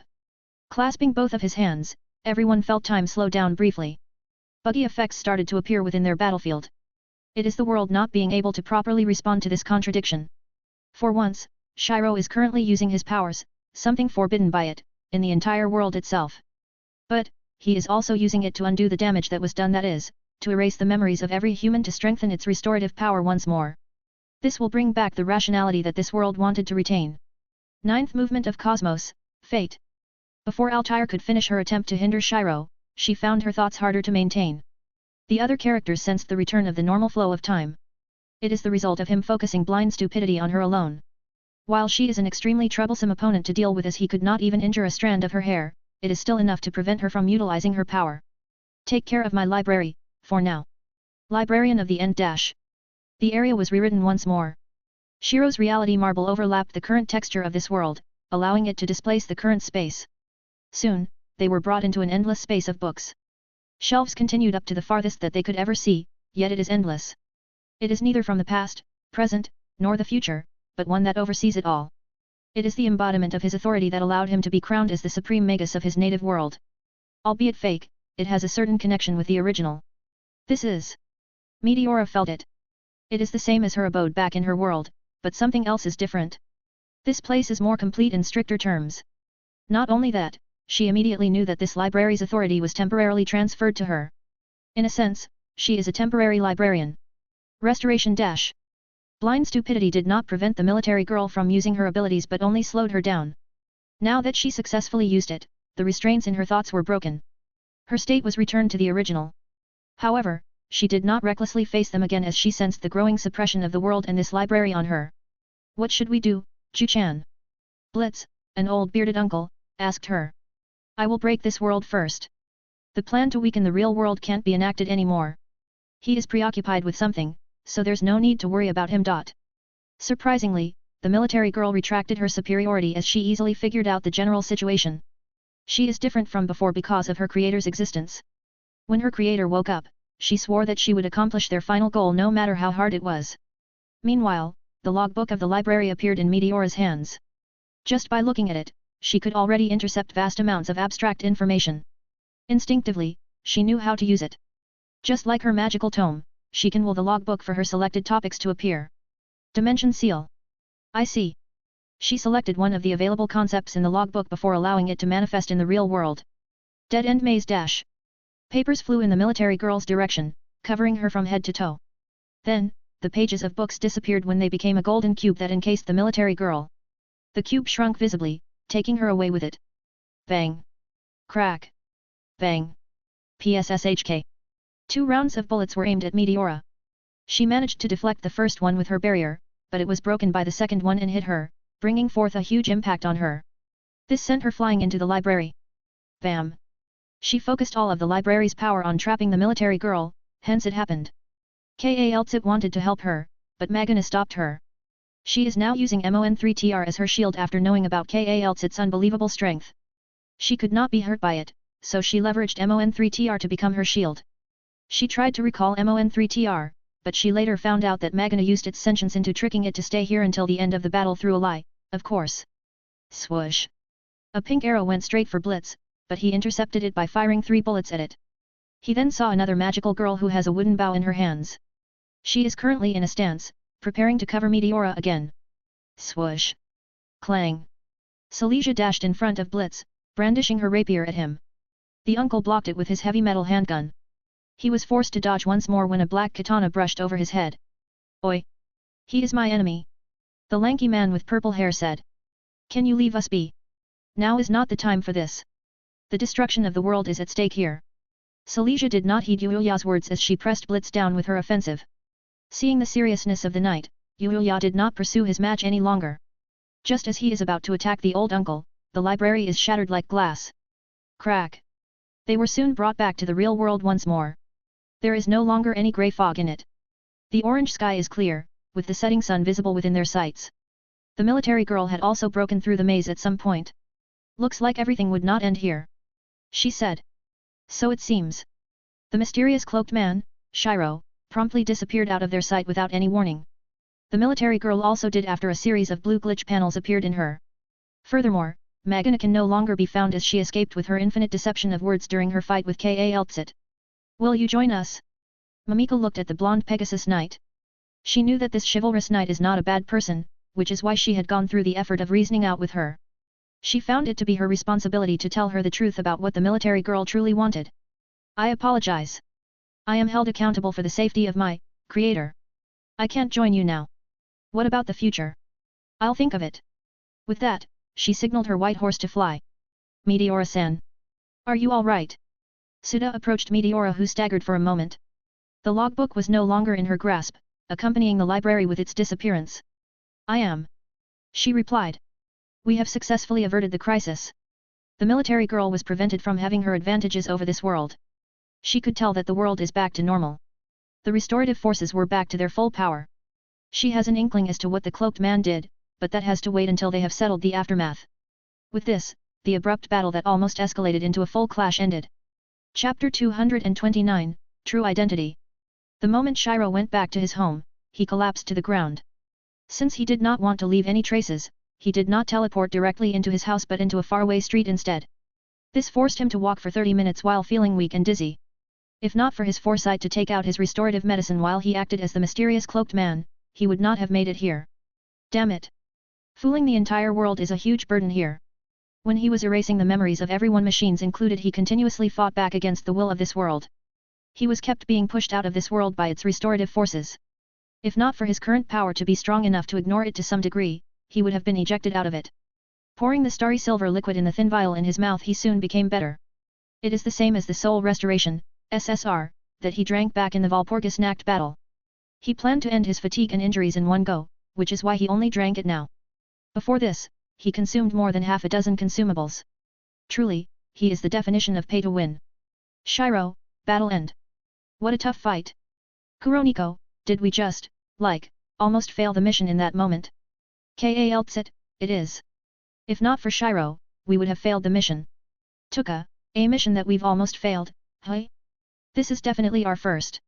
Shiro, we should not let our guard down here. That girl. She is very strong. During his brief confrontation with the military girl, he came to understand her strength.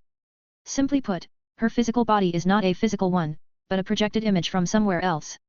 Her core is none other than a concept, something connected to countless people in this world.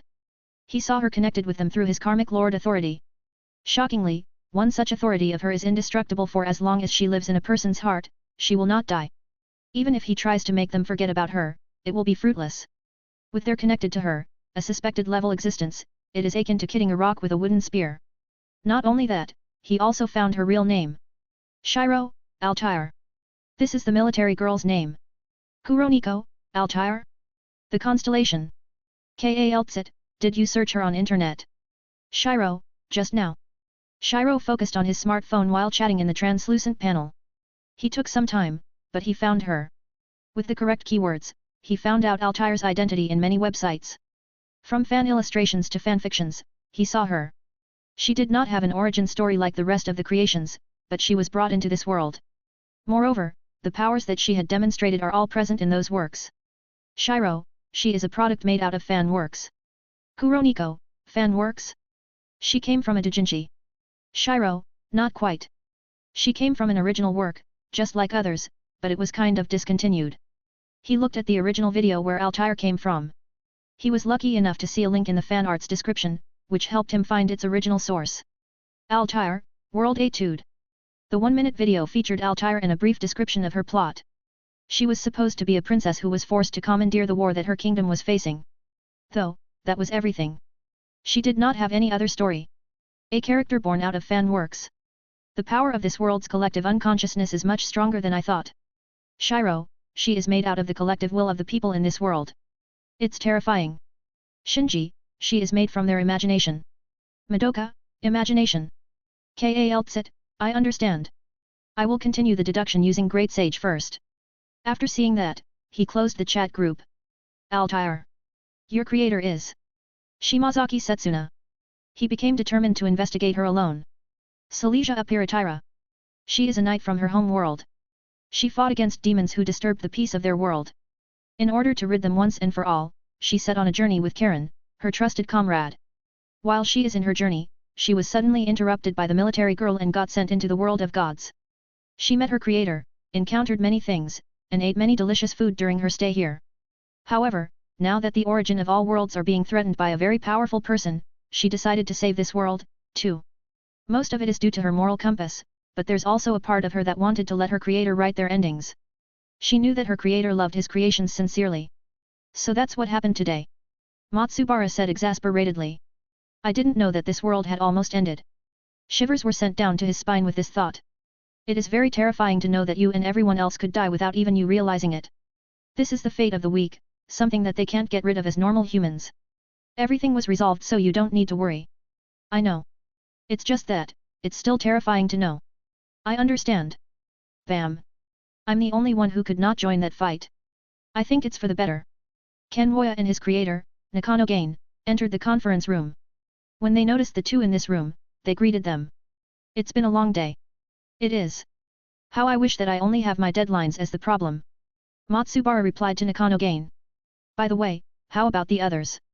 From what he knew, Meteora is confined due to her injuries. Together with her is Yuya, the lanky man who barged into their fight suddenly. There's also Mamika who's feeling depressed due to the ruckus that her powers caused. Meteora-san already woke up. Kikukihara-san is with her too. It seems like they are talking about something very important. The cloaked man. Silesia intervened. When she thought that everything's helpless, the cloaked man dispersed Mamika's full-powered attack. Not only that, he can also match the military girl in some way. She could not imagine the identity behind such a powerful character. He's also against the military girl, right? Hearing this, she replied, we don't know. He always appeared whenever she did. For now, we could only trust that he would not go against us. I see. I wonder what Kikukihara-san would do now. Matsubara muttered. The government would support us. They now know how dangerous they are fighting against. For a moment, Shiro almost sneezed. They should be talking behind my back. Chapter 230, Outsmarted. Meteora could still not forget it. That moment when he handed over the authority of what he called as the Library of the End. At that time, she could feel the embodiment of wisdom from him. She could feel his confidence as well as his bottomless pit of knowledge. He existed not in the past, present, future, but the end of everything. Every single knowledge gathered itself inside his library, making the books in that place infinite. For her, the one who seeks new knowledge, she felt something new and novel, excitement. She had read everything from her library as countless times had passed. Now that she found something new aside from this world, her curiosity was ignited once more. That man erased the memories of everyone in the world. Only the officials aware of our existence was spared. He did that, to the entire world. Instantly, Kikuchihara who is sitting beside Meteora thought of the repercussions if ever that cloaked man went against the world. Just the military girl's power is terrifying enough. She does not want another enemy of that caliber to go against them. He won't bring harm to this world. He is protecting it. If he wanted to, he could have given the military girl the advantage and let her become stronger. I understand. Do you have any plans on how to proceed from now on? Kikuchihara asked. MN. We need to gather the creations in our side and prepare for a big operation against her. The creators' power to revise their stories will be our chance of succeeding. But before that, we need to pour our manpower to find out the military girl's identity. While Meteora has the preliminary plan to enact against her, they would still need to find out her true identity. Everything would be useless if they lack the necessary information. This way, the amount of variables would also be decreased. I will inform the creators about this. They are the best when it comes to finding such information. Beep. Kikuchihara felt her phone vibrate. She took it out and saw that it is Fukushiro. Beep. Good evening. Good evening Kikukihara-san. I have something important to tell you. He swiftly said. I think I found out the military girl's identity. Can you come over here? I already am. Madoka went home and told me about what happened, too. On the other side, Shiro let out muffled breaths while feeling the cold air sweep his neck. While he has the windbreaker to shield his arms, his neck is still being swept by the cold wind as he jogged to the government office in Tokyo.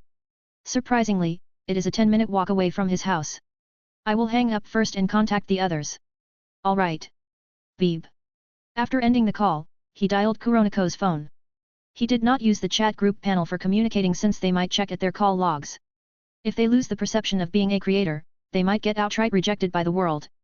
Coupled by Altair's interference, the best thing that they could do is to retreat to their worlds. Suddenly, he received a message from the panel. Kuroniko, Shiro. The snake girl's here. Shit. Oh. It looks like you know this was coming. Instinctively, Kuroniko held a kitchen knife like her usual daggers. She held it without fear of being cut by it and pointed it in the snake-like girl in front of her. From what she knew, this is the girl that fought against Kaltsit. The formidable girl who almost caused their mission failure with her whims. That's blood in your hands. She pointed out Magana's black gloves which are stained with drops of blood. Ah, This? It came from my so-called creator. To be honest, I did not like him. She said. Such a scaredy cat. He wetted his pants just by seeing me. You, killed him. That's right. Hearing this, Kuroniko has a grasp on how terrifying this girl is. If her power is the only reason why they need to be vigilant before, now it's her intelligence, her cunningness. With her experiences over the past year, Kuroniko immediately guessed her purpose behind killing her creator. Knowing that creators can revise their stories, the first thing that Magana did in this world is to kill hers. This prevented her chances for revisions. She could not be nerfed by her character descriptions, nor her tiniest details could be known. Of course, this is but one of her deductions. You came to kill me next. Again, that's right. You now have 2 points. Looking at Magani, Kuroniko could barely restrain her impulse to summon her loyal shadows. In normal circumstances, she would have already fought against her. Only, her creator role serves both as a shield and a restriction on her. The moment she reveals her power, she would be ejected out of this world. Though, she remained her calm. If she buys enough time. Icor Eos. Boom. A ray of red light passed through her house. It is only a few meters away from hitting Kuroniko, but all it aimed for is Magani. By the time the light died down, a blue light flickered before returning into its rightful owner. Are you alright? The boy, Shinji, asked. In accordance to their script, she played along with him. Ah. I am. I see. Swoosh. Shinji disappeared from his place and reappeared in front of Magana, who escaped his blow. She is unscathed as she resisted it thanks to the lie that she set up earlier. It is her lie to her creator, which is her being immortal. Her creator, who made her to not be like that, instantly bit her bait and allowed her to set up that bait. He could have noticed this under normal circumstances, but it is his creation who appeared in front of him. She is the one who massacred hundreds of students just for her own enjoyment. If he is unfazed by that, then he would not have stayed as a light novel author for his life. That level of confidence is already very high in this world. At first, Magana was planning to play around in this world. Though, who thought that she would encounter an opponent who would not react to her lies? Thus, she took everything seriously and ensured her safety first and foremost. With it, she has the mood to play around again. That hurt. You did not hold back in that one, kid. She said while hugging herself. I would not hold back as long as they are my enemy. He took another stance as he emptied his mind. His training of the spear allowed him to do this, invalidating Magana's greatest advantage. Since they already know the mechanism behind her power, they could effectively deal with it. Still, Shinji took notice on how Magana sustained no damage whatsoever. Shinji, Anaki, she did not get damaged by my attack. Shiro, this is bad. She must have used her ability already. Shinji-kun, assume that she is now invulnerable to damages. Shinji, I understand. Suddenly, he disappeared from his spot. This gained Magana's interest as she could not sense his presence. It's as if he truly disappeared in this world. Hide and seek? This is getting interesting. She looked at Kuroniko's previous spot, only to see no one there. She waited for a few more moments, but Shinji did not attack anymore. Then, she laughed. Ah. I've been outsmarted, tee-hee. A/N, kek. 2 weeks in and we already have a total of 3 projects to deal with. I got too busy on the past 2 days that I didn't have the time nor the inspiration to write a chapter. Though, the regular schedule will, hopefully, be back. I'm expecting a break from all of those projects. P.S. Wish me luck. Chapter 231, Planning the Counterattack. When Magana was outsmarted by her target and the unexpected assaulter, she did not mind it. Such surprising events is the reason why she lives her life. The fun that it brings her every time she encounters one is immeasurable. If not for her momentary need to ensure her safety more after facing Ka-Eltsit, she would not have chosen to be immortal. Of course, her life comes first. In the first place, she would not be able to enjoy life without it. It looks like another character came into this world. I, Magana-chan, shall watch this with relish. For now, she decided to enact her plan, to have a standing in this unfamiliar world. She would become rich, manipulate the higher UPS, and become the audience that would watch the clash between the two sides. Shinji surveyed the place around him before he relaxed. He spent a total of 2 potions with that fight just now, which is why he's mentally spent. His UR ability, Pang Cosmic Loner, relies on his unexpected, single strike and converged attack to work the best. He does not fight retracted battles as much as others. Meanwhile, Kuroniko lowered the kitchen knife that she's been holding. She's ready to cast reinforcement in it all this time. Now that Magana is confirmed to not be around, she exited her vigilant mode. Kuroniko, that girl, she's Chiku join Magana. Shinji, you know her, Kuroniko-ne. Kuroniko, that's right. The me in this world read the light novel that she is in. Kuroniko has a special side for anime with a dark theme. Magana's light novel Origin, Record of the Night Window Demon, belongs to that type. It has a grim feeling of a young detective solving weird cases and winning every single time, just like the other 1,000 episode anime that she watched back in her world. However, the mood of the story changed after Magana's appearance. She became the first big villain that he encountered, thus ending in his defeat. He could not solve the case that he worked on, which resulted in the deaths of more than 1,000 students and staff. Kuroniko, the most troublesome thing is that she can bend reality with her powers, the infinite deception of words. She can tell her lies into reality. Shinji, so that's how she got her immortality. Such an enemy. I understand now why Aniki acted like this in our mission. He knew Shiro as someone that acted carefree. He does not worry about how strong the enemies he would face. He could even smile in the face of them. But, it's different this time. His Magus side acted more than his Fenrir side this time. Kuroniko saw this new side in his back when they met in this world for the first time. Kuroniko, don't forget that we also have that Altair as our enemy. She might even be stronger than Magani. Shinji, I see. Our enemies are really strong, but I would still like to fight them. Shinji let out a grin as he thought about how he would fight tricky enemies. Given that he might not even manage to injure them, knowing their existence is enough. He would use this as a motivation to push himself further. If things go badly and he dies in the face of such an enemy, he has no regrets. What matters to him is the fact that he fought alongside everyone else. He, a person supposed to be trashier than trash, changed for the better after meeting them. His gratitude to them is huge, especially to his Aniki. Shinji's sharp senses captured a gaze here just now. He waved at Kuroniko before disappearing out of this world. Moments later, she saw Silesia descending from the sky. Are you alright, Kuroniko? Fuku Shiro contacted us that you are in danger. I am alright. I was lucky that Shiro is on my speed dial. When she was running, she purposely called Shiro's phone to leave a trace. They made this so that she would have an alibi. There's also someone else. She cut off her words as she continued, someone saved me just now. I don't know where he disappeared to. Is he a creation? That's right. I don't know who he is and his features were concealed. Only, he has a small stature. Is that so? Alright. The most important thing is that you're fine. After that, she decided to spend the night in the government office. It's not only her but all of the known creators. This is made so that their safety would be ensured. Kuroniko-san's information is confirmed. Chikujoin Magana's creator is dead. The next day, everyone was informed of this sudden news. Meteora narrated with her usual flat tone, but everyone else became serious after this. Because of this, the government decided to safeguard your safety. Kikuchihara said to the creators. You will be given a choice to stay in this building or be guarded by the JSDF in your house. Every creator's role in this operation is vital. They are the only ones who could revise their stories and give us a chance to save this world. There's a high chance that Magana killed her creator due to this. She did not want her powers to be removed from her. Meteora accidentally began a 15-minute-long lecture. Surprisingly, everyone listened with such seriousness as they realized its importance to their future actions. Even the usually carefree Kanwoya did, what more of the others? About our actions. Do we already have a plan for it? The gang leader, Yuya, asked. Yes. We will tentatively call this Operation Birdcage. The main objective of this operation is to create a battleground that can elevate us to her position. We will first do some testing regarding its mechanisms before implementing it. Matsubara-san. Yes. Can you publish your work with Marine-san from a few days ago? It will be best if everyone can see it. I understand. Do I do it right now? If it's possible. Hearing this, Matsubara and Marine took out their laptop and iPad before passing the necessary files to Matsubara's laptop.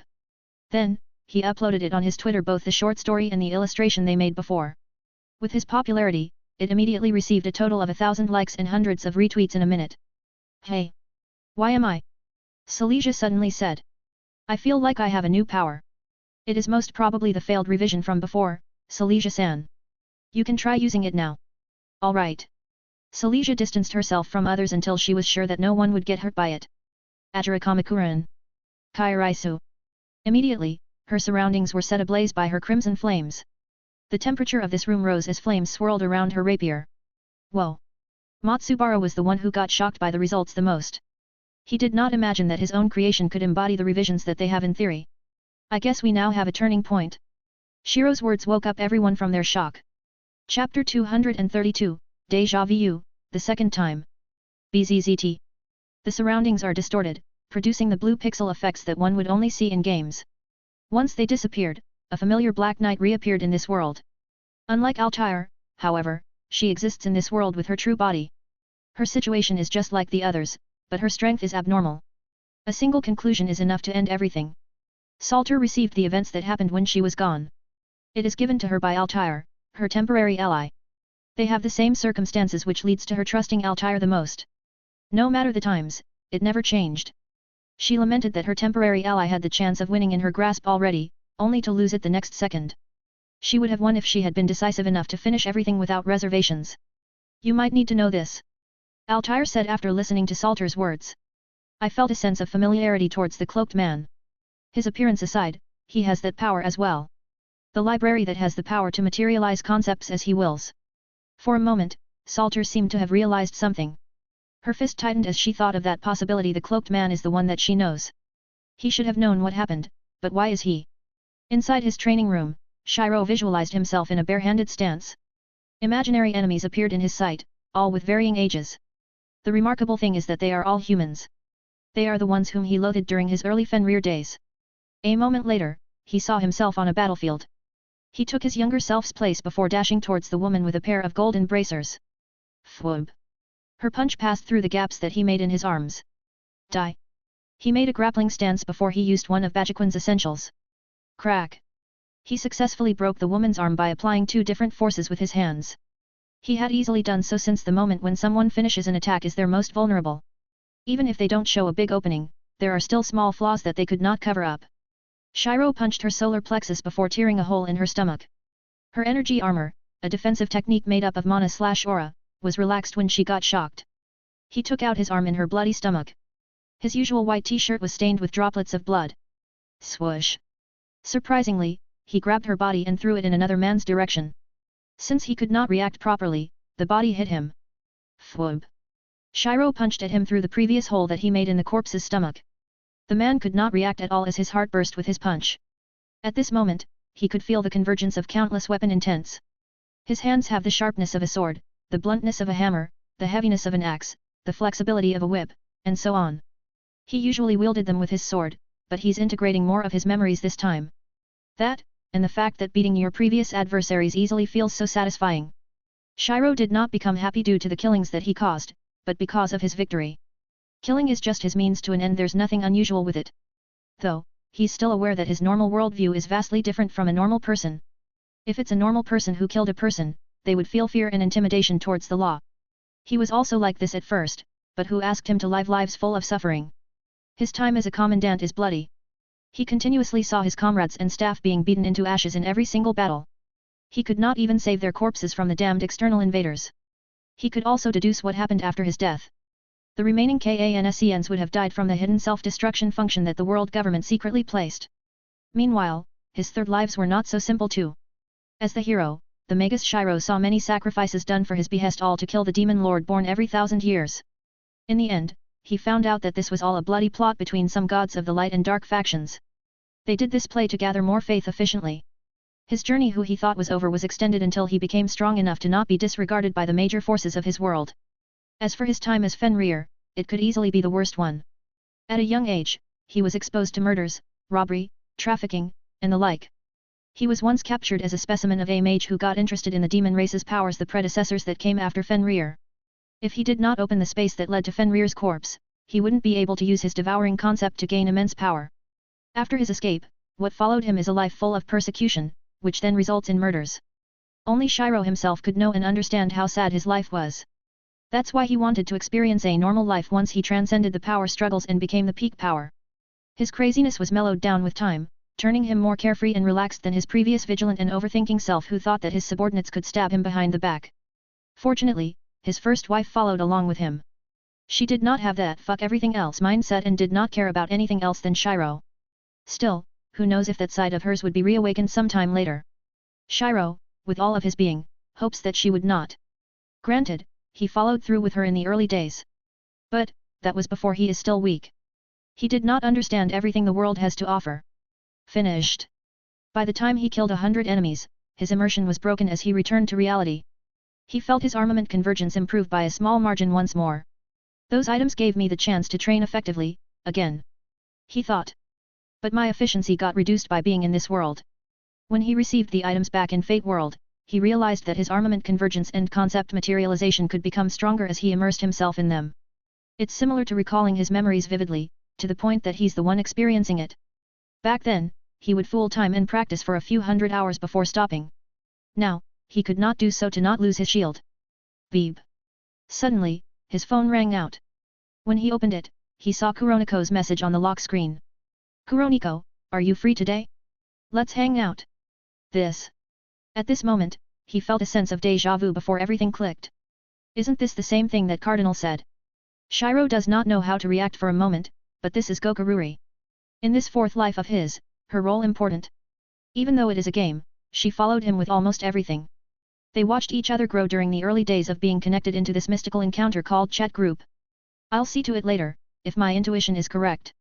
The tapping sounds in his smartphone could be heard the next second. Chapter 233, Second Clash. Tokyo, the city with the most number of population all over the world. Numbering 40 million, it is naturally the most urban city in all of Japan. It has a good amount of shopping malls to choose from, making it an ideal spot to spend time. Why are you here? Coincidence?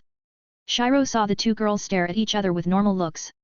It seems that they are genuinely asking each other some questions just now. Is that so? That's right. Kaltsit replied innocently. Truthfully, everything was a coincidence. She decided to personally guard her creator in this world, Kuroniko. After she left the government office, she followed Kuroniko from a distance. She did not choose to inform her to make it more effective. Fooling your friends to fool your enemies is a thing that she learned before. Add to that her anti-reconnaissance skills, she can blend into the crowd with her knowledge of psychology. Of course, it worked with a white hoodie. However, she did not know that she would end up seeing this scenario. While she understands what it is, she does not know how to feel about it. Meanwhile, Shiro kept his silence the moment they confronted each other. He knew that it'll be better to let them handle this on their own rather than him rashly interfering. What do you want to do today? He asked. It's reconnaissance. I plan to scout the possible places where a fight could ensue. Meteora-san's plan includes the setting as well. For today, we shall look for the place where blood will be shed. Kuroniko maintained her Chiyunibita phase due to unsaid reasons. A setting, hey. It is the place where the stage would be established. After confirming the power of revisions, Meteora shared her plan with the others. She planned to create a birdcage, a place where fiction borders reality, a mirror dimension, to speak. They need to settle everything with Altair, which is why they need a proper venue where everyone would not be disturbed. She estimated that an entire city would be destroyed in it. This made surveying the area important. They will need to learn the possible weaknesses of huge buildings, which places are the best cover, where to set up traps, and so on. In the end, they decided to recreate Tokyo in that birdcage. Many high-rise buildings could be used as a shield. Many complex areas can confuse their enemies for a few moments. On the other hand, it is also the place where most normies gather. In no less than 5 minutes, they already came across dozens of couples flirting subtly. This did not affect Shiro and Kaltsit, but Kuroniko is on another level. This city is only 30 minutes away from Chiba, yet. These normies. While she experienced such things before, it left a bad taste in her mouth. In fact, she's perplexed with her past self on how she can jump in that couple ship with Kyusuk when she knew herself that things would end that way. Suddenly, she felt a tap on her shoulder. Kuroniko. What? Act naturally and go right. Shiro's words confused her. She thought that he'll say something appropriate in this situation. Still, she followed his words and headed in different random directions. Shiro, Salter was there. Kaltsit left and led her to a less populated place. Kuroniko, so that's what happened. Just as she was about to feel disappointed, he added. Let's continue on our surveying today. What about Kaltsit?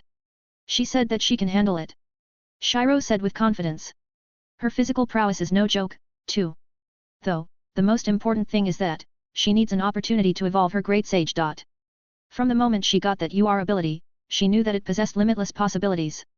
It is something much more valuable than the normal UR abilities. Just by its ability to process information alone, it is already overpowered. It could also tell her things like success rates, complete analyses, and propose a possible solution to her problems. When Shiro was gone, she managed to unravel the mysteries behind Originum, and in turn, create a more effective suppressor against it. It wouldn't take much time to create the cure for it, something that she longed for thousands of years ago. I will trust in her. The two continued their reconnaissance together but not without doing anything. Kuroniko secretly sent out a shadow in Kal'Tit's direction while Shiro readied himself to don his other identity. They knew what the other is doing, making them smile simultaneously. Looks like we still think the same, Shiro. Seems like it. I commend your bravery. The pale-skinned blonde said. She is currently wearing a black school uniform with golden pupils glowing through her glasses. She is holding her blade coated in the invisible wind which made her inconspicuous in this desolate area with few people in it. Kal'Tit briefly called out her partner together with the silver rapier, SSR, from Inkrad. As she used the material enhancement, SSR, to the rapier, it was reborn into this version. It possesses many abilities such as, and. Who are you? Don't act as if you don't know me. I saw it from your eyes. You really are the king of knights. Artoria Pendragon. From what Kal'Tit knew, Artoria should be staying either in Chaldea, Romani's world, or Fuyaki City, the world where Shiro came from recently. Albeit, the parallel world theory made it less incomprehensible. If she isn't wrong, the Artoria in front of her should have come from one of the parallel worlds out there. You are blackened. Blackening, a term used for servants corrupted by Engram Manu or have gone astray from their original ideals. Jean Alter, the version of the Maiden of France summoned by Jill Wool, is one such example of it. The thoughts of her summoner made her personality deviate away from her original self. If the previous Artoria is a kind and benevolent ruler to her dominion, this Artoria Alter has the bearings of a tyrant that caused Camelot to last longer than the original world. She is ruthless and does not hesitate to punish subordinates who carry rebellious thoughts. Why? Is it a problem? I merely found a cause worth fighting for. That is the riddance of evils in this world. Salter replied.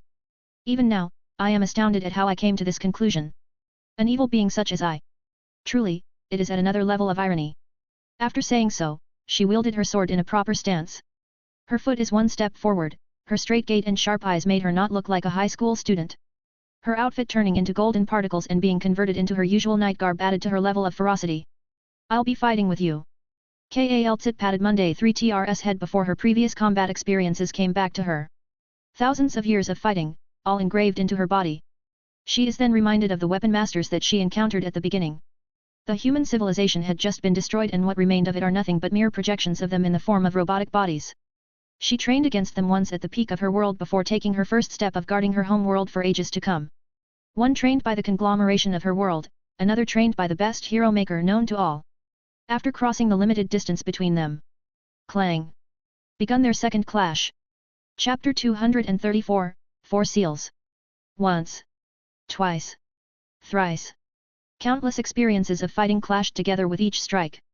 Kal'Tit has the advantage of time, accumulating countless kill counts in her hands during her lifespan. Meanwhile, Salter has the advantage of strength. The conceptual weight of the Red Dragon and her beloved sword Excalibur is something the former had not yet faced.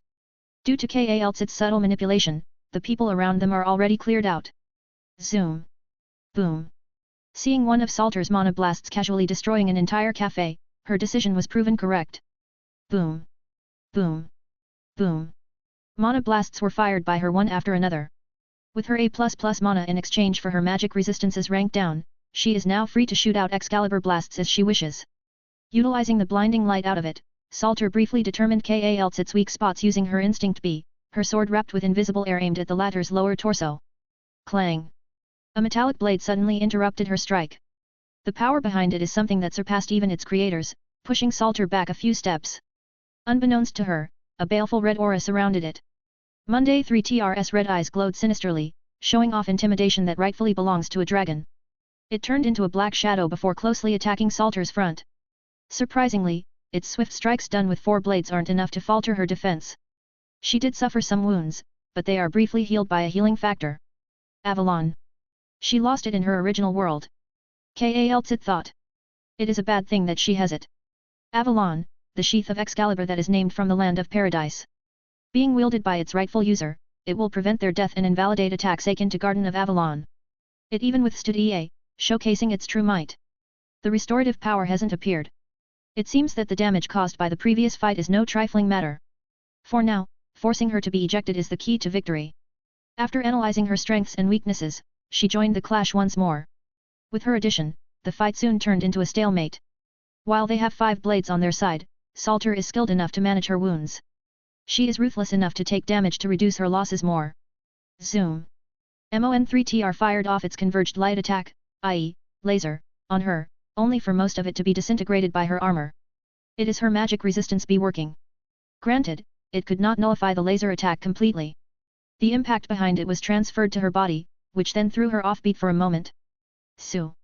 In that brief moment, a silver blade came at her head.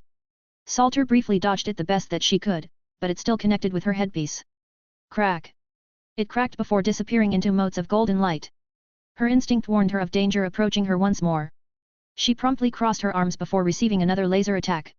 It is more intense than the first one, pushing her back for a few feet. Even so, she gathered some of that momentum to swing down her sword, blocking Kal'tit's rapier. The force behind that blow was seen through by Great Sage. It is simply detrimental to be pushed back at this stage, which is why she abandoned her rapier moments before it clashed with Salter's blade. Su. It was sent flying in the distance before stabbing the concrete sidewalk. With nothing left in her hand, Salter thought that she could regain her lost momentum. Immediately, she willed Excalibur to prepare for another mana blast. This time, however, it is no ordinary mana blast. Excalibur. Morgan. A tall pillar of black light emerged from her position. As Excalibur is pointed diagonally from the beginning, it coincided with a few high-rise buildings. This resulted in a hole being put into them. The top portion of those buildings soon fell to the ground. Bam. Rumble. Strangely, there's not one bit of human activity after that. You are currently inside a realm created by your ally, Shiro. The realm of mysteries. Kal'tit was surprised. She thought that Shiro could not utilize his power for a while, but it seems that he did so again. Altire's cooldown on being rejected by this world is not even over, so she could imagine the backlash that he might have suffered. Detected a familiar presence in the surroundings. Based on the previous records, your ally, Gokururi, is present. Bam. Bam. Sounds of air being pierced rang out. Two black objects seemingly exceeded the speed of sound as they headed for Salter. Adding to that the mysterious power that encased them, its impact became stronger every moment. Boom. In the end, the impact caused a huge pit to appear. It is more than 20 feet deep, with the surrounding street lamps and trees being affected by it. Su. Su. The daggers flew back in a single direction. Soon, they reached the hands of their owner. She is currently wrapped in slender black armor whilst being surrounded by black shadows. This made it hard to discover her true identity. You can find the secrets behind the restoration force, Doctor. Leave this to me. No. Kal'tit replied. I can do it while fighting. Why? Buzz. The familiar blue pixels reappeared in their sight once more. The same thing occurred every time their most troublesome enemy appeared. Fortunately, she did not appear. Click. Buzz. Something akin to a lock was broken at this moment. Then followed another unlocking sound. In total, it happened 4 times. Lock? This is bad. Vast darkness spread out from Kuroniko's shadow. This expanse soon became the land of shadows. Each of the elites that she had defeated appeared in the form of shadows once more pledging their undying loyalty towards their monarch. Excalibur has 13 seals imposed by the planet. Every one of those needs to be unlocked in varying conditions and in turn increases its mana output at the same time. Upon hearing Kuroniko's words, Kal'tit swiftly realized what was going on. Simply put, the fight is going to be harder. Moments later, Salter's figure rose from the crater. Some of her plate armor has cracks in it. Yet, the pressure coming from her only became stronger. The mana enhancement attribute of her sword became stronger. A despicable assassin intervened in the duel. Say that to your boss who gave you unreasonable power UPS. Kuroniko retorted. Boss? You might be mistaken about something. The invisible air on her Excalibur disappeared, revealing the black blade which emitted an ominous aura. Just by existing, it distorted the space around it. If not for Shiro's concealment, Tokyo would have suffered a great disaster. We are merely working together. Temporarily. Salter said. To erase all evils in this world, that is. Kuroniko sported a dumbfounded expression inside her helmet after it.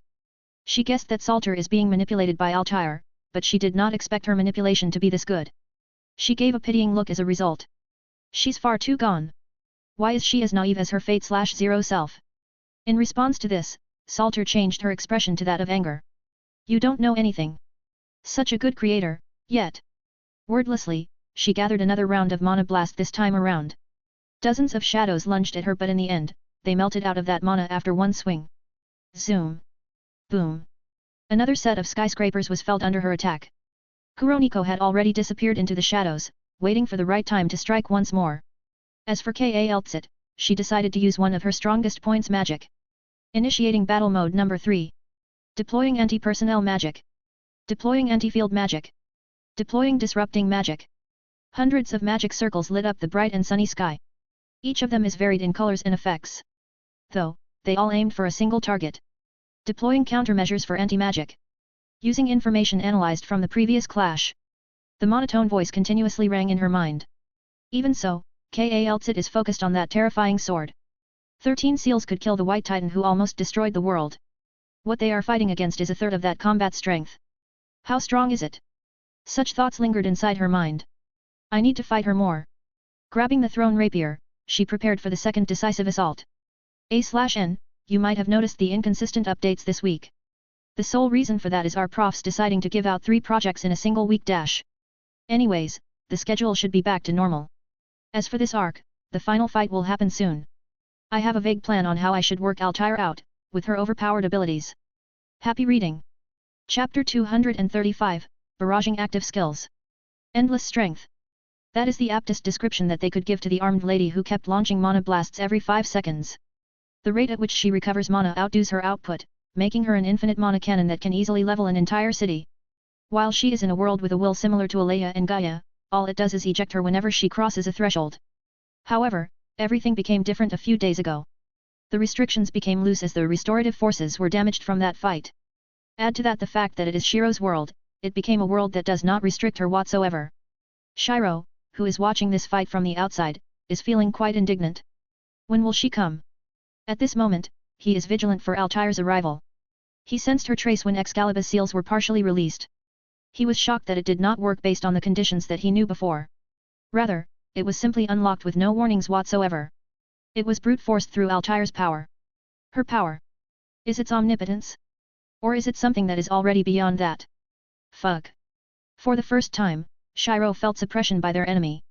This wasn't the same as that over-leveled enemy like the incubators last time. It stems from the fact that this is the first time that he's facing a possible enemy. Even at his peak, these are not common.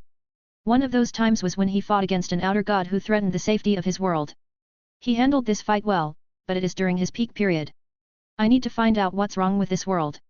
In the end, he decided to put most of his energy towards the anomaly of this world. Seeing formidable characters in a single world isn't something that he expected to see after accepting this mission, but it shows the need to learn more about their enemies. No wonder we were warned that this mission will pose great danger. While he focused on maintaining his realm while not being caught by others, the battle inside ensued. Bam! Rumble! Mirror Tokyo's current state can be said to be pathetic. It is entirely leveled by dozens of mana blasts that came from Salter's Excalibur. Kuroniko's shadows kept decreasing while Kaltsit and Mon3TR is becoming worn out. Turns out, releasing 4 seals has an effect that far surpassed their expectations. Overall, it increased Salter's combat power by a few dozen times. Her sword, Excalibur, is a holy sword that focuses on enhancing mana. It is all about the compression of mana. Meanwhile, she has Avalon to keep her safe. Thus, the stalemate. This fallen knight. She's formidable. Kuroniko utilized her ruler's authority to manipulate Salter's surroundings before pushing her down with it. As it does not use mana, it bypasses magic resistance.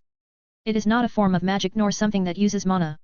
It is more of an authority, just like its name. Instantly, she opened a portal towards her shadow and appeared behind Salter. Dagger Rush Dash. Mutilation Dash. Quicksilver Dash. She activated more than a dozen of skills, both from her inheritance and in Krad, and used them all on Salter. The sheer power that they had distorted the space around her daggers. Salter, who noticed this belatedly, only has the time to use Excalibur to block before a flurry of dagger strikes flooded her. With more than 1,000 points to her agility, she's already comparable to an S-ranker in her inheritance's origin world. They have the power to destroy buildings with ease cities even. Add to that her skills, and her attacks became her strongest at this moment. Bam! Bam! Crack! Crack! Bam! Salter was sent flying as a result. Her plate armor is severely damaged, with most of them being reduced to golden particles. Sue! Suddenly, a rapier came at her. It stabbed her right shoulder, piercing through her damaged armor. Clang! She dropped the holy sword in her hand before staggering backward. It is evident that she was surprised at the turn of events. No matter how she thought of it, she did not expect Kuroniko to burst out of power that exceeds her normal state by dozens. In fact, Salter estimated both Kaltsit's and Kuroniko's strengths as they fought. Ironically, this judgment brought her defeat instead. You. Blue pixels surrounded her before taking her away. Excalibur wasn't spared as it disappeared in its place, too. Also, the place started crumbling down. A strong force suddenly pierced through Shiro's realm of mysteries, making it unstable for a second. That second is all that's needed to disrupt its existence. With his power detected by the world will, restorative forces will push it out from this world.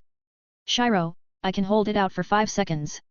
Seeing this, the two girls swiftly did their post-battle actions. Cleanse dash. Restore dash. Kalzit cast these spells on both of them, removing any traces of the fight just now. Thank you. MN. Kalzit nodded. I will report this battle to the others. Go with Shiro for now. Alright. Having decided on their next movements, the illusory world crumbled down. Tokyo. It's been a while. Tuka recalled her moments as a chef back then. She had only started back then, which is why she worked hard to meet the quality threshold of each dish. Not once did she take them any lightly, for she is Rika's sole support when their father died. While they might have lived more easily if they relied more on their grandparents, Tuka refused to do so. She's not the type of person to irresponsibly rely on others. I can already work on my own. She thought that she already has the capabilities to sustain themselves, which is why she trod the path of a professional chef. A few years later, she's already known in Tokyo, Chiba, and Kyoto. Though, she did not expect the intrusion of chat group in her daily life. There, she met many interesting people, each with a strong resolve. Most of them have the responsibility of an entire world to themselves while others are fighting to protect others or reach their simple goals. Romani has to protect humanity from extinction. Kalzit worked for 10,000 years to preserve her world's order. Madoka is responsible for ridding the suffering of all the magical girls in her world. Shinji is working hard to be a better person than his original self. Kuroniko resolved to keep moving forward despite the cruel circumstances that she was exposed to in the chat group. Cardinal dreamed to experience the life of a human and see all the colors it has to offer. Shino overcame her previous inner struggles and is now working hard to become stronger as a person. Lelich is fighting for the liberation of an entire country, nay, the entire world. Seal is working hard to resolve the external invaders that threaten the balance of an entire world. Hajin is finding every possible way to go back to his home, to his loved ones. Shiro sacrificed himself once for the sake of many worlds. Looking back at it, everything has been a nice journey. Somehow, she understood that the chat group chose such people to be its members. Each one of them is strong in their own way. There's also that girl. Ghostly Girl. That is her nickname in the chat group. Strangely enough, she did not give her real name during their meeting. The others respected her privacy too, which is why they did not pursue it. If Tuka were to be asked, that girl is the incarnation of the sun. Her personality is as bright as the sun, capable of pushing back any negativities in their minds. Her tone, words, and expressions, they all point out that she is a bright girl. However, Tuka felt it is not everything. Her intuition is simply pointing out that there is more to her. The people with the brightest smiles are the ones who suffer the most. Chapter 236, A Miracle. Shaking those thoughts away, she began thinking about how to have fun with Tokyo. She is currently free as a creator in this world in the dark, so she does not have anything to do. She does not have any pending work or any schedules since she just finished one a few weeks ago. Just as she was thinking about this, she saw a disturbing phenomenon in the sky. Buzz. A glitch effect was seen by her in the sky. Moments later, what was revealed is a huge humanoid mecha that roughly has the size of Shiro's Exia. It is black-red, possessing a flight ability, and can access a special type of magic. Tuka saw the mecha pause in the sky. It elicited the attention of some people around her before they, as expected, took out their phones and started to record it. Another trouble has come. Yes. I understand. Meteora ended the call while carrying her usual expressionless face. This made it seem that she heard something trivial just now, when in fact it is not. There are two big news tonight. Silesia was suddenly interrupted from watching the television by Meteora's words. Kalzit-san was attacked just now. There are also three new creations that appeared in this world.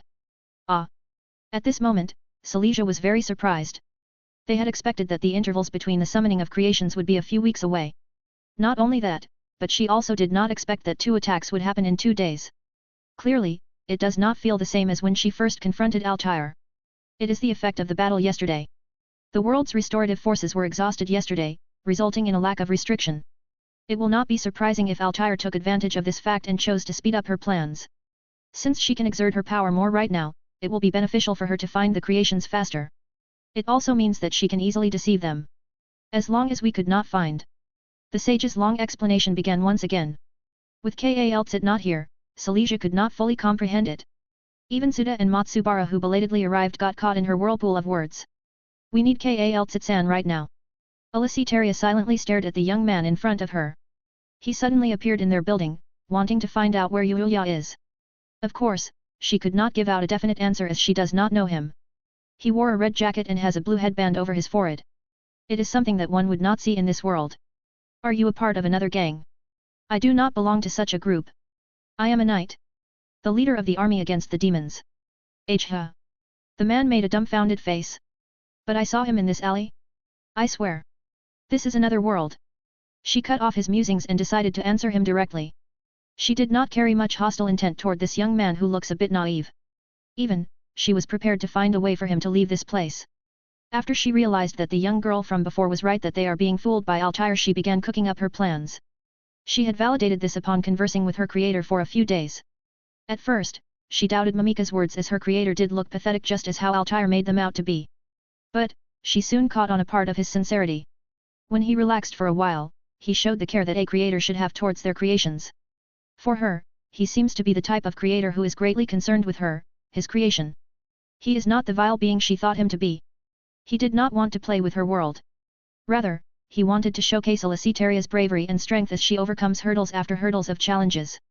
His work is to show that an insurmountable enemy can be overcome with a strong will. This is what he had wanted to tell himself when he is weak. You have come to the wrong place. She was about to say these words when the person that she does not want to see the most appeared. Hey Xiao. You have come. Who are you? The young man, Xiao, swiftly took out his nunchucks before turning them into a straight staff. A figure gradually appeared behind him. It is metallic and thin, riding on top of what is presumed to be a horse. A silver rapier is in its hands. Fret not. I am not your enemy. You wanted to meet Morokuji Yuya, no? The military girl, Altair, inquired. Yuya. Where is he? Calm down. He is merely on the other side, in the city known as Tokyo. He has some comrades. I am not sure if storming in alone will be the right choice. What do you think? Xiao wordlessly put away his weapon and his partner, bared. What do you want? Allegiance. You will be my ally in reforming this vile world. After this, Xiao weighed his choices. Throughout his life, he chose the good. Even when his best friend, Yuya, had betrayed him, he still has his moral compass. He would not hesitate to save someone so that they won't end up in the same dilemma as him. However, he is entangled at this moment. The killer of his best friend and younger sister over his moral compass. The source of vengeance that he has had all these years. It wouldn't be an understatement that he is looking forward to delivering Yuya his justice. All the pain, sorrow, anguish, and rage that he felt at that time, he would lash them out at him. It would not be surprising to see Yuya's death in his hands. Allegiance? Is this the only thing that you want? If so. Xiao made a resolute look. I'm in. Hearing this, Altair has a triumphant look on her face. It shows that everything is going as she had planned. Welcome. She left these words before leaving. She shows a superficial attitude to these creations in front of her. They are all people that are ought to be used for the sake of her goal. While she treated one of them genuinely, she would fight him if needed. As she strolled into the darkness, a black phantom manifested on her back. Its features were not recognizable, but its familiar voice is pleasant to Altair's ears. It would not be long. That time would come. The time to cleanse the world of its filth. It said. It is. Carry out our wishes, Altair. I will. Due to the phantom's limited strength, it disappeared into the darkness once more. Yet, its words continuously lingered in her mind. Then, she recalled those memories. The happy memories that she saw. The sad memories that she saw. The despairing memories that she saw. All of these replayed in her mind. The main reason why she fought this empty battle was embedded in her mind. After all, she saw all of her creator's memories from her perspective. She experienced her joys and sorrows, which is why it is not wrong to call her an alter ego at this rate. Though, she is one born out of the despairing feelings that her creator, Setsuna Shimazaki, had in her later days. That miracle. I will make it come true. Chapter 237, Smoldered Past. Tap. Tap. Tap. Shiro was lost in his thoughts after digging further into the internet. It has been a few days since Salter's attack and no more creation had caused a mess since then. The government's side is still in the process of planning as per Meteora's plan. They are arranging every possible schedule and contacting every single person involved with the creation of the said creations. He can still rest easy as it isn't starting yet. Though, he is still preoccupied with his investigations regarding Altair. To be more exact, to the people involved in her creation. That's right, people. Aside from the name in the teaser, Shimazaki Setsuna, there is someone else behind her, or so he guessed. With some digging in forum channels and other fan creation websites, he found out the brief history of Setsuna Shimazaki. She started as an artist in Pixiv before her talent was noticed by others. They shared her works and fan art throughout social media, garnering fame not long after. Her works had visibly improved since then. She was also invited to work in several official light novels. She grew up to the point that she was supposed to work in an official anime. She was to be responsible for the character designs and coloring. However, the rumors about her began. It all started from when she published the music video, World Etude. She was accused of plagiarism when her original character, Altair, looks similar to a character from Eternal Wars Megalosphere. Strangely enough, that post became famous enough that the impression of the common people to her became negative. Setsuna tried clarifying it that it is a kind of accidental plagiarism. She posted that she does not intentionally search for other characters to not ruin her creativity. Yet, all of these fell on deaf ears. Then, the creator of Eternal Wars Megalosphere came forward and said that Shimazaki Setsuna had not stolen any characters from his work along with a post that tells them to stop harassing her. Still, this did not make them stop. Even, there are more nasty rumors that sprang up. Things such as selling her body to that creator or having someone powerful behind her became famous. Surprisingly, he found more instances pointing out the rumor of someone being powerful behind her real. Setsuna's smooth sailing journey to the peak of the animation industry could not be explained otherwise. That industry is especially strict towards people. They tend to require more recognition to be a part of an anime project. They have to work for hours just so they can maintain their current standing. This is the sad truth about the professional side of Japan. A drama from 2 years ago. Shiro did not expect Altair's motives to be from this. If she knew that her creator was wronged, she would have a reason to destroy this world. Shimazaki disappeared on the internet, 2.5 years ago. He mumbled. I can imagine what she must have gone through. It is possible that she is dead, too. In the end, Shiro shook his head as he thought of the nasty behavior that the select few has. In his life as the commander, there was no lack of officials trying to take advantage of either him or the KANSENs. These ship girls can flatter an entire city on the shore, after all. They are a real war changer that would tilt the balance to their side. They also got rid of the ship's weakness, which is their low mobility. In other words, they are walking missile launchers. Beeb. Kuroniko, Shiro, you need to come here. Fast. Kaltsit, Mizushino Suda became our lead. He personally knew Altair and her creator, Setsuna.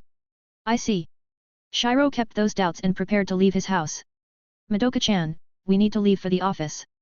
I understand, sensei. Of course, he did not leave Madoka alone. He is still weary of their enemies in this world, especially Altair and Magani. These two are the ones that he watches over the most.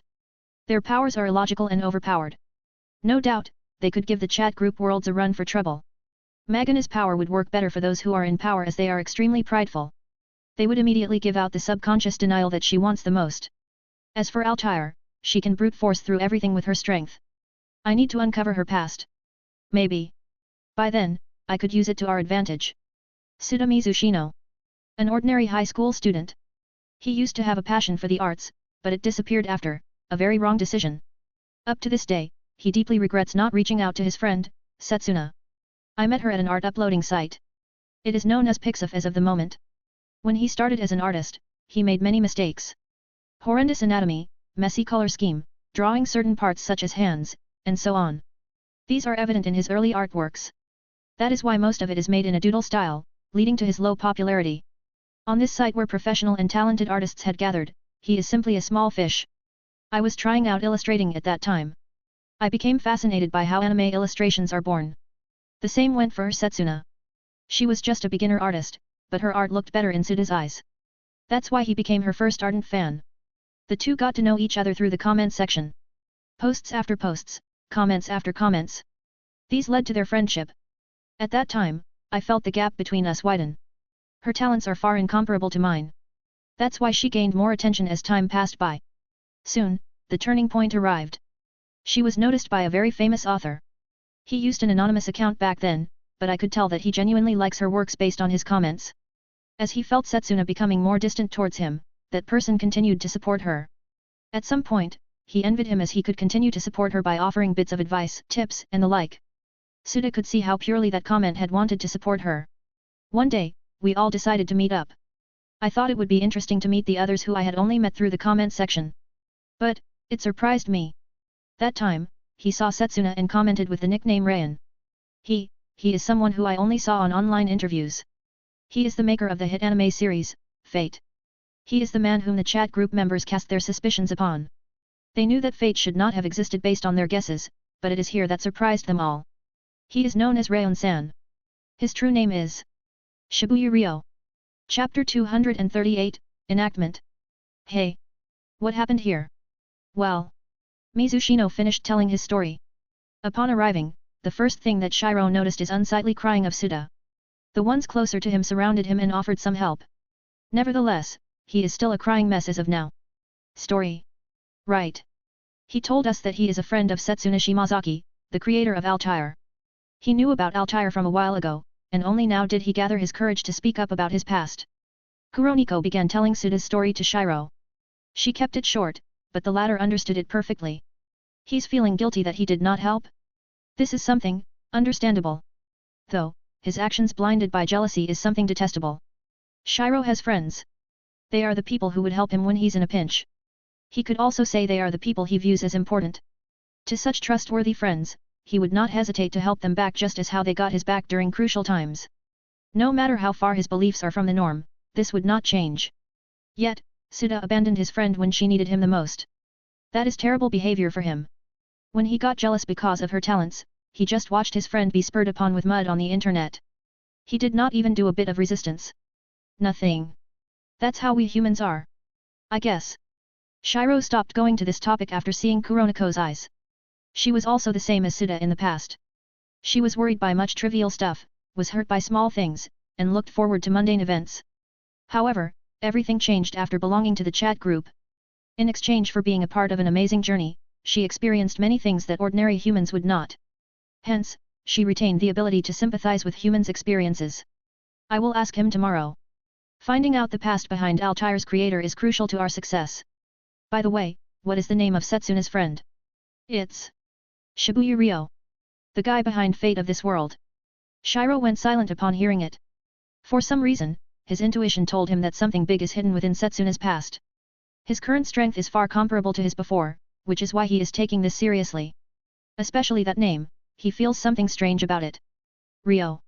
I see. Thanks, Kuroniko. No problem. Did you realize something just now? Nope. Nothing. But, I thought of a funny coincidence. Shibuya Ryo. The man behind the successful Fate series. A creator with unimaginable talent. Each of his works is far apart in genre, but he manages to make a masterpiece every time. He is a very popular person in the anime industry. Perhaps, nobody had ever heard of his name at some point. While he only makes an appearance on national television sometimes, it is because he refuses to visit shows that often. He would rather create something new at that duration. Ryo. In front of an unnamed tomb, Altair stood still. It is the tomb of the man to who she and the creator were attached the most.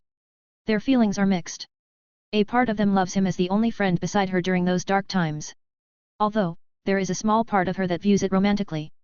Such is what Shimazaki Setsuna felt when she was alive. Make no mistake, she is still alive right now, just in a different form. They are fine when that wave of hate was directed at her. They are fine when they are pressured by the growing responsibilities that they shared. They are the finest when those small days lasted. Unfortunately, happiness does not last forever. It only happens in fairy tales, not in real life. Why? I want to fulfill her wishes, but I can't. Not after all of those memories that you've shown me through Setsuna. Mixed feelings of anger, sorrow, and self-loathing were heard in her voice. If Blitz is here, he would have comforted her. He thought of Altair as even more tragic than his daughter who suffered an unjust death, one that was made to save the world. Altair is someone without anything. She has no story. She has no own ideals. She has no dreams. She has nothing. All that she has right now are borrowed from her creator, Setsuna. By seeing the world through her creator's eyes, her current view of the world was made. Her powers did not come from her, too.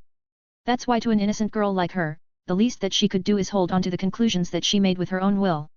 Shibuya Ryo is the only person who held on to them until the end. Even when he... What should I do now? Confusion clouded her mind. A side of her wanted to fulfill her creator's wishes. On the other hand, the memories that she saw made her hesitate. If things are really like that, would he hate her if she had done it? Ironically, the one who pushed her to this dilemma is her creator, rather, her creator's remnants. She is alive in a sense, but Altair is aware that she is not Setsuna, but someone made from her emotions. A cache from the original memory. I will fulfill her wishes, but can't I fulfill mine too? Her words fell into a pit of an abyss. It is destined that there would not be a response given back to her. How could a dead man console her? Helplessly, she sat down on the ground. Inside the system space, the previous piece was broken with a series of alerts. Coming in contact with the S-point. Confirmed contact. Initiating the designated protocols. Assigning missions. Scheduled. Safety check. Done. Statistics are in match with the predictions. Unbeknownst to everyone, a millennia-long plan is about to be enacted, one that is made by the wise man of a certain world. Even he did not predict what it would cause. Only. It will surely serve as a cause for a purpose. Chapter 239, Crucial Node. Hey! I know you're already awake. Shiro muttered to the bracelet on his arm. I will be intruding anyways. He delicately created an entrance to the space inside his tail gear using his authorities. He had done so in a stealthy way, allowing him to not alert the world of this anomaly.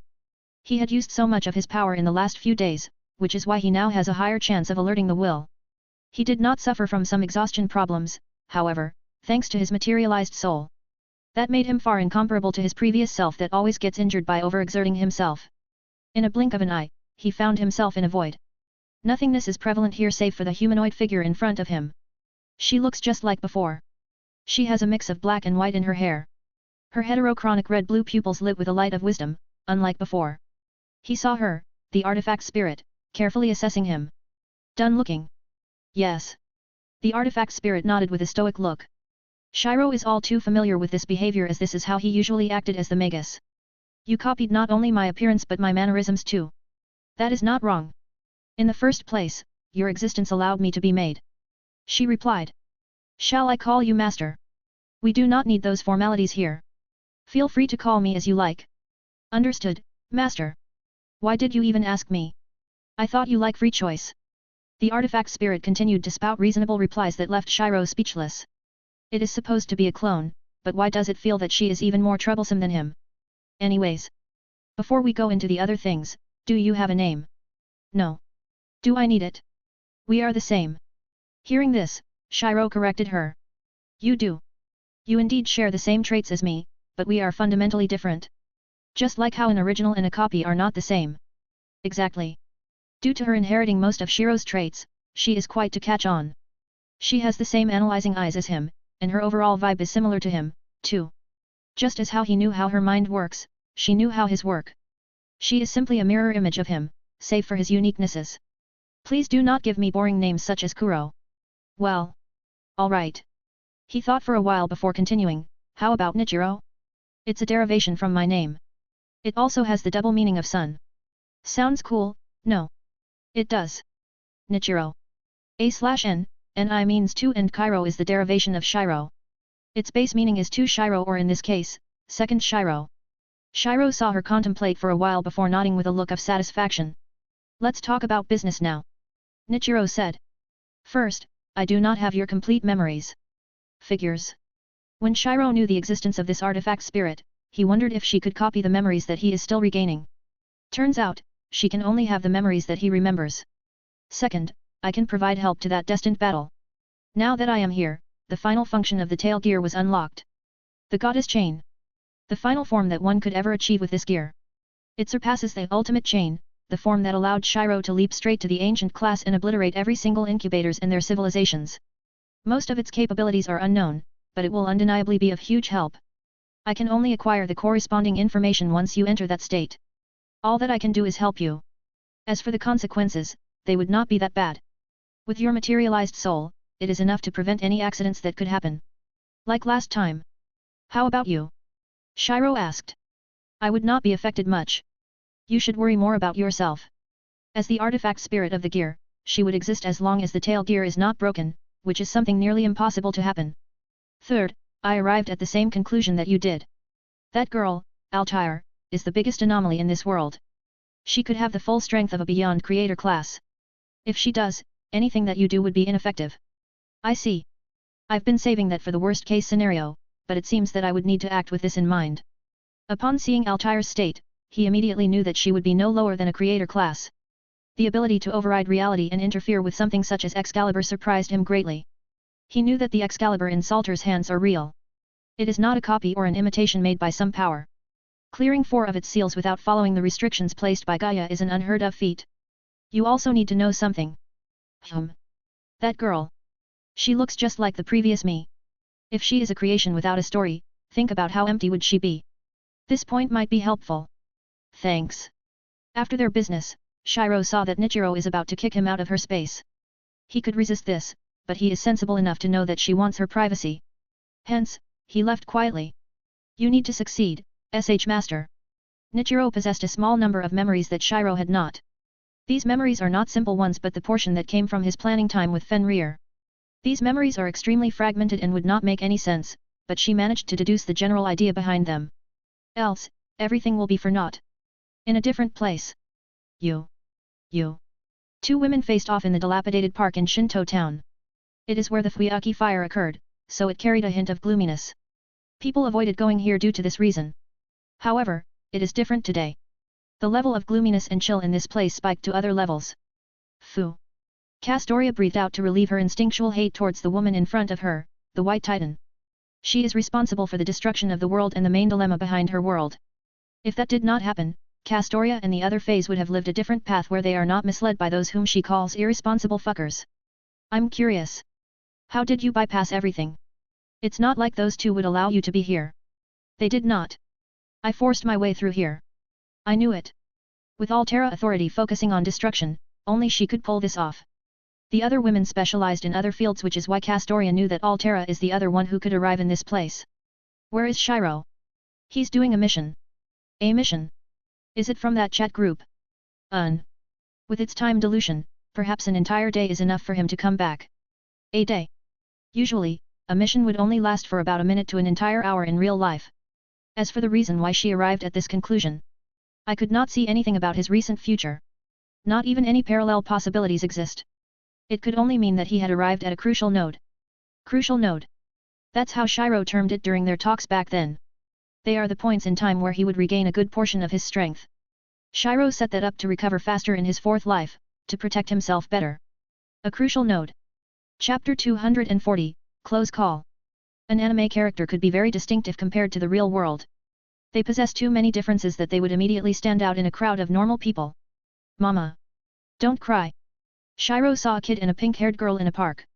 The latter seems to have been cosplaying since she's currently wearing a unique school uniform. That, and her colored hair and pupils. Ah. He noticed some distinct points in her. For once, the girl's accent is different from any region in Japan. Its pitch accent is quite exaggerated and its tone is higher than normal. Kind of like how she's always cheerful. All right. I'll help you find your mother. Really? Another one. When fictional worlds can materialize into the real world, it isn't inevitable that some weird instances could happen. For example, seeing an Iraj game character is one. Fate/Zero was made to be a light novel first before an anime, hence the reason why they are speechless right now. Woo. The pink-haired girl from before kept blushing as she covered her face with her hands. She could not live with the thought of her intimate acts with her beloved being well known by strangers. Even, it is used as a material. Poor girl. Sensei, what world did she come from? Kuroniko and Madoka stood beside Shiro as they looked at the embarrassed girl who could not even have direct eye contact with them. Most of the males here are also reacting in strange ways, but they are uniformly embarrassed. If they had not used it, they had at least read through her story. Shiro patted Madoka's head and said, a strange world. Had. Strange, it is. As if you did not see them before. He replied. Shrugging, she said smugly, maybe. Anyways, the atmosphere sure is strange. When he regained his memories, which included his experiences with his wives. He is not similar to the single virgins that are in this room, hence why he could not relate with them. Will she join us in Elimination Chamber Fest? Kuroniko asked. Most definitely. Even if she is a normal character, revisions could work on her. Elimination Chamber Fest. The official name for the operation in which they would face was Altair. It involves the usage of a semi-fictional world dubbed Birdcage and the acceptance of the audience. The general gist of it is that they would make the audience think that Altair is a character to be defeated. With that, her previously overpowered character setting would be nullified, hence eliminating her and saving the world. A/N, the term semi-fictional applies to a world between the gaps of fiction and reality, the fictitious world and real world. The ham in the sandwich, if you may. Shiro, honestly, I am thankful that our allies are this competent. Seeing his message in the chat group, Kuroniko replied. Kuroniko, I concur. Swoosh. A huge humanoid mech is gradually patrolling the airspace of Tokyo. This is a form of reconnaissance that Ken Woya is very familiar with. When the enemy strikes, he would report the situation to the others. After all, they could not have any troubles when it's only a few days away from Elimination Chamber Fest. The staff has been doing all the preparations for the first ACK event to be sponsored by the government. The necessary side stories were also published. The foreshadowing was also set up, which is being enthusiastically discussed by the fan base these days. All the speculations and theories on how Chamberfest would turn out to be are all over the internet. Munch. No matter how much I eat, this world's foods are so damn good. He muttered before taking the last bite out of his okonomiyaki. While he had tasted it before in his world, the okonomiyaki here is different. There are much more flavors hidden in it, making his experiences of eating novel. It is unlike his world where there is a limited amount of information there, thus it is lacking so many things such as the taste and aroma of foods, the texture of the flowers, the scent of the ocean breeze, and so on. His experiences are limited by what his creator put into words. As long as such things are not included in the setting, they won't be able to experience it. It is one of the cons as compared to this real world where everything is complete. Beep. Beep. Incoming unregistered machine. Type, unknown. Scanning specifications. Size, 19.7 meters. Estimated weight, 41.9–42.9 tons. Hey? Another creation. His thoughts were cut short by the notices that appeared all over his cockpit. It covered his usually transparent view of the outside world, dyeing it red. Notice. Notice. Notice. Incoming attack. Swiftly, Ken Woya's thoughts were connected to Jiga's Machina. He formed a reflector field that blocked the sudden beam attack. As it dissolved into the barrier, he saw the machine that caused it. A white mecha. It is far smaller than his Jiga's Machina, which has a height of nearly 66.4 meters, yet he could already feel its danger with the rifle that it is holding. The moment he met its eyes, red lines suddenly appeared all over the machine's body. It spread all over it before its horn split into two parts. It still has the green glow that its eyes have, but somehow, Ken Woya felt something strange with it. I want to rest. I want to rest. I didn't want this. This is my voice. Just as he was surprised, its speed increased sharply. It didn't take long until a beam saber came crashing down at him. Zoom. Ken Woya's combat intuition saved him from being incapacitated by a single strike. But, he currently faces another problem. BZZZT. The beam Vulcan that he briefly forgot was fired. He did not even have the time to defend himself as it pierced through Jiga's Machina's torso. Arg. Blood splattered down the cockpit from his mouth. He collapsed to the ground while holding his lower torso in pain. It hurts. Zoom. The dreaded beam saber came crashing down at its arm once more. Since Ken Woya is being assaulted by painful senses, he could not put up a defense against it. ZZZZ. The saber melted Jiga's Machina's right arm, making it detach from its torso. As a result, the huge arm fell from the sky. At the same time, the cockpit was greeted by Ken Woya's wail of agony. As if having his stomach pierced is not enough, he got the sensation of his right arm being torn off. Ka. Tears welled up in his eyes. The thought of giving up started to gradually take his mind. I'm dead. I lost that first confrontation. I'm damned. There's no saving it. I did my best. Gradually, he resigned to his fate. No. Everyone. Suddenly, he remembered the ones he needed to protect. Faces of his acquaintances back in his world popped up. That girl whom he likes but could not confess to, the stern commander who forced him into piloting Jiga's Machina, his friends who supported him battle after battle. He could not bear to lose them. In the first place, he wanted to save this world for the sake of them. No. Blood continued pouring down from his mouth. It stained his uniform and dyed the white floor red. It did not help that his surroundings are dimly lit by red light due to the alerts and notices. When he returned to reality, he immediately manipulated Jiga's Machina's left arm. It had only been 2 seconds after the seemingly long moment for him. Bam! A huge force was generated from it, knocking the mecha away from him. Using this moment, Ken Woya shakily stood up. He tried his best not to grip his right arm with his left as he needs it to defend himself. He gritted his teeth and resisted the urge to shout at this moment. If he does, he would lose all the focus and resolution that he managed to gather. Hoo! Hoo! Foo! He took in deep breaths before creating more distance between them. Since his energy tank wasn't depleted much, he has the advantage over long-ranged attacks. As long as he deploys the reflector field and does not get caught off guard, he believes that he has a chance of winning this. He saw the mecha place the rifle back to its hip. Then, it switched to the two beam sabers in its back. It left a trail of red particles as it tried to close the distance between them. Bam! Bzzzt. Bam! With each strike, Ken Moya managed to grasp the rhythm. He blocked the beam sabers using his force field.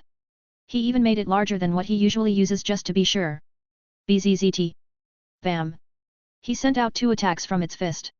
One of them is a shockwave that would force the mech away from him, while the latter is a beam attack that would damage it. Surprisingly, it let itself get knocked back by it. However, it soon placed the saber back in its back and grabbed the beam Vulcan once more. It started charging it with even more intensity than the first attack. This output. It's different. Ken Moya decided to display his reflector field's full power as a precaution. He watched as a dark sphere was formed by its rifle. Then, that black sphere was elongated after it attacked him. Buzz. His reflector field took the brunt of the attack. The black light was spread all over the sphere shield, effectively dispersing the energy within it.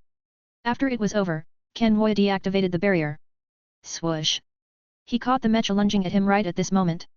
He was about to respond when... Bam! A white figure fell from where it was.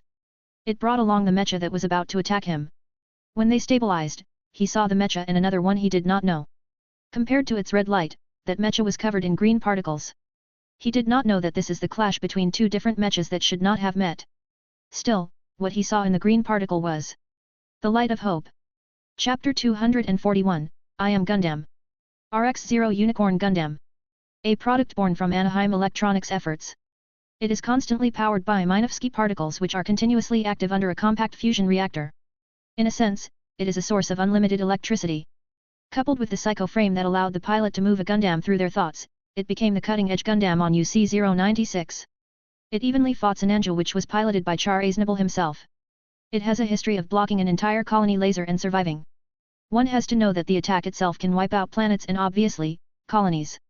On the other hand, Gundam Exia. While its performance is underwhelming compared to the Unicorn Gundam, its advanced form, GN00 can enter a very special state called Quantum Burst Mode. Simply put, it can let out an attacking output that would rival unicorns.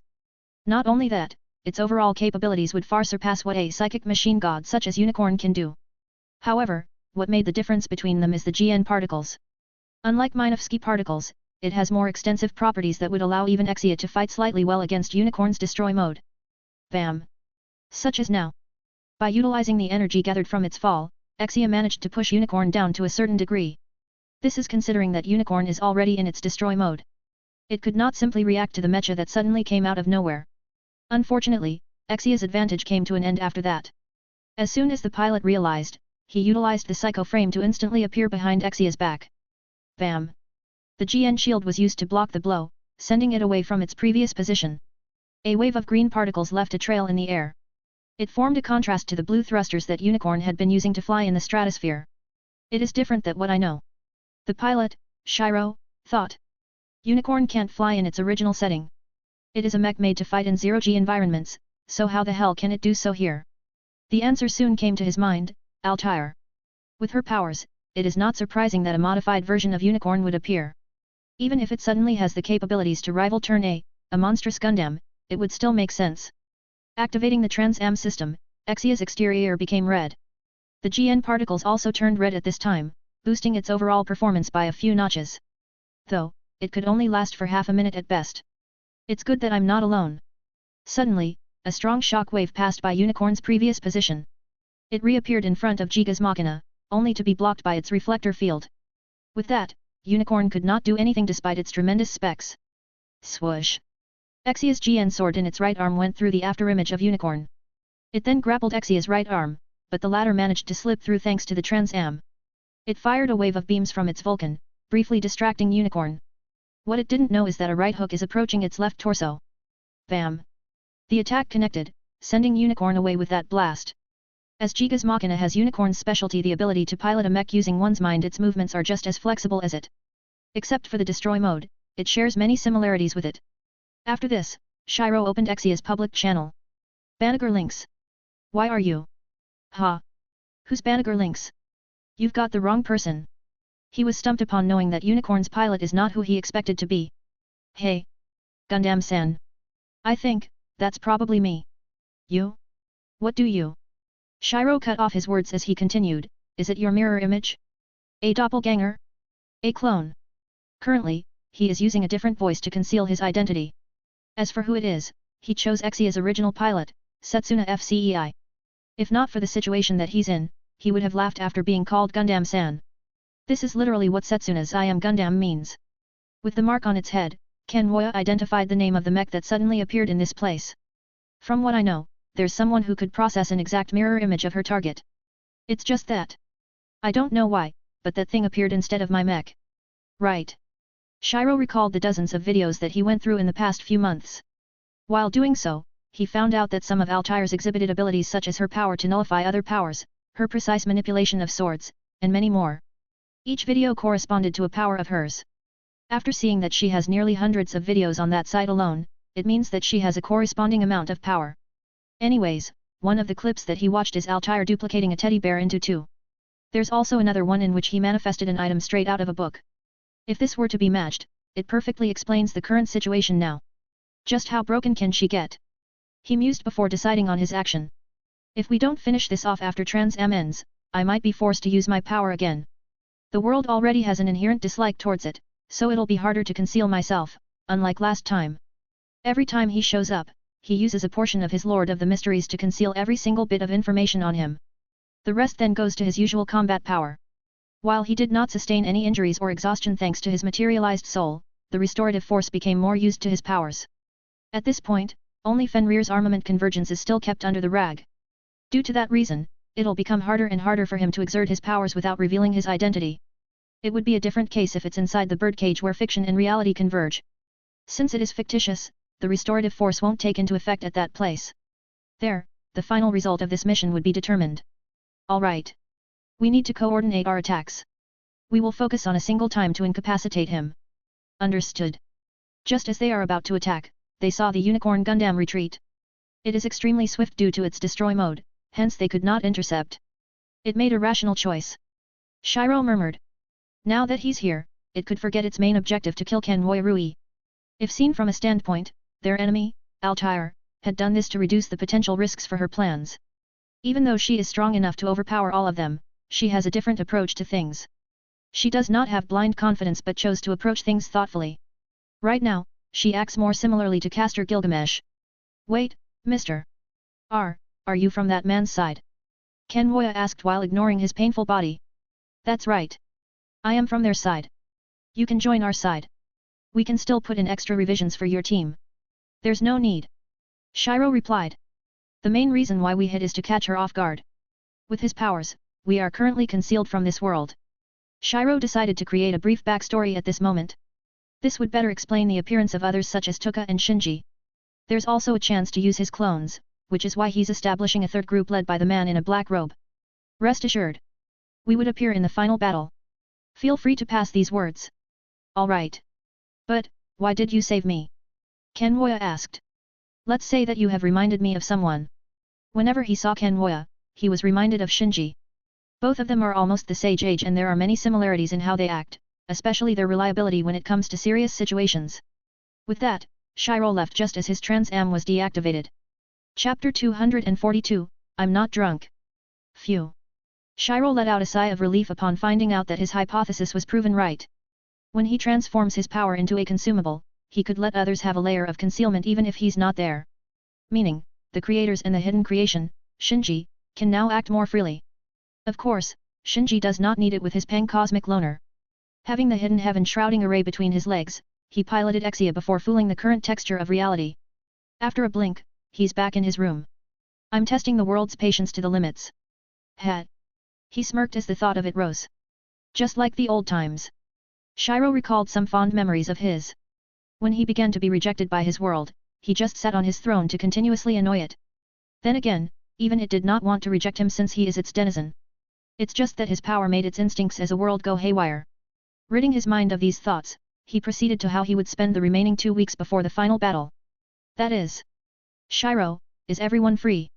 Tuka, let me guess. A chat group party. Shiro, touché. By hanging out with his friends. Kabukiko, Shinjuku. On a certain day a few months ago, a new legend was made: the Black Dragon, Kokuryu. He overwhelmed every Yakuza group, loan sharks and bad elements in the most dangerous street of Tokyo.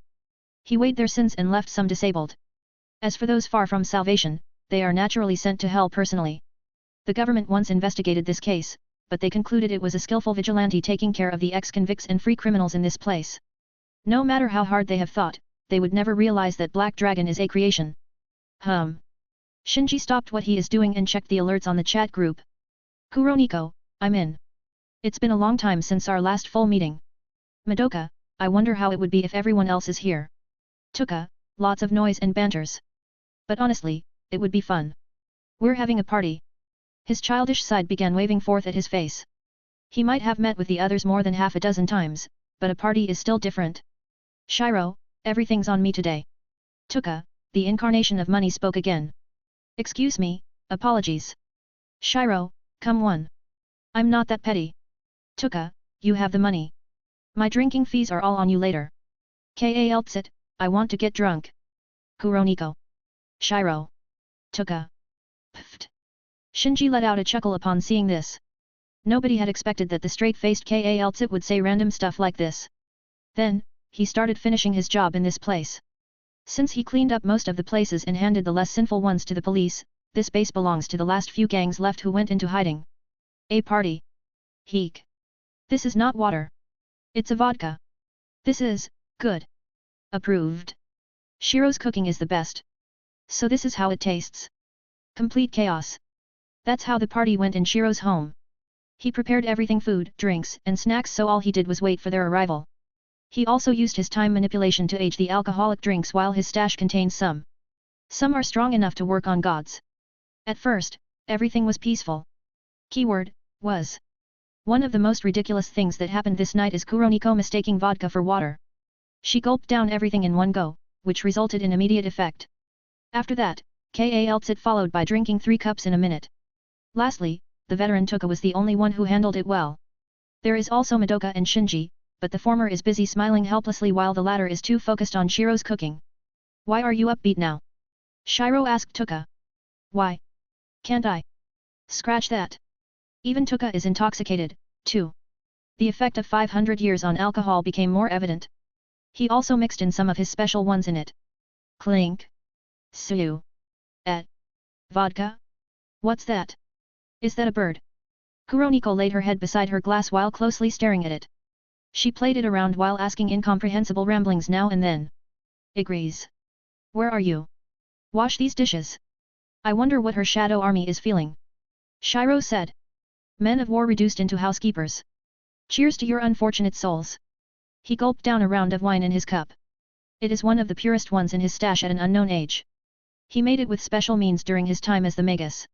He was not the type to be drunk, but his Fenrir side is completely different. The taste.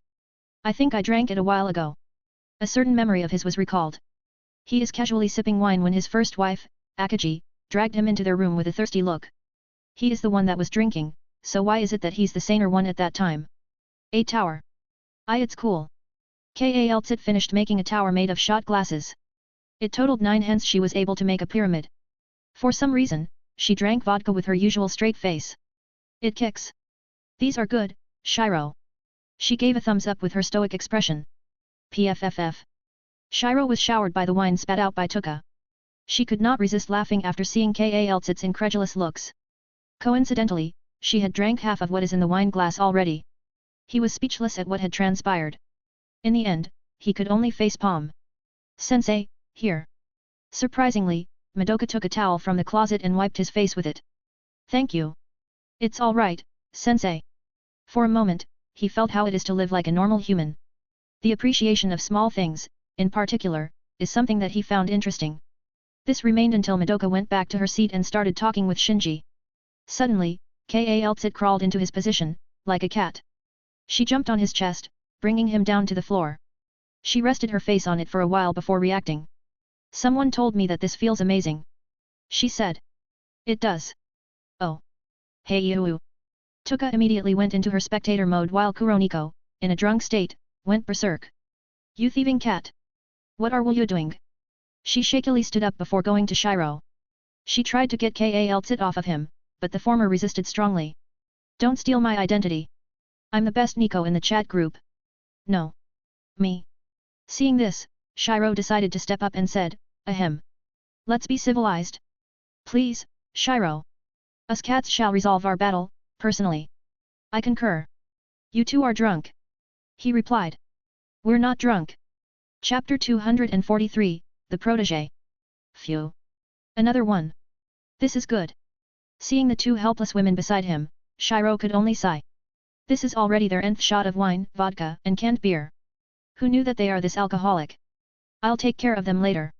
As expected of you. Tuka gave him a thumbs up. Still, aren't you feeling it? Hey? Not really. Nope. His relaxed nerves reassured him of his response. While he does not actively resist its influence, he is confident enough that his base alcohol resistance is good enough. Plop. Suddenly, Kuroniko collapsed to the ground.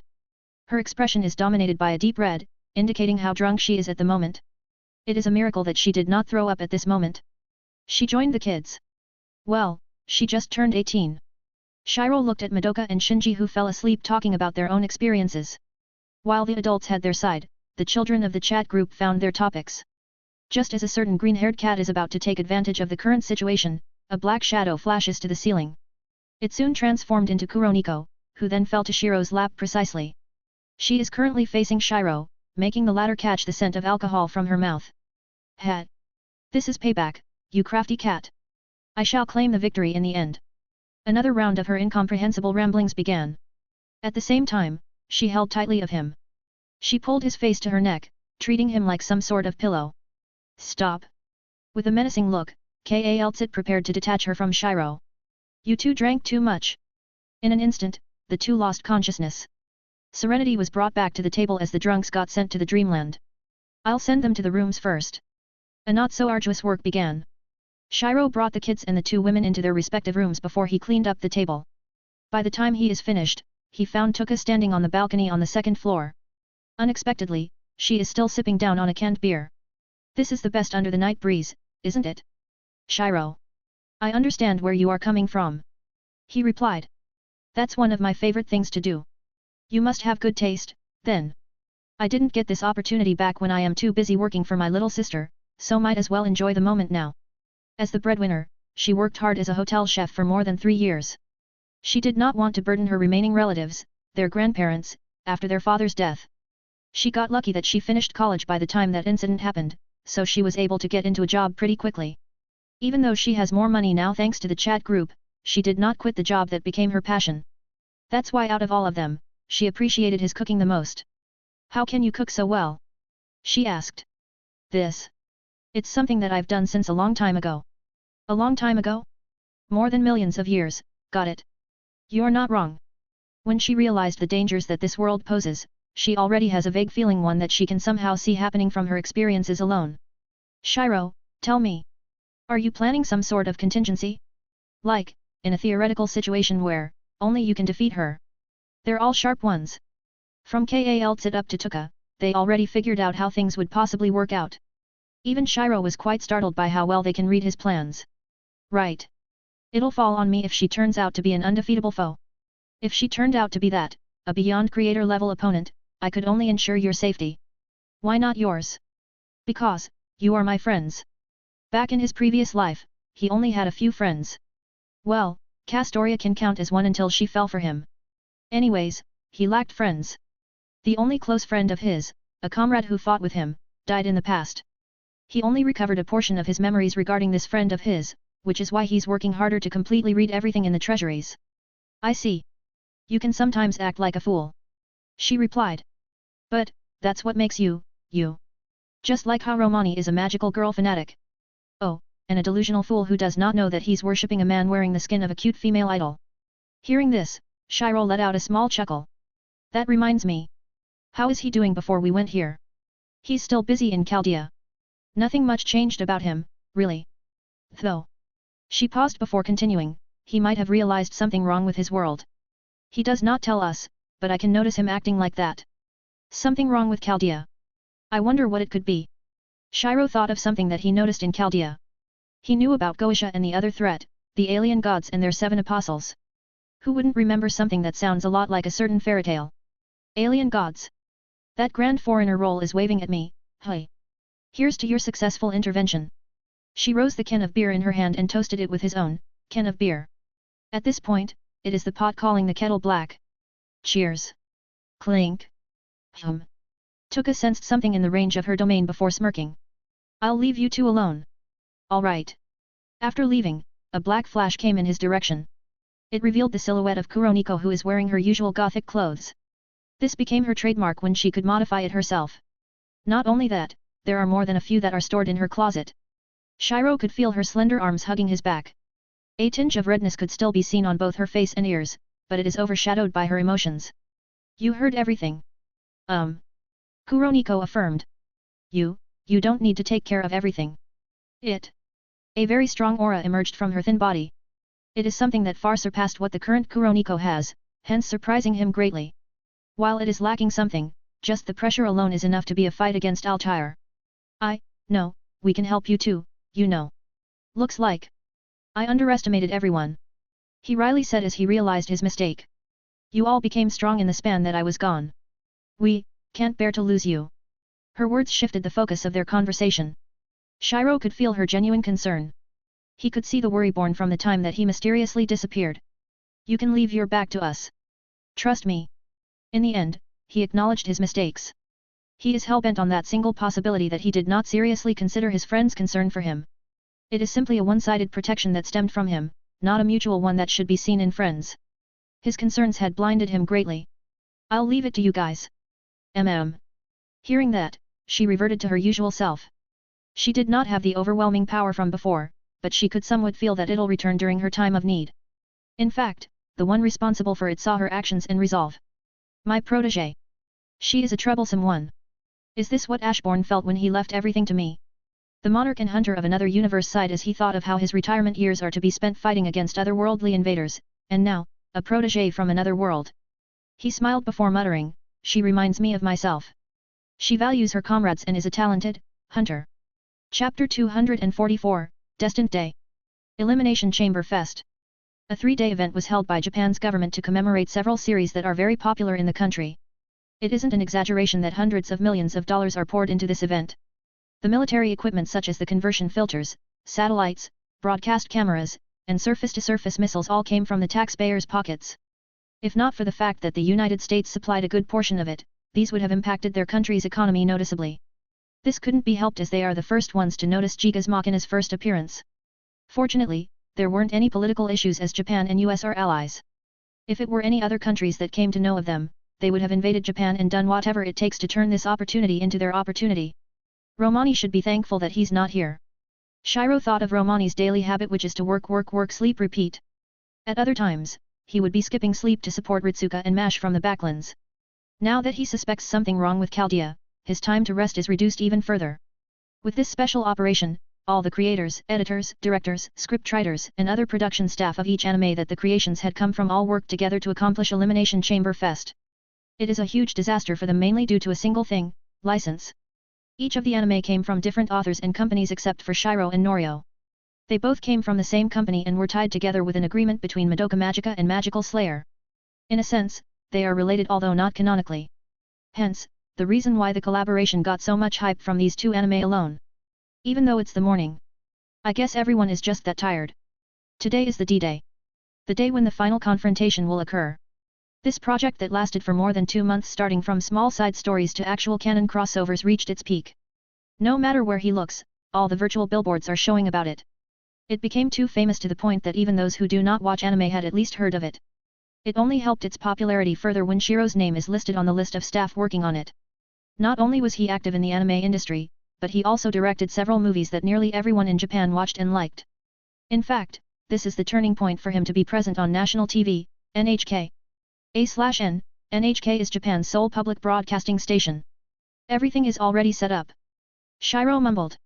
Hey! You still good? His words were directed towards his former apprentice, Norio. With his current appearance, he would be mistaken as a walking dead. While his eye bags are already worse, his red eyes worsened his overall looks. Ever since he got the inspiration on how he should go with Mamika's settings and all, he did not care about sleep anymore. To the current him, it is something that would only break through bottlenecks whenever he encounters one. Sleep is for the weak. Sleep is for the weak. You know what? You can go sleep in your room first. I'll take care of the rest. But... Fuku-sensei. Surprisingly, it brought him back to the realm of the living. We can't have you like this later tonight, can't we? Would you rather sleep than support Mimika? Why you rewrite? In the end, he was convinced to have a long sleep. Though, it is not only him but the entire crew. The creators worked so hard for these 2 months that their sleep schedule became a mess. Fortunately, things became a lot better when the general flow of this operation was decided. The creations didn't waste their time, too. They practiced with their new abilities so that they can use them properly during the final fight. For short, nearly everyone was dead tired except a few others, the chat group members. Even so, they took this opportunity to rest for that fight later in the evening. Only Shiro is the one who's left wandering the streets of Tokyo.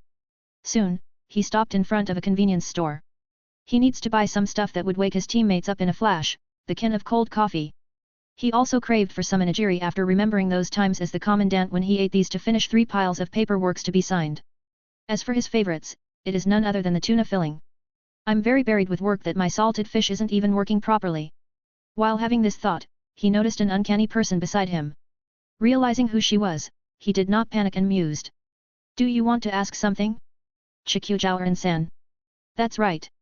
The person who appeared beside him is the elusive creation whom they could not catch, Magani. Oh. You are calmer than I thought. Panicking wouldn't do anything well, no? I would just die when you will it. Fair point. Anyways, I am wondering if you are confident with it. Our preparations. This huge operation that is widely spanned is made to defeat a single entity, Altair. Through the power of acceptance generated by the Watchers, they would be supported by the thought of the main characters will win against their adversaries. This power of rooting for Silesia and the rest leads to their victory. However, there is a flaw with this operation. Everyone is optimistic about it, which is why only Shiro could see that glaring hole upon looking at things deeply. Long story short, their success relies on several trump cards that each creator had placed in their crossover stories.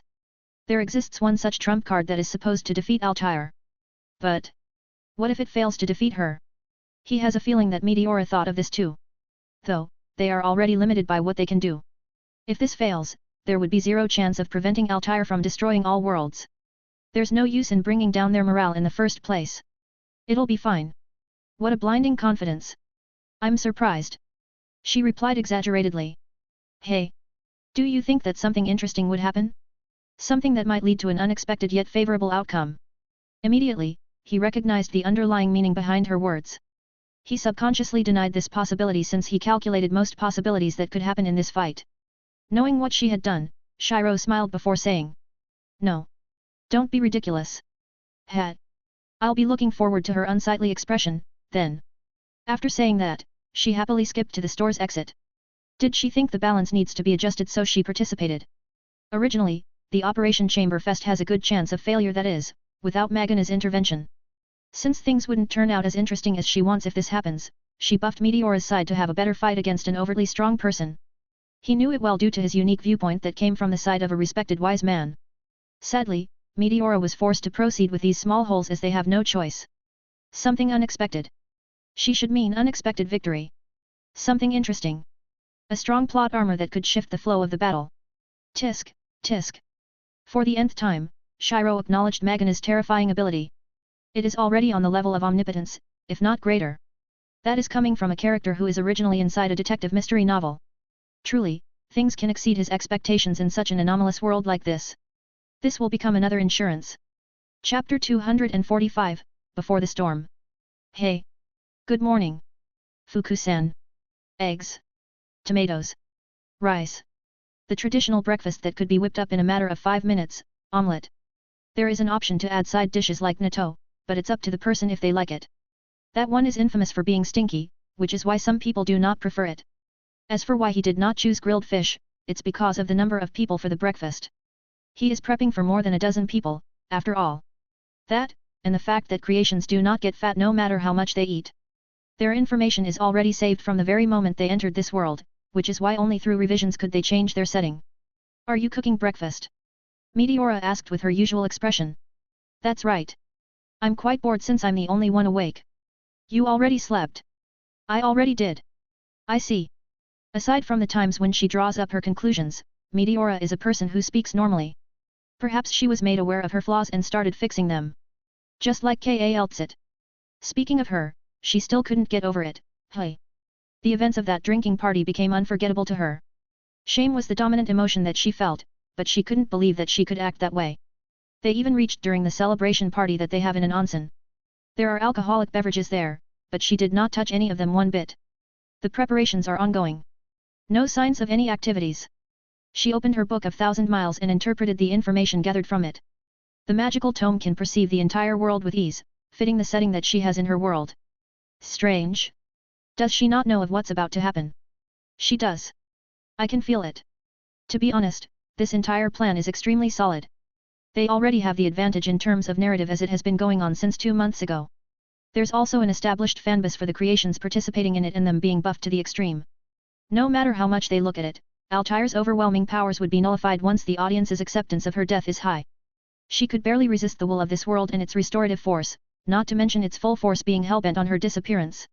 We will win, Meteora-san. He reassured the confounded sage. No. We shall win. If they don't win, everything would be reduced to oblivion. Thank you. To that, he merely smiled. The time to settle everything is imminent.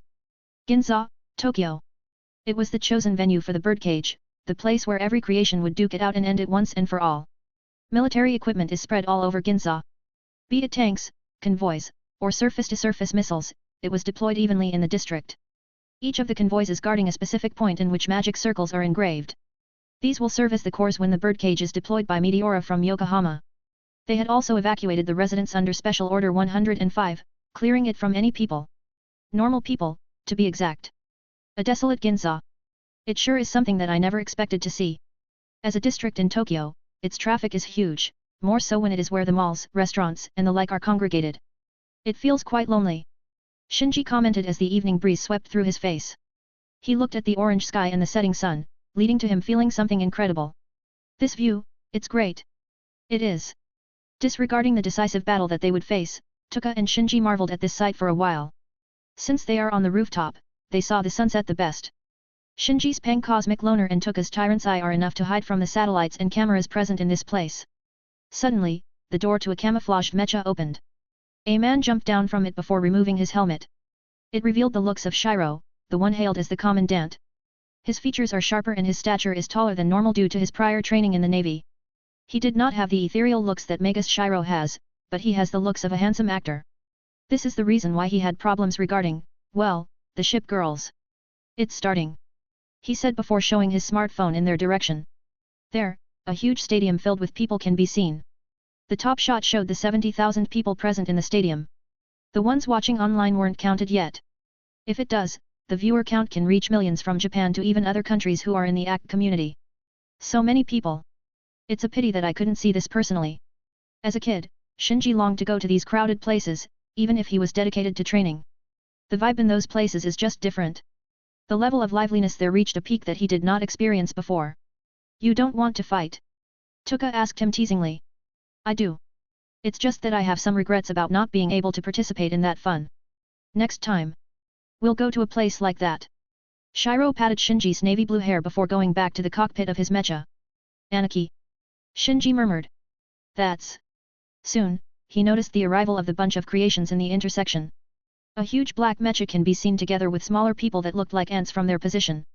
Surprisingly, a magic circle appeared on top of them, summoning forth another mecha of a smaller size. They even saw a staircase of frost being created all of a sudden. It's starting. Nissan Stadium, Yokohama. Blinding light emitted by the glow sticks held by people. Their loud synchronous cheers fill up the dome. It is a cacophony to most, but to others who got the rare chance to immerse into the complex information layers present in the real world, it is nothing short of an orchestra. The source of every world. The discharged circuit that was created by the human brain. It's beautiful. Hearing her low mumblings, Shiro jolted. This attitude of hers. This is the exact carbon copy of who he is back then, the inquisitive yet appreciative nature of the supreme Magus Shiro. Choosing to keep silent, he heard Kikuchihara speak. Are you ready, Meteora-san? Nodding, she entered the chamber that would act as the control panel of their stage. Intricate magic can be seen in the floating magic circles.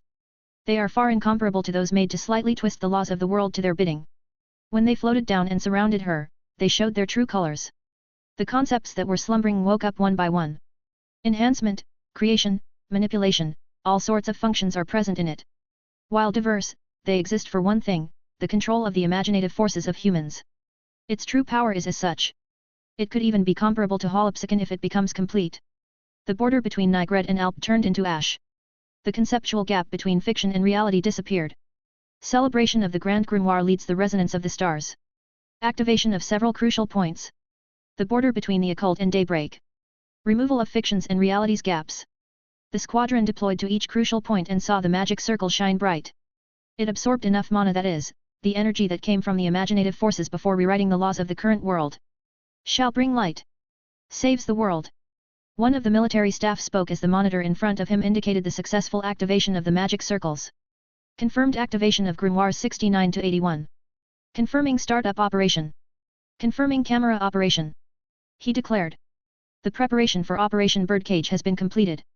Hearing this, Kikuchihara immediately sent an order to everyone in Ginza. Staff, stay where you are. Secure the grimoires until its activation. We will be monitoring the status. Understood. After that, Meteora decided to lay out the bait to attract Altair to their battlefield. On the day of the Heptameron, dust shall return to the giant tree. On the destined day, a new layer shrouds the real world. She continued her chants until a disturbance was detected.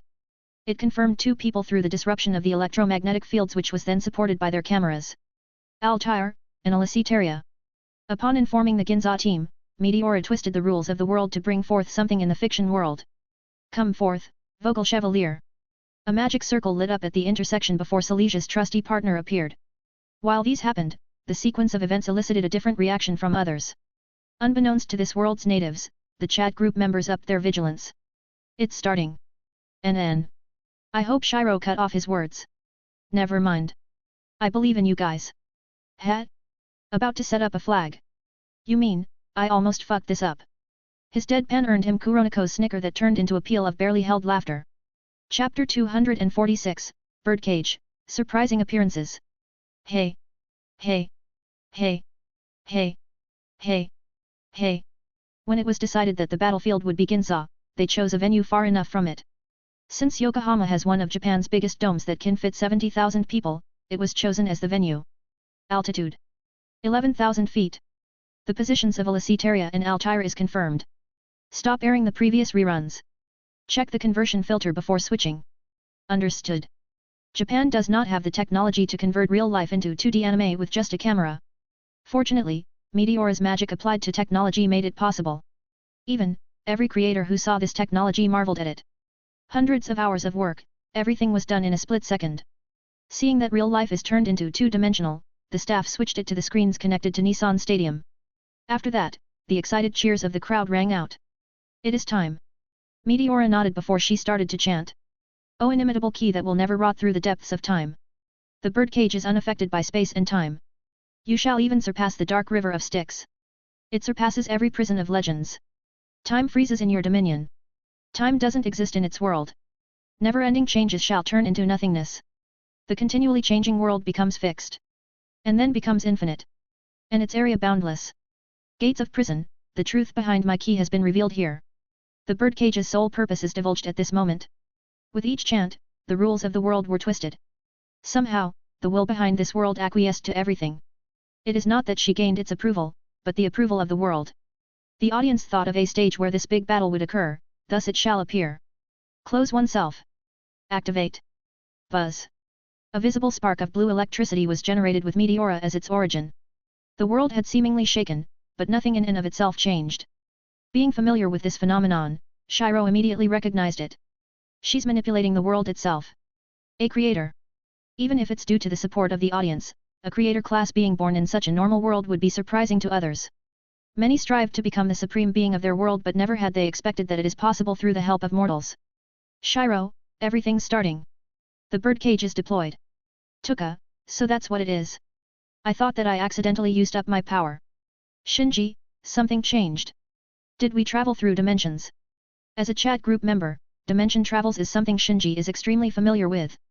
Albeit the fluctuations produced by Meteora's actions are extremely small, he could still notice such a change. Kuroniko, the enemies are sighted in that place. Remain vigilant, everyone. Kaltsit, the sun had fully set. An irrelevant comment was made by Kaltsit. Though, the ones inside the stadium couldn't see it personally.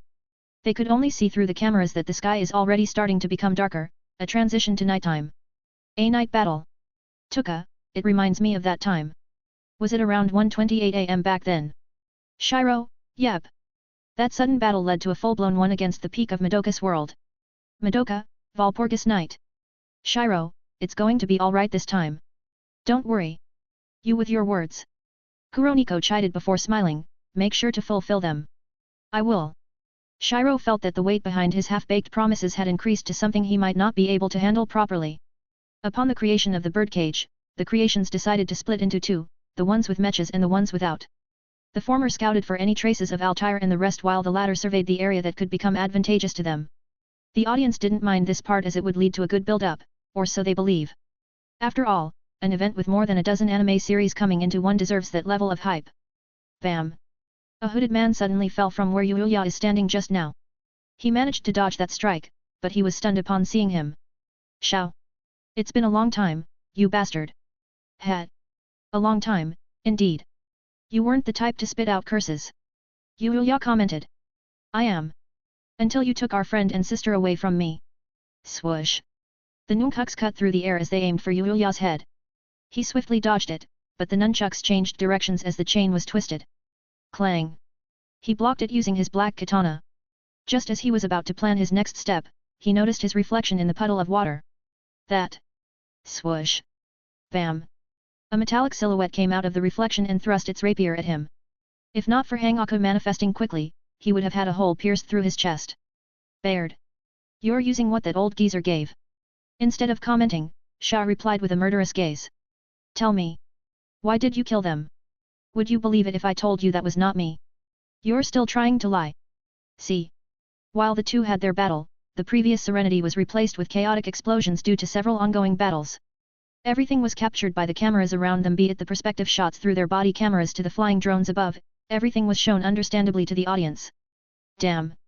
Alicetaria and Kenwoya fighting is the least I expected to see. No, no. That fight between the two brothers is something that I waited for since chapter 1.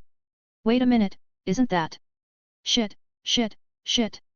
An anime that was created back in 2014 resurfaced in everybody's minds. It became a huge hit that its poster girl could be recognized by anyone inside this stadium. Her color scheme is different. But it's no doubt. Siba. Whoa. At this moment, the Nico Doctor and the expressionless King of Knights faced off once more. Our last fight went interrupted. It would be different this time, however. The latter proudly declared. To succeed, I need you to disappear. Our feeling is mutual, then. Kaltsit readied herself in the same stance as last time.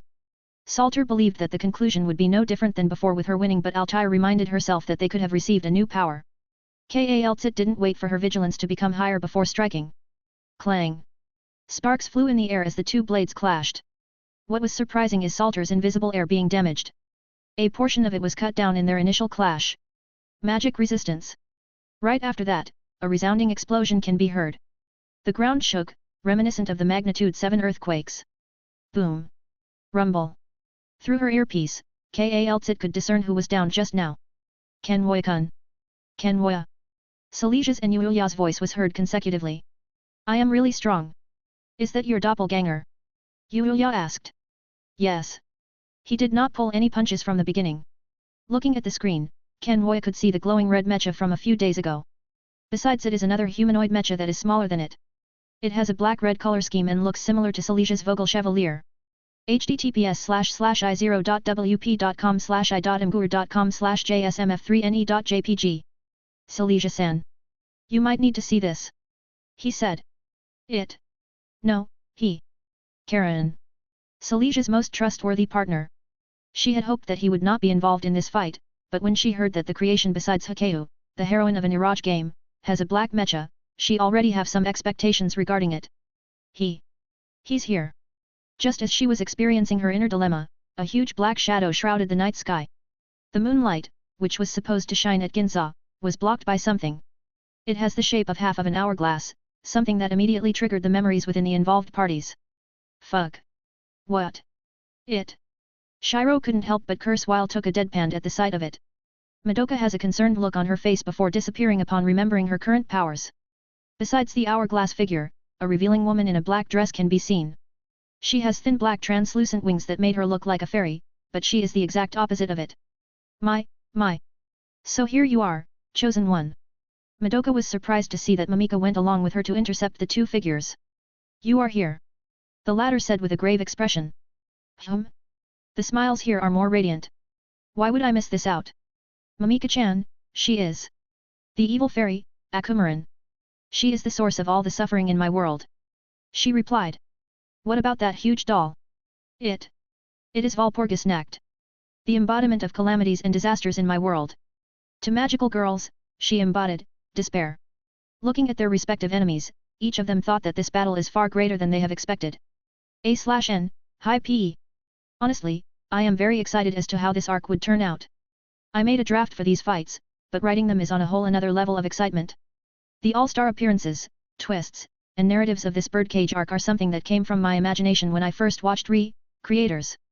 Back then, I wondered how a messy fight would feel. Now, I know how it does. To this simultaneous battle that I strive to write with good quality and the process of unfolding the plot on my mind, do look forward to it. Chapter 247, Spoilers. Originally, there are only a total of 15 known creations in this world. Every time they appear, it would immediately noticed by the government side. So far, only Shinji had evaded their detection, until now. No. If they came from her numerous abilities, it's completely explainable. As a creation not chained down by her own story, Altair has thousands, if not millions, of unique abilities. Time control, cloning ability, nullifying an ability, it's as if the entire world focused their talents on thinking of the most overpowered talents that will be bestowed upon her. That's the existence of the anomaly of this world. But still, summoning the antagonists of their stories to spice things up. Shiro mused. Oh well, this could go wrong even more anyways. There's no use worrying about a minor revision to the plans. Kenwoi-kun.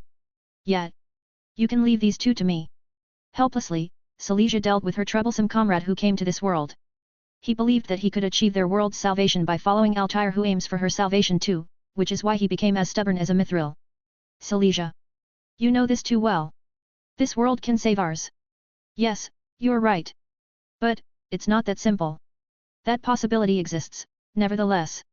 It's our job to save that world from further misery. Don't you recall? The charred corpses, the orphaned children. Many lives had been lost because of the Avalon Brigade. Why are you fighting against me? Hearing his words, her will slightly faltered. Granted, the world that she was in did not have much information written into it, but the words many died was converted into a horrifying sight. These mere words were turned into the despair and resolve of the two main characters, Silesia and Karen. You don't know everything. Bam. Crack. While they are conversing, their fight didn't stop. Long and short-range attacks were exchanged by the two of them. Since they did not leave behind any gaps in their defenses, they are stuck in a slight stalemate. They could perfectly grasp the intentions behind each attack and countered them strategically. Meanwhile, Kenwoya is having the time of his life. Of course, it is on the bad side. Bam. Bzzzt. Zap. A trail of electricity followed behind his back, which he promptly avoided. By doing so, however, he faced the Kenwoya enemy barrage from the other side. He blocked them with his reflector field as he wondered about that mecha's specifications. Finding something that could rival Giga's Machina is already a tough job as it is an advanced divine machine that could be piloted through body movements. It removed the need of 10-year training and instead focused more on its ease of use, flexibility and adaptability due to its ability to mimic human-like movements. Kenwoya could feel that the same went for that mecha. It could move swiftly to the point that he could not follow it and all of it is just as flexible as his. Add to that the red form that it has, and every single component of it was enhanced. But what is this? Every time their attacks hit, he gets connected to something. It allows him to briefly see the expression of Kenwoya which is full of annoyance and determination to fight for his cause. He does not know how he came to that point, but... You are delusional, idiot. Kenwoya felt his emotions being transferred after their fists clashed. How dare you say that? We, who can't even secure a complete victory against Ione, are useless. It's you who are being delusional here. Maybe the fact that only you could pilot that mech got too much into your head. Silence. Kenwoya does not deny those words completely. He indeed has that proud standpoint that only he could save the world, but he also properly carries that responsibility. He is someone whom he believes could not get delusional easily. Yet, there exists a version of him who is like this. You do not understand everything. If you are in my position, you would have chosen this. Hey? Wait a moment. Suddenly, he recalled one of the plot points that he came to learn from his creator, Nakano Gain. A turning point for your story? Well, there is something like that. Ooh. Nakano Gain smiled wryly before revealing it to him. Before the planned final arc, you would be sent to an alternate future due to an accident. Ione's technology malfunctioned and acted favorably to you, so you were sent into the future. A ruined future, to be exact. Ruined future? How come? Can't I defeat the final boss and live in peace? No. The final boss can self-destruct on his own. Of course, I called it self-destruct, but it's more or less a virtual attack that spanned an entire planet. Upon seeing Kenwoya's strength and the continuously defeated forces, Ione's highest-ranking person became determined to launch his last-ditch attack given Kenwoya defeats him. When the destined time came, he was defeated. Everything was fine until something shocking happened. A strong wavelength passed through the entire world. Whenever it did, it only caused one thing, disabling every technology available. His comrades residing in the flying carrier that served as their airbase were crushed to death after it crashed. Millions of people died as everything became too chaotic. In the end, only he and two of his friends lived. Everyone else died. This sudden shift in tone is meant to raise the tension in the anime. Many details would also be avoided to remain kid-friendly, such as deaths and how civilization was destroyed. Everything is compressed into words. The world came to ruin. Hence, Kenwoya's time travel would allow him to see the ruined world and have a strong motivation to prevent it. This would eventually lead to his victory, ensuring peace in his world. After hearing this, Kenwoya was extremely happy. Knowing the fact that he succeeded as the hero of his world, it is nothing short of a grand accomplishment. You. Are you from that world? The ruined world where the wide-scale jammer was used. It seems that you know more than I have thought. Bam. Clang. Contrary to their lively conversation, everyone watching this scene became dead silent. Ah. Ah. What? Oh, what? This is simply a spoiler that came out of nowhere. Kenwoya of the ruined world? What does it signify? What does it mean? If he exists, then is Monomagia headed to a bad end? Or will it use this plot device to succeed in the end? Many thoughts flashed through the minds of Monomagia fans. Just this little tidbit of information sent all of them doubts, unanswered doubts that they would be itching to answer. I know how it feels. Shiro patted Nikanaga's shoulder. I accidentally told my friend a fatal spoiler once. What happened to him? He used some extreme means to forget about it. Like, you know. Somehow, he understood Shiro's words as scary ones. He thought that his friend had deliberately banged his head so hard that he had amnesia. Your friend is pitiful. Indeed. Shiro replied. He's happily living in his delusions, though. Achoo. For some reasons, Romani felt a chill in his spine that prompted him to sneeze. I wonder who remembered me. Chapter 248, Maidokami. Yuya. Kenwoya. Silesia. The creations are currently fighting their battles. Each of them is very preoccupied with it that they could not intervene in others' fights. That includes the monsters that the magical girl group is currently facing. Boom. Rumble. Cartoonish attacks intertwined with extremely realistic ones are rained upon the two girls. They responded with their counterattack, barely maintaining everything into a stalemate. Swathes of black fog enveloped a great portion of Ginza. If not for the birdcage having an infinite amount of space, an entire city would have been buried alive from Akumaran's and Walpurgis Nasht's attacks. The former is responsible for letting out curses born from the dark emotions of humanity, while the latter utilizes its reality-bending power to create its regular attack pattern. Su. Su. Pink arrows of light hailed down on the evil fairy. It was Madoka who attacked her, as they have considered checking their weaknesses. Magical splash flare. Using more than half of its capability, a compressed pink sphere turned into a heart before descending into the disaster witch. Boom. The attack had visibly destroyed a portion of Walpurgis Nasht's shield, eliciting a scream from it. Haha. Haha. Haha. Magical attack still works. This is good. Madoka murmured. I can do this. She recalled how the battle ended in her world. Shiro's final blazer thoroughly obliterated all of their enemies that numbered beyond trillions. Walpurgis Nacht was also included in that attack, effectively killing it. From her analysis, it is something that worked on the concept itself rather than the current state of the target. Confirming that it is the same as the previous one, Madoka decided to enact her current plan. Mamika-chan, can you keep her busy for a while? Ah? Yes. Hearing that, she didn't hesitate any longer. I will save this world. In an instant, the entire world is dyed pink. When making the revisions, Shiro chose the most suitable one for Madoka, that is, a way to possess the strongest power that she could. Before splitting her into two, Madoka attained the ranks of a beyond creator class. It is the same rank that Shiro was in, one that enabled him to manipulate reality however he wants.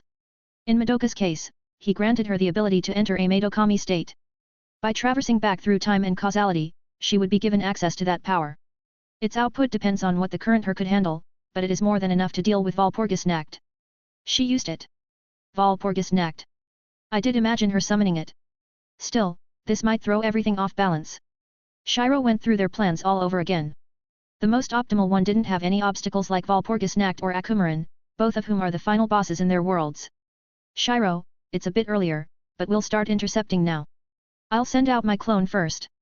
Shinji-kun and Tuka are on standby for now. Shinji, thumbs up. Tuka, so we watch. Shiro, sorry. We are the ones hidden to go against Altair in a surprise attack, but it seems that they couldn't handle it longer. Seeing the fights, he deduced that deaths would begin appearing. Alicetaria, who agreed to cooperate with them, and Silesia are the lightning strike of this group. Alicetaria would hit her with a conceptual attack boosted with Kenwoya's revision, concept augmentation. Meanwhile, Silesia would imprison Altair in a never-ending prison. If one of these two attacks works, the audience will agree about her defeat, concluding the fight to save the world. Gundam will soon be taking off. Bam. Bzzzt. Boom. Looking at her energy gauge, Kenwoya knew that it is impossible to maintain his reflector field any longer. He landed some solid hits to Unicorn and saw that it is becoming more exhausting, but the same went for him too. He's too agile. In the meantime, Kenwoya's attacks mainly consisted of shockwave blasts from Jiga's Machina's fists as well as a concentrated beam attack. It is different from the versatile weaponry that Unicorn has, each of them having a considerable attack power. Not only that, Unicorn's smaller build allowed him to outmaneuver Jiga's Machina, which is nearly 3 times its size. A/N, Unicorn is around 1820 m while Jiga's Machina is at 58.8-59.8 m.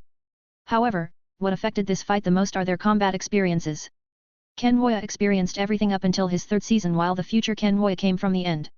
No matter how one looks at it, the post-apocalyptic Kenwoya outweighs him.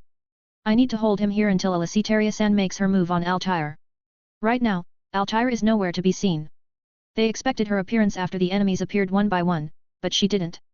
This simple move of hers broke their plans, forcing them to maintain their stalemates. Meteora could provide enhancements through the power of acceptance, the belief of every single audience that they would win, but it will make the narrative more forced, affecting the overall state of their mission. Suddenly, a blinding pink light encased the skies. It blinded everyone, forcing them to pause for a moment. That light contains a power that could somehow make them at peace, which is the same as what the law of cycles originally does to the magical girls that were about to turn into witches. Kano. Buzz. Buzz. Static sounds were all that he could hear from his earpiece. Fortunately, Meteora's emergency line through her magic console was activated. Kenwoya-kun. I will enhance you. Alicetaria's moment is about to come. All right. He replied. But that light, is it from Kaname-san? It is. She was forced to enter her final form in advance due to new enemies. If you can, try and send out support through your augmentation. Got it. Buzz. Just as Meteora's magic was cut off, the static sounds ended. The pink light that was caught by the cameras died down, revealing the nostalgic sight that most, if not all, viewers who watched Madoka Magica know. To save the world, Madoka has taken upon this form. This sacrifice of hers led to the salvation of magical girls who suffered deeply in their lives as witch. It is the same Madoka that made her apologies to Homura, who has been traversing through time with each of her deaths. The law of cycles. I feel kind of different. Madokami. Pula Magi Madoka Magica. At the first glance, you would think that it is a children's show that has the same demographic as any magical girl anime out there. Well, everyone was dead wrong after the 3rd episode. Mommy's head got detached as it was chewed on by a witch. Then everybody felt something different from it. As the episodes went on, the viewer count increased. Even if it aired at 9 p.m., everyone arranged their time to do so. In the first place, it is one of the few anime with such a time slot, hence attracting the curiosity of unsuspecting viewers. A/N, in Japan, kids anime are usually aired in the morning from 7:00-9:00 am while the teenagers at 7:00-8:00 p.m. When it reached the end, they are simply dumbfounded. Most expected that Madoka could easily handle every single problem in this show if she turned into a magical girl. They were even happy when she did. But, when it was revealed that she would lose her existence by turning into one, only regrets followed. The viewers who saw the struggles of the characters made them deeply empathize with the anime. It's different from what I've expected. Matsubara, the creator of Silesia, commented. Nakano-gain had simply agreed with it has a special meaning for them. Everyone then proceeded to look at Shiro, who has a solemn expression. They left him be as they knew that this was a memorable event for him, in a bad way. It's time. Unbeknownst to them, his seriousness signifies a whole other reason. Chapter 249, Rising Action. This time. It will be different. The voice of a young girl was accompanied by the audience's silence. Complex emotions, empathy topping them all, appeared within their minds. Seeing her determined expression reminiscent of her final goodbye, they could not say something for a while. You can do it. It was unknown who started it, but the bullet comments are filled with encouraging words. Miraculously, they reached her. In a form of the power enhancement, that is. What is this? While mumbling her amazement, dozens of skyscrapers launched in her direction. These were followed by a swath of black fireflies. The combined attack of two final bosses threatened her very safety. Still, she remained optimistic. Before they could hit her, everything turned into motes of pink light. It is similar to the pillar of pink light in the past, just that she could now utilize this power to do her bidding. The two villains realized the severity of her strength and decided to team up for good. Rumble. Crack. PSSST. Hundreds of buildings were instantly uprooted by Walpurgisnacht while a bizarre darkness followed behind them. They have the power to induce the dark emotions hidden deep inside a person's heart. As a result, Madoka was reminded of those sufferings once more. Immediately, it turned her mood for the worse. She became sad at the thought of every single bad experience that the unfortunate ones had to face. However, she did not despair. Rather, she is thankful that such a sight has been resolved by her teacher. It should not repeat. A wooden bow materialized in her hand. Then, she proficiently drew its strings. A pink arrow soon appeared before heading toward the attacks. The audience who is currently watching from the screen does not know, but everyone in the birdcage felt it. That arrow, it contains the hope of countless young girls. Boom. Unsurprisingly, it easily pierced through everything and turned them into nothingness. The aftershocks even reached the two villains and injured them. Mamika-chan. Can you help me? Why yes. Resisting the overwhelming feeling of admiration, Mamika acted like a cowherd following her senpai. This dynamic of theirs existed ever since the two shared a common point, being a magical girl, which is why they became closer ever since a few months ago. A large heart-shaped attack began forming on top of Mamika. Its growth speed is extremely fast, surpassing what she could use back then. Naturally, it is the result of her revision, Protector of Smiles. Simply put, it empowers Mamika the more smiles there are around here. Since this world is an extraordinary one, this was amplified even further. Millions, if not billions, possess their happiness. With such a huge number, it is impossible to not be strong. Adversely, this meant that there had to be something that is threatening those smiles. If not, she could not use it. This revision and another one were made as it matches Mamika's traits and story best. Magical. Just like her. I want to protect those smiles without fail. Splash flare. The huge heart-shaped attack descended on their adversaries. Madoka's attack also reached them, combining with the prior attack and making it stronger. Boom. Rumble. A strong earthquake was felt. The two attacks that landed upon their opponents shook a portion of the birdcage. Then again, everything was alright as it has endless space. It did not affect the other battles as well, except for the bright effects that became visible in their sights. This is another rule that they had decided upon in the conceptualization of birdcage. It would be bad if friendly fire was enabled, after all. By the time everything died down, there was nothing left of their enemies. They had defeated them. Whoa! Besides the excited cheering of the crowd, the two magical girls felt a sense of accomplishment. Though, Madoka handled hers extremely well that she went back to her normal self. This is only a hurdle, Mamika-chan. There's still that. Clap. Clap. Clap. The power of friendship is working fine, it seems. Well done. Suddenly, a familiar figure appeared mid-air. The one who protects humans' smiles, and the savior of the fallen. Truly, a peculiar pair. The woman, Altair, spoke with confidence. She exuded an aura of insurmountable confidence from the way she is acting. It's as if she's telling them that no matter what they do, I will win. This characteristic of hers is what Meteora leveraged to make this birdcage operation possible. But, reality does not work like this. There are some instances where, you reach a bad ending. Countless blades rotated around her, forming a huge tornado made out of it. Each of them launched towards the two. Bam! Su! Su! An unprecedented feeling of coercion was felt at this moment. Even though it is acting. I would not last at this rate. Bam! Another round of lightning chased him from behind. His enhancements, which included the full refresh of his energy tank, did not matter under the assaults of two creations. That high-spec mech can Alicetaria Sans attacks. Damn it! While maneuvering around, a flash of green light appeared in his sight. Bam! It pushed back Unicorn in its destroyer mode. When everything cleared up, he saw the familiar yet unfamiliar silhouette of a mech. It has the same color scheme, yet it looks vastly different. It has a large shield with green crystals on its sides. It does not have the usual protruding cone in its back, but a huge mechanism is behind its back. It held a slender green longsword in its hand, the weapon used to slash Unicorn with. Kenwoy-kun. A clear voice resounded in Kenwoy's mind. There are no communication channels used in it, thus he wondered if he is hallucinating. You are not hallucinating. This is the result of my consciousness linking into yours. What? With Shikikan's quantum state and 00 Kan T's quantum system, everything was exponentially amplified. The match between him and 00 Kan T even outclassed Setsuna FCEI's match solely because of his prior accomplishments related to quantum physics. With the technology of his world and the help of geniuses, he transcended the limits of a human in his second life. Upgrading Exia took Shiro some effort as he had to permanently overlay its future version 10 years later. Anyways, it's me. I have been using a voice changer before. He said. Remember? We would be at your side. Ah. You're the pilot. Kenwoya understood what was going on and proceeded to cover Shikikan with a wave blast. Bam. It sent Alicetaria flying away momentarily. I will take care of this guy. You can proceed with that plan of yours. Our plans? Kenwoya confusedly asked.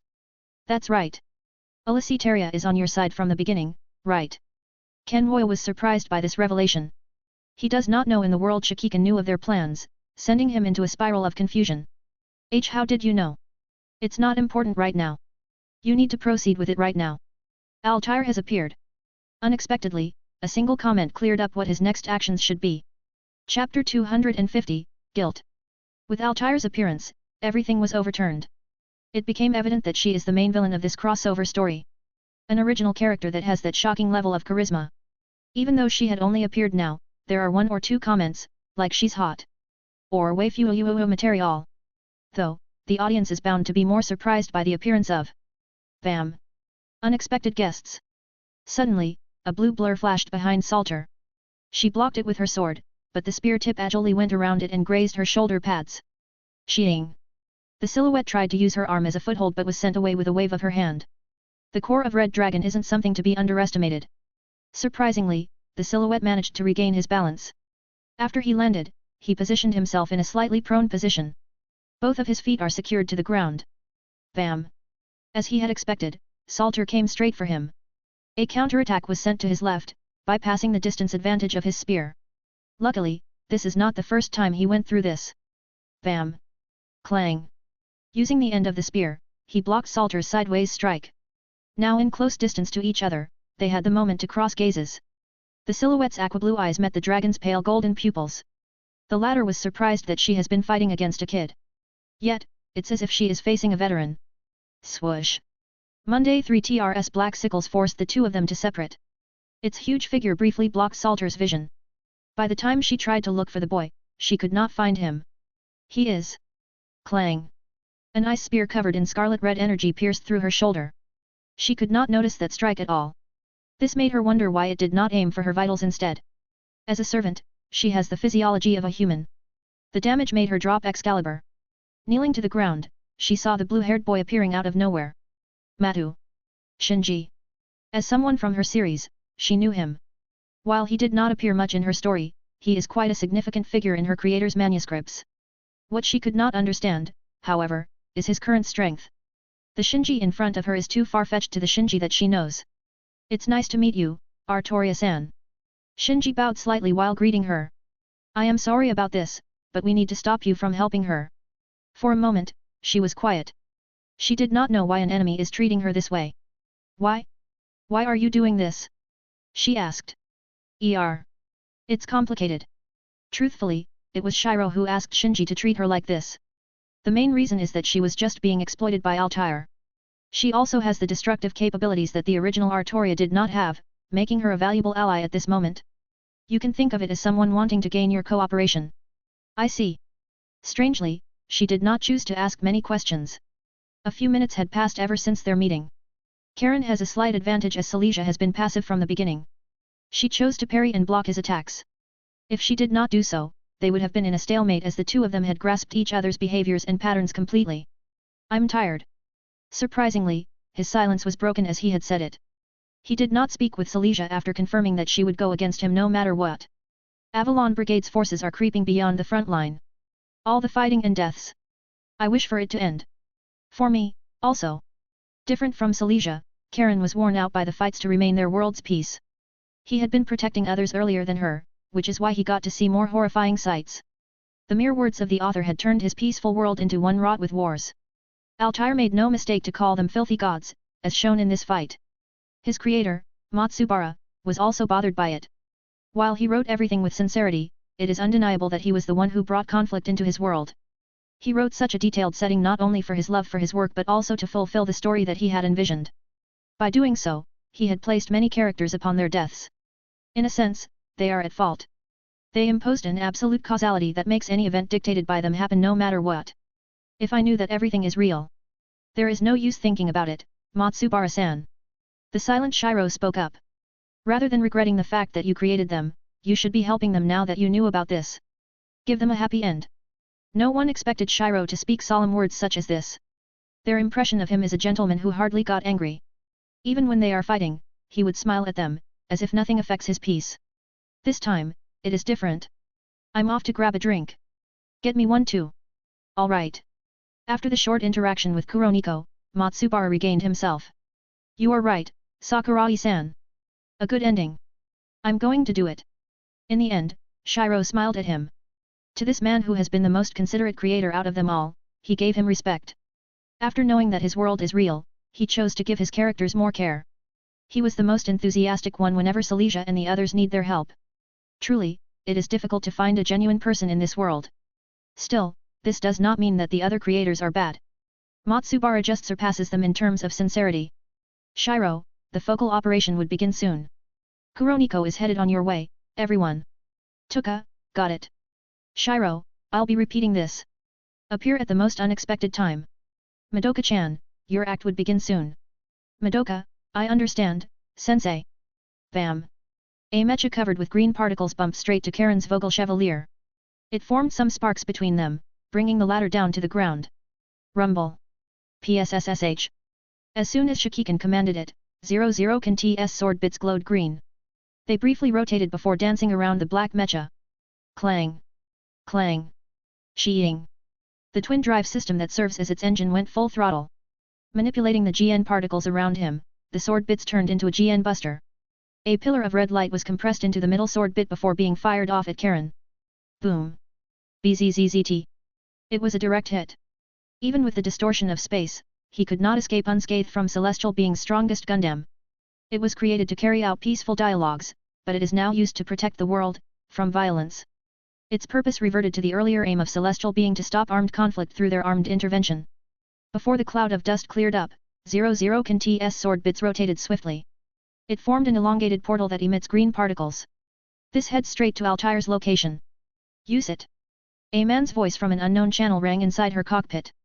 Just as she was about to ask who he is, Kenwoya connected in their line.